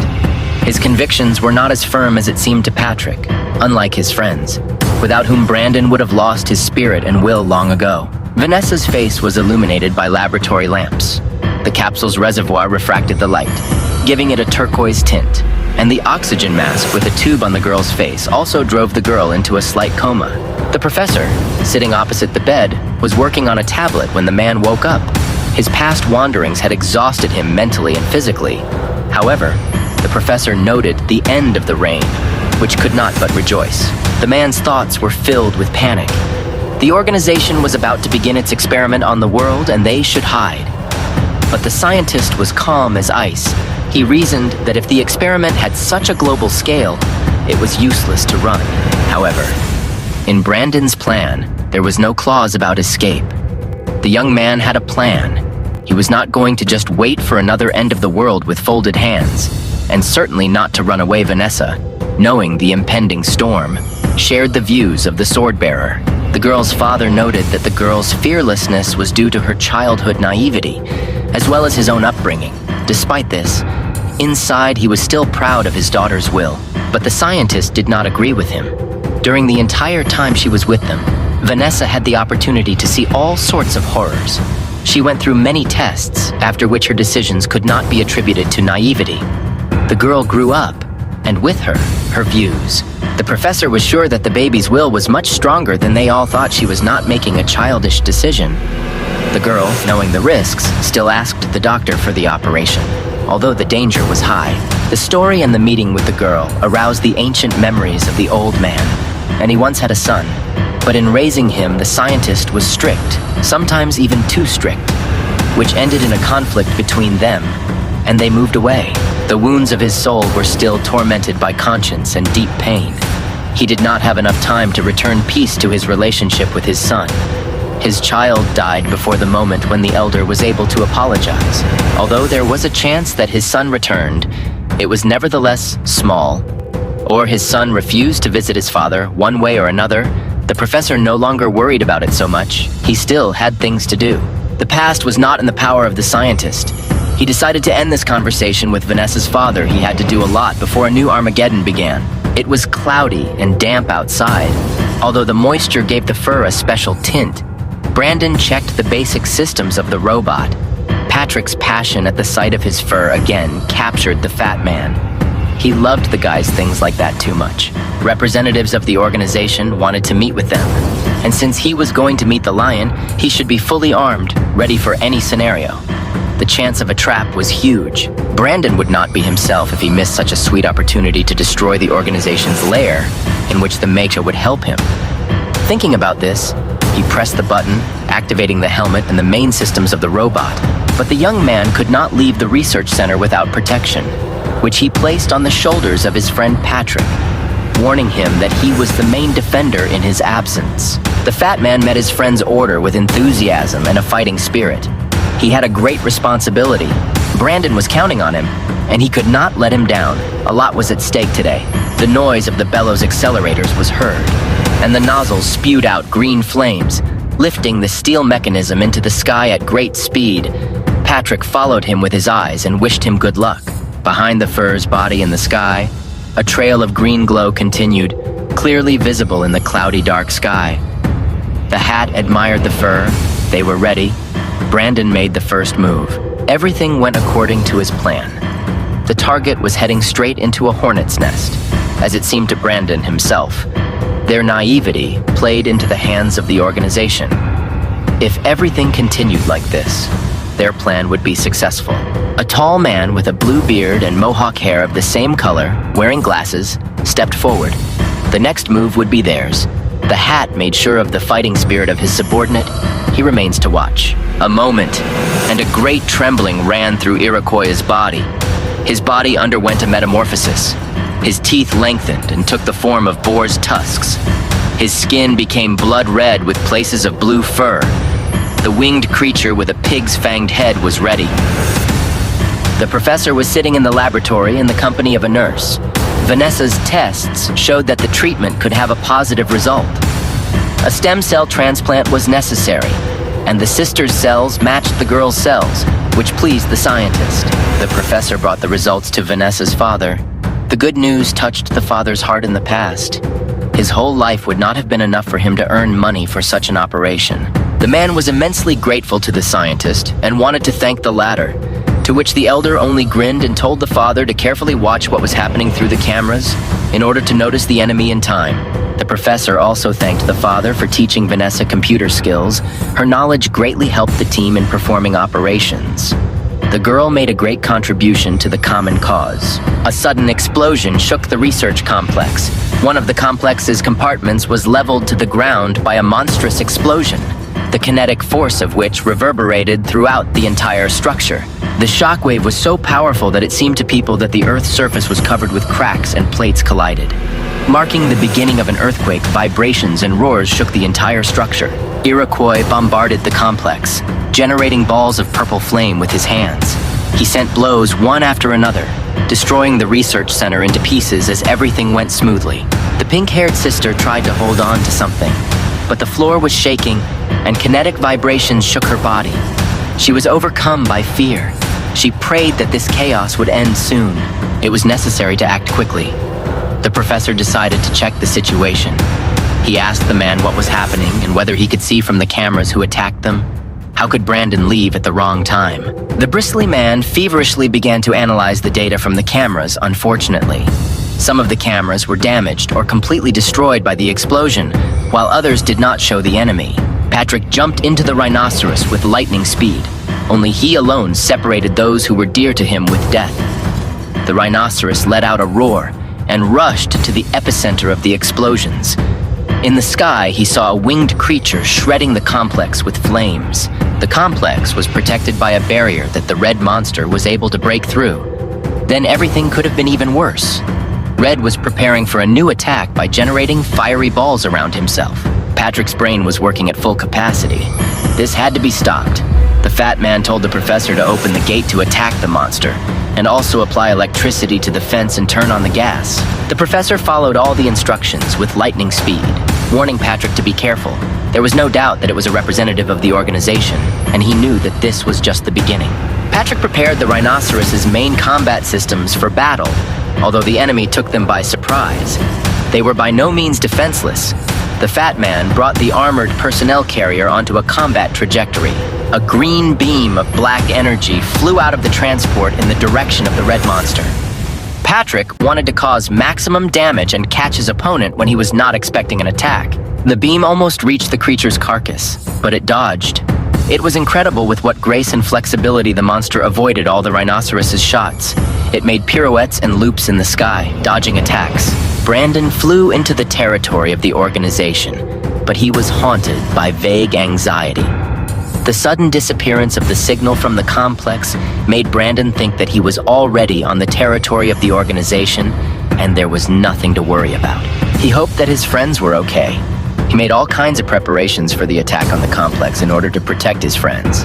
The young man prayed for his friends, and with determination, he accelerated. Before he had time to assess the terrain, a cannonade of fiery rays pierced the heavens from the ground. Only his reflexes helped the swordsman maneuver to the side, avoiding the destruction of the mech. On the ground, he saw groups of combat mechs sending volleys of their guns at him. These robots were smaller and more imperfect than his mechs, but they took their toll in numbers. The purple coloring was clearly visible against the gray background of the road on which they stood. This could only mean one thing. A mechanic of the organization from the future returned to their time. Such an appearance did not bode well. The mechs they built posed a great threat. Having sent back fire from the guns, the shells collided with an obstacle. The swordsman was surprised to encounter barriers on these drones. This situation was even more dangerous for him. But if the option of long-range attacks was impossible, then close-range attacks remained the way out of the situation, picking up speed. The mech forcefully kicked one of the drones. Having destroyed one of this steel flock, his radar alerted him to the approach of targets from the air. To his surprise, the drones were equipped with not only a barrier, but also boosters. Trying to stop it, Brandon fired a number of missiles at this swarm. Such weapons could penetrate the shield and cause irreparable damage to the mechs. He had a large arsenal of weapons. The skies were colored with a series of fiery flashes like fireworks. Flying mechs exploded one after another. Missiles easily found their target and opened the barrier like a knife to a can. Of course, watching the rhinoceros and the Iroquois was a fascinating activity, but the Hat and the Longhair had their own role in this battle. Having tied up Patrick in battle and creating a gap, they had to infiltrate the complex, but their task was complicated by the presence of a fence with hundreds of volts on its rings. In addition, gas was sprayed around it. If they tried to pass, they would probably die. But it seemed that the Hat had a plan. Longhair caught himself thinking that he had plans within plans for everything. Asking the Hat what they would do, he replied that he had an idea. Sitting behind the surveillance cameras, Bristle asked the situation from the professor and the pink-haired nurse. His voice trembled under anxiety and adrenaline, however. So far, Patrick has managed to cope with Red. A sudden flash of pain dug into the man's neck like needles, touching the place of pain. He felt a wet spot on his fingers. Bristle did not understand how this could happen. Without having time to analyze the situation, liquid gushed from the neck like a bloody fountain. The blood was leaving the body of the girl's father so actively that he only fell weakly and convulsed on the floor, not having the strength to do anything. The last drops poured out of the man's lifeless body. When the pool of blood in which Bristle one lay began to transform into a humanoid silhouette, the Hat penetrated the complex. Smiling at his triumph, the Hat was pleased with the result. It took him a lot of effort to carve a bloody mark on Vanessa's father's body without being noticed. Everything was done perfectly. Patrick kept chasing the monster, like a kitten chasing its shadow. Red maneuvered so skillfully that so far not a single projectile had reached its target. This angered the Fat Man. In an attempt to inflict at least some damage on the beast, the Rhino fired a series of homing missiles. Patrick thought that at least this should have some effect. But this user differed from each other in his colossal strength, and a whole palette of different abilities and skills. None of the missiles reached their target. Patrick could not do anything to oppose the flame of the creature. But nevertheless, covered by the smoke from the detonated missiles, Patrick fired a salvo from the rhinoceros gun. Red did not have time to react and was knocked to the ground. The fiend's body crashed to the ground with a crash, but the falling balls of dust revealed the appearance of a whole and unharmed creature. The red one was already generating a new wave of energy to hit the rhinoceros. Patrick did not have time to move the rhinoceros away from the path of fire when a purple flash of light blinded everything around. This time, Red's ball reached its target. The armored personnel carrier was hit. The horned head relaxed a little. The monster's mouth curved in a smile initially. Red was afraid of such powerful weapons of these people, but he was tired of these games and he decided to take the goal seriously. In an instant, closing the distance to the wreckage of the rhinoceros, the winged horror landed on the body, one way or another. But it was just a mechanism controlled by a person, which was easy to handle. Having opened the armored body, the armor plates were torn off the rhinoceros's skin with a grinding sound. Grinning, the creature stuck its muzzle into the opened opening where Patrick was waiting for him with a pistol at the ready. A second, and a projectile erupted from the barrel of a black metal pistol, piercing right through the monster's shoulder. Red did not expect such pressure, and therefore did not have time to react. It would be interesting with this man. The multi-ton body of the fiend fell on its back. Slightly dimmed eyes distinguished the male body. Now Red was beginning to understand why the organization had chosen him for this task. Patrick pointed the gun at his head. Patrick couldn't hear well what the monster was muttering under his breath when his face half metamorphosed into a human one.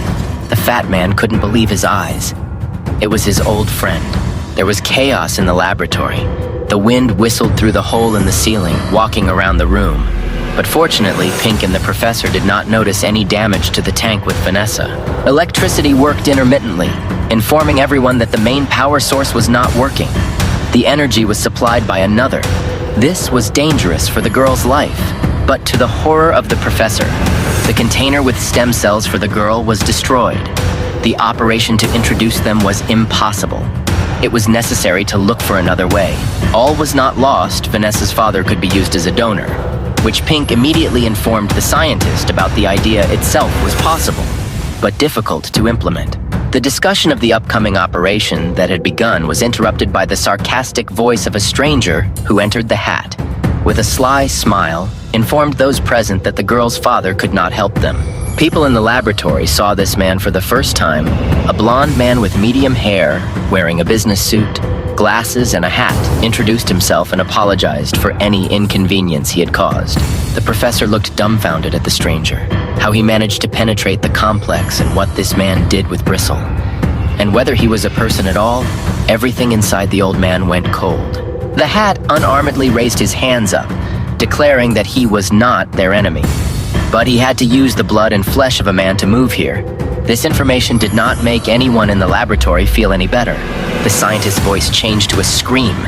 He accused all members of the organization as madmen and murderers. The hat reassured the old man, because the girl's father had not died, he himself would soon turn into a zombie. The hat reassured those present by saying that he did not wish harm to anyone. He was sent by the court organization to take care of Vanessa and the professor, but the elder was not going to help them. He felt there was a catch. The scientist did not want to work for them or help them in any other way. Everyone in this organization was trying to get him, and he was afraid to imagine for what purpose. Brandon told a lot about the organization itself and its people. The hat saw this, but asked the professor whether he had told the whole truth and whether he should even trust this man. The sounds of breaking metal and steel did not stop. One by one, the organization's mechs fell, although it seemed to Brandon that the stream of their attacks was endless, and they themselves would never end. Several more mechs surrounded him on the flanks and began to pour a barrage of fire and shells. But so far, the force field of the young man's mechs could cope with the load. But how long would he last? For a long time, he did not allow himself to be fired upon his palette of guns, and cartridges had enough variety for everyone. And Brandon's next wave of shots hit several more attackers. Brandon stood surrounded by the wreckage of the drones. He noted that despite their impressive firepower, they were nothing more than mindless constructs that the swordman dealt with. Suddenly, the radar sharply showed a huge object right next to Brandon. A white, dragon-like creature appeared from nowhere in front of him. The monster was white in color with a lavender mane and a narrow mouth with rows of teeth. The creature's appearance was enhanced by a pair of wings. Brandon chuckled to himself. The diverse form of the organization's members always surprised him. Yet his enemies were endowed with a special aesthetic, however. This did not make it any easier. The monster rushed to attack and sent a series of blue volleys of energy at the mecha, but it was difficult to take Brandon by surprise. Despite its massive appearance, the mecha easily dodged to the side. Arrow-like volleys landed a couple of centimeters from where Brandon was. These were not just projectiles. They followed his mech until it collided with an obstacle. The monster concentrated energy in the eye area, blinding the fur with a green glow like a lantern. But although it did not cause harm to humans, the radiation itself slowed down all the structures of their black metal. The young man tried to move the shackled robot to no avail. Before he had time to think of something, the monster doused him with an endless stream of pink flames from its mouth. The fur was burning. Patrick never moved the gun from its place. Holding his what he thought was a dead friend at gunpoint, he could not believe his eyes that old Iroquois was alive. As indeed the user himself was no less surprised at this meeting. The angry fat man demanded answers as to why his friend joined an organization that sought to start a new apocalypse on Earth. What happened to him, and how he could do this. Patrick's resentment knew no bounds with tears in his eyes. He demanded an explanation of why he killed their mutual friends. All of them, including him, considered him their brother and trusted him completely. This decision was not easy for Iroquois. He admitted that in the course of carrying out his tasks with the people, Iroquois decided to end this matter by announcing his last participation in this business, which did not suit the state. Patrick's friend tells how the Organization of Darkness helped him escape. Later, he returned for his friends, but Patrick himself was not there. Patrick asks if he brought their two comrades into the Organization of Darkness and if they are alive. A friend invites Patrick to return to them, and then their gang can reunite again. Patrick is angry that in the organization where humanity is exterminated and turned into monsters, there is no place for him, and his friend himself has become a monster and will also drag his comrades there. A friend suggests remembering the days when they robbed the rich, giving everything to the poor, and were glorious. But they could not continue to live like that for the rest of their lives. The organization helps create superhumans, but before they didn't even have documents, just a bunch of enemies on their tail. But Patrick cannot be persuaded. He swings the ball and cuts off his friend's tail with it. The fat man once again asks his friend if their comrades Kun and Xiao are alive. His friend realizes that Patrick has not changed and is still as stubborn, so he flies up. Preparing to attack, he says that since he does not want to go with him, he will see those two. Grandpa Henry says that Brandon has his own reasons, but he is trying to protect Vanessa, and there is no need to sow discord between them. Little does the man know what they had to go through, but how can he explain the scene he is witnessing? Pointing to Vanessa, he says that this is a standard experiment to create an anomaly. The man says that apparently Brandon decided to make an anomalist who would obey him, so he cultivated a feeling of affection in her. No one knows what he means when he says Brandon hid his identity as a mechanic well. He says that mechanics will not disdain any methods to study black gold and its effect on people. The man goes to the computer and starts doing something there, which worries Grandpa Henry. He says that it's nothing special. He'll just help finish what he started. And although he's not a mechanic, he listens well to what's going on around him. You just need to introduce amendments and then she will become an anomalist, loyal to the Organization of Darkness. The more anomalies they have, the stronger they are, the man says. And something begins to happen to Vanessa. Grandpa Henry is angry. He swings at the inhuman scoundrels and tells them to get out. But suddenly everything starts to burn, and Henry has to retreat with his rage. Then Bo appears and is asked to be careful with playing with fire in the laboratory. But he's just excited. He can't wait to meet his partner. He leans over Vanessa and, stroking the flask, says that he has a small connection with her. The man asks whether all the mechanisms around the Institute have been eliminated and receives a positive answer. Bo says he'd like to have some fun and burn someone, but there's no one here. He points to the girl and asks the boss if he can burn her. He is allowed, but in a different place. The man reaches out to her with his burning hand, asking her to scream louder than he will. But he stops, because another anomaly breaks into the laboratory. It was Emmy.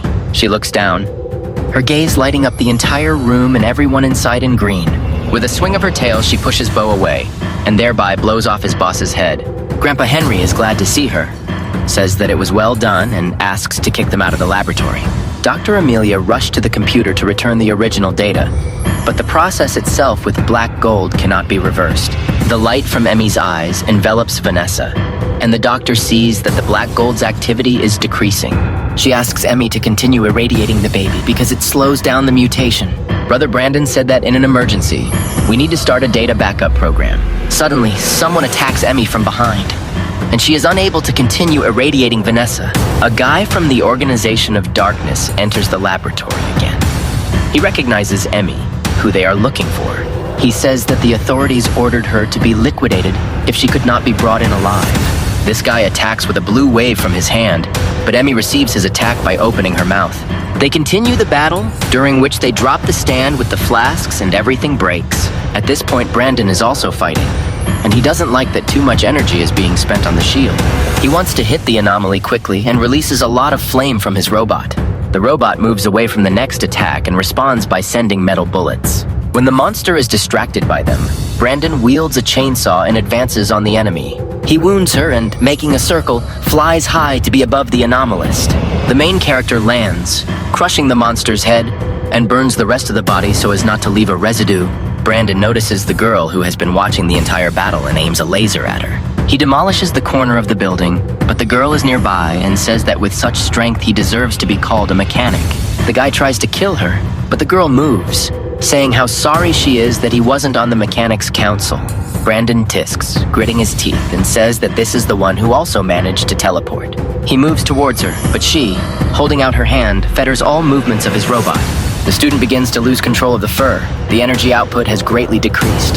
He asks when she is and who she is, and whether she is a traitor on the council. She says that she was the great wise Bay on the Council of Mechanics, so he should know her.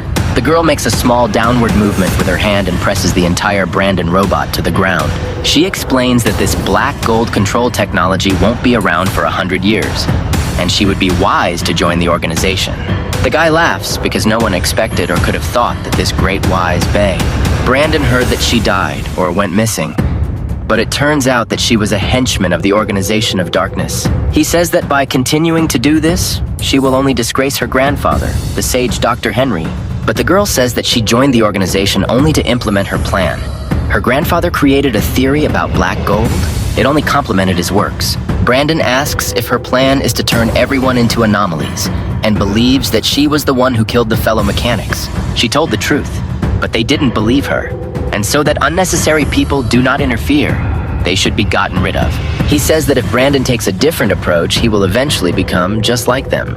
A meteorite carrying a zombie virus fell to the ground and infected people through the process of photosynthesis in human bodies, which is how black gold was created. This is her theory, but the fact that not the full version was made public, the Council of Mechanics decided to hush up this idea. In the end, it became nothing more than a city rumor, and she was given a non-disclosure order. Did keeping the secret prompted her to fake her death and get rid of unwanted people?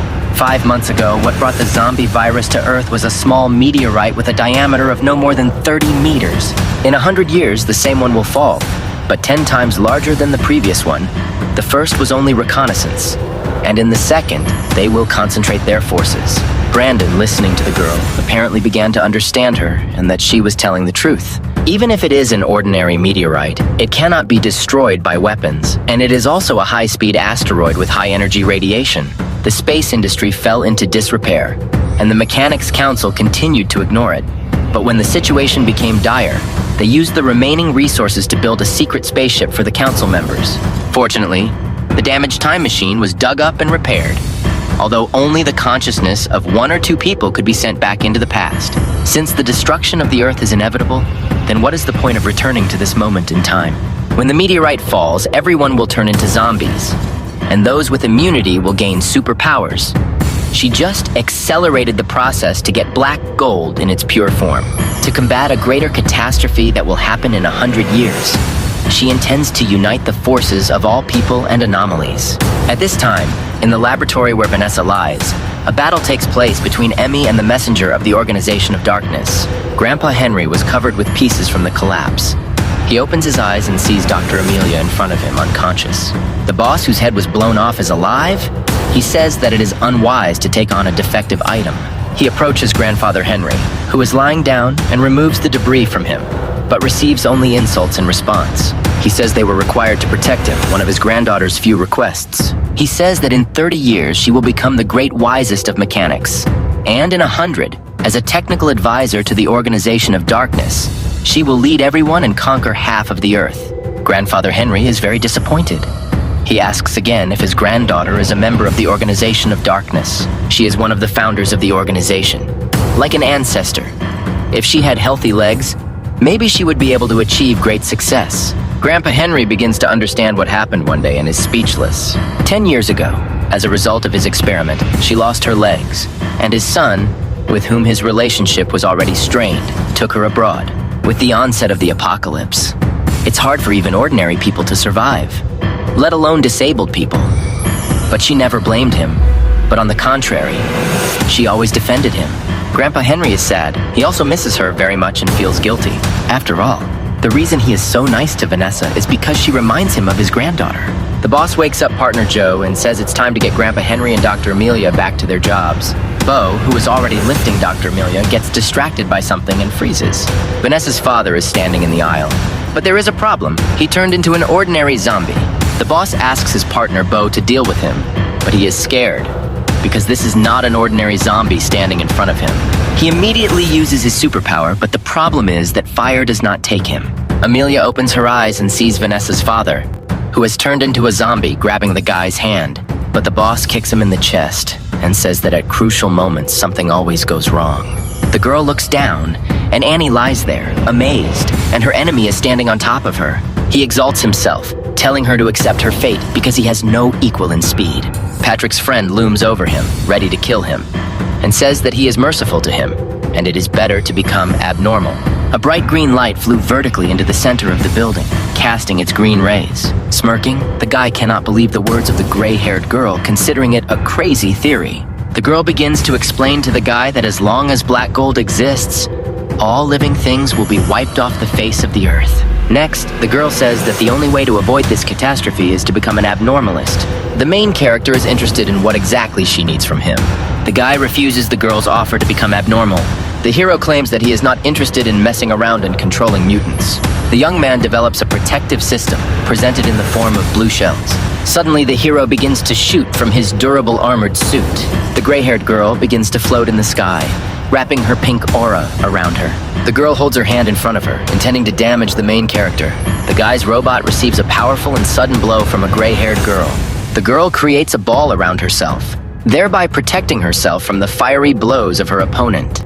The robot holds its hand forward from which electrical discharges emanate. The guy boasts about the impenetrable power of his armor suit, maintaining a calm expression on her face. The girl surrounds herself with bright lighting effects. The robot releases electrical force through its metal palm. A conversation arose between the two opposing sides. A confrontation between a robot controlled by the main character and a girl who was in the ball. The hero, thoughtful, says that he is the only one people could rely on. The girl, interested, asks the hero if he can find the best way to save humanity. The guy gives a convincing answer that he won't know until he tries. The gray-haired girl ridicules the guy for being ready to trust people, knowing about their weakness and selfishness. Suddenly, a green figure of a girl appears in the sky in the form of an anomalous creature, emitting its light. The guy is surprised by the sudden appearance of the girl in a new look. The girl, sincerely not understanding, asks the guy why he is opposing the anomalous if he himself created the same one. The girl, floating in the sky, begins to absorb the power of the gray-haired girl.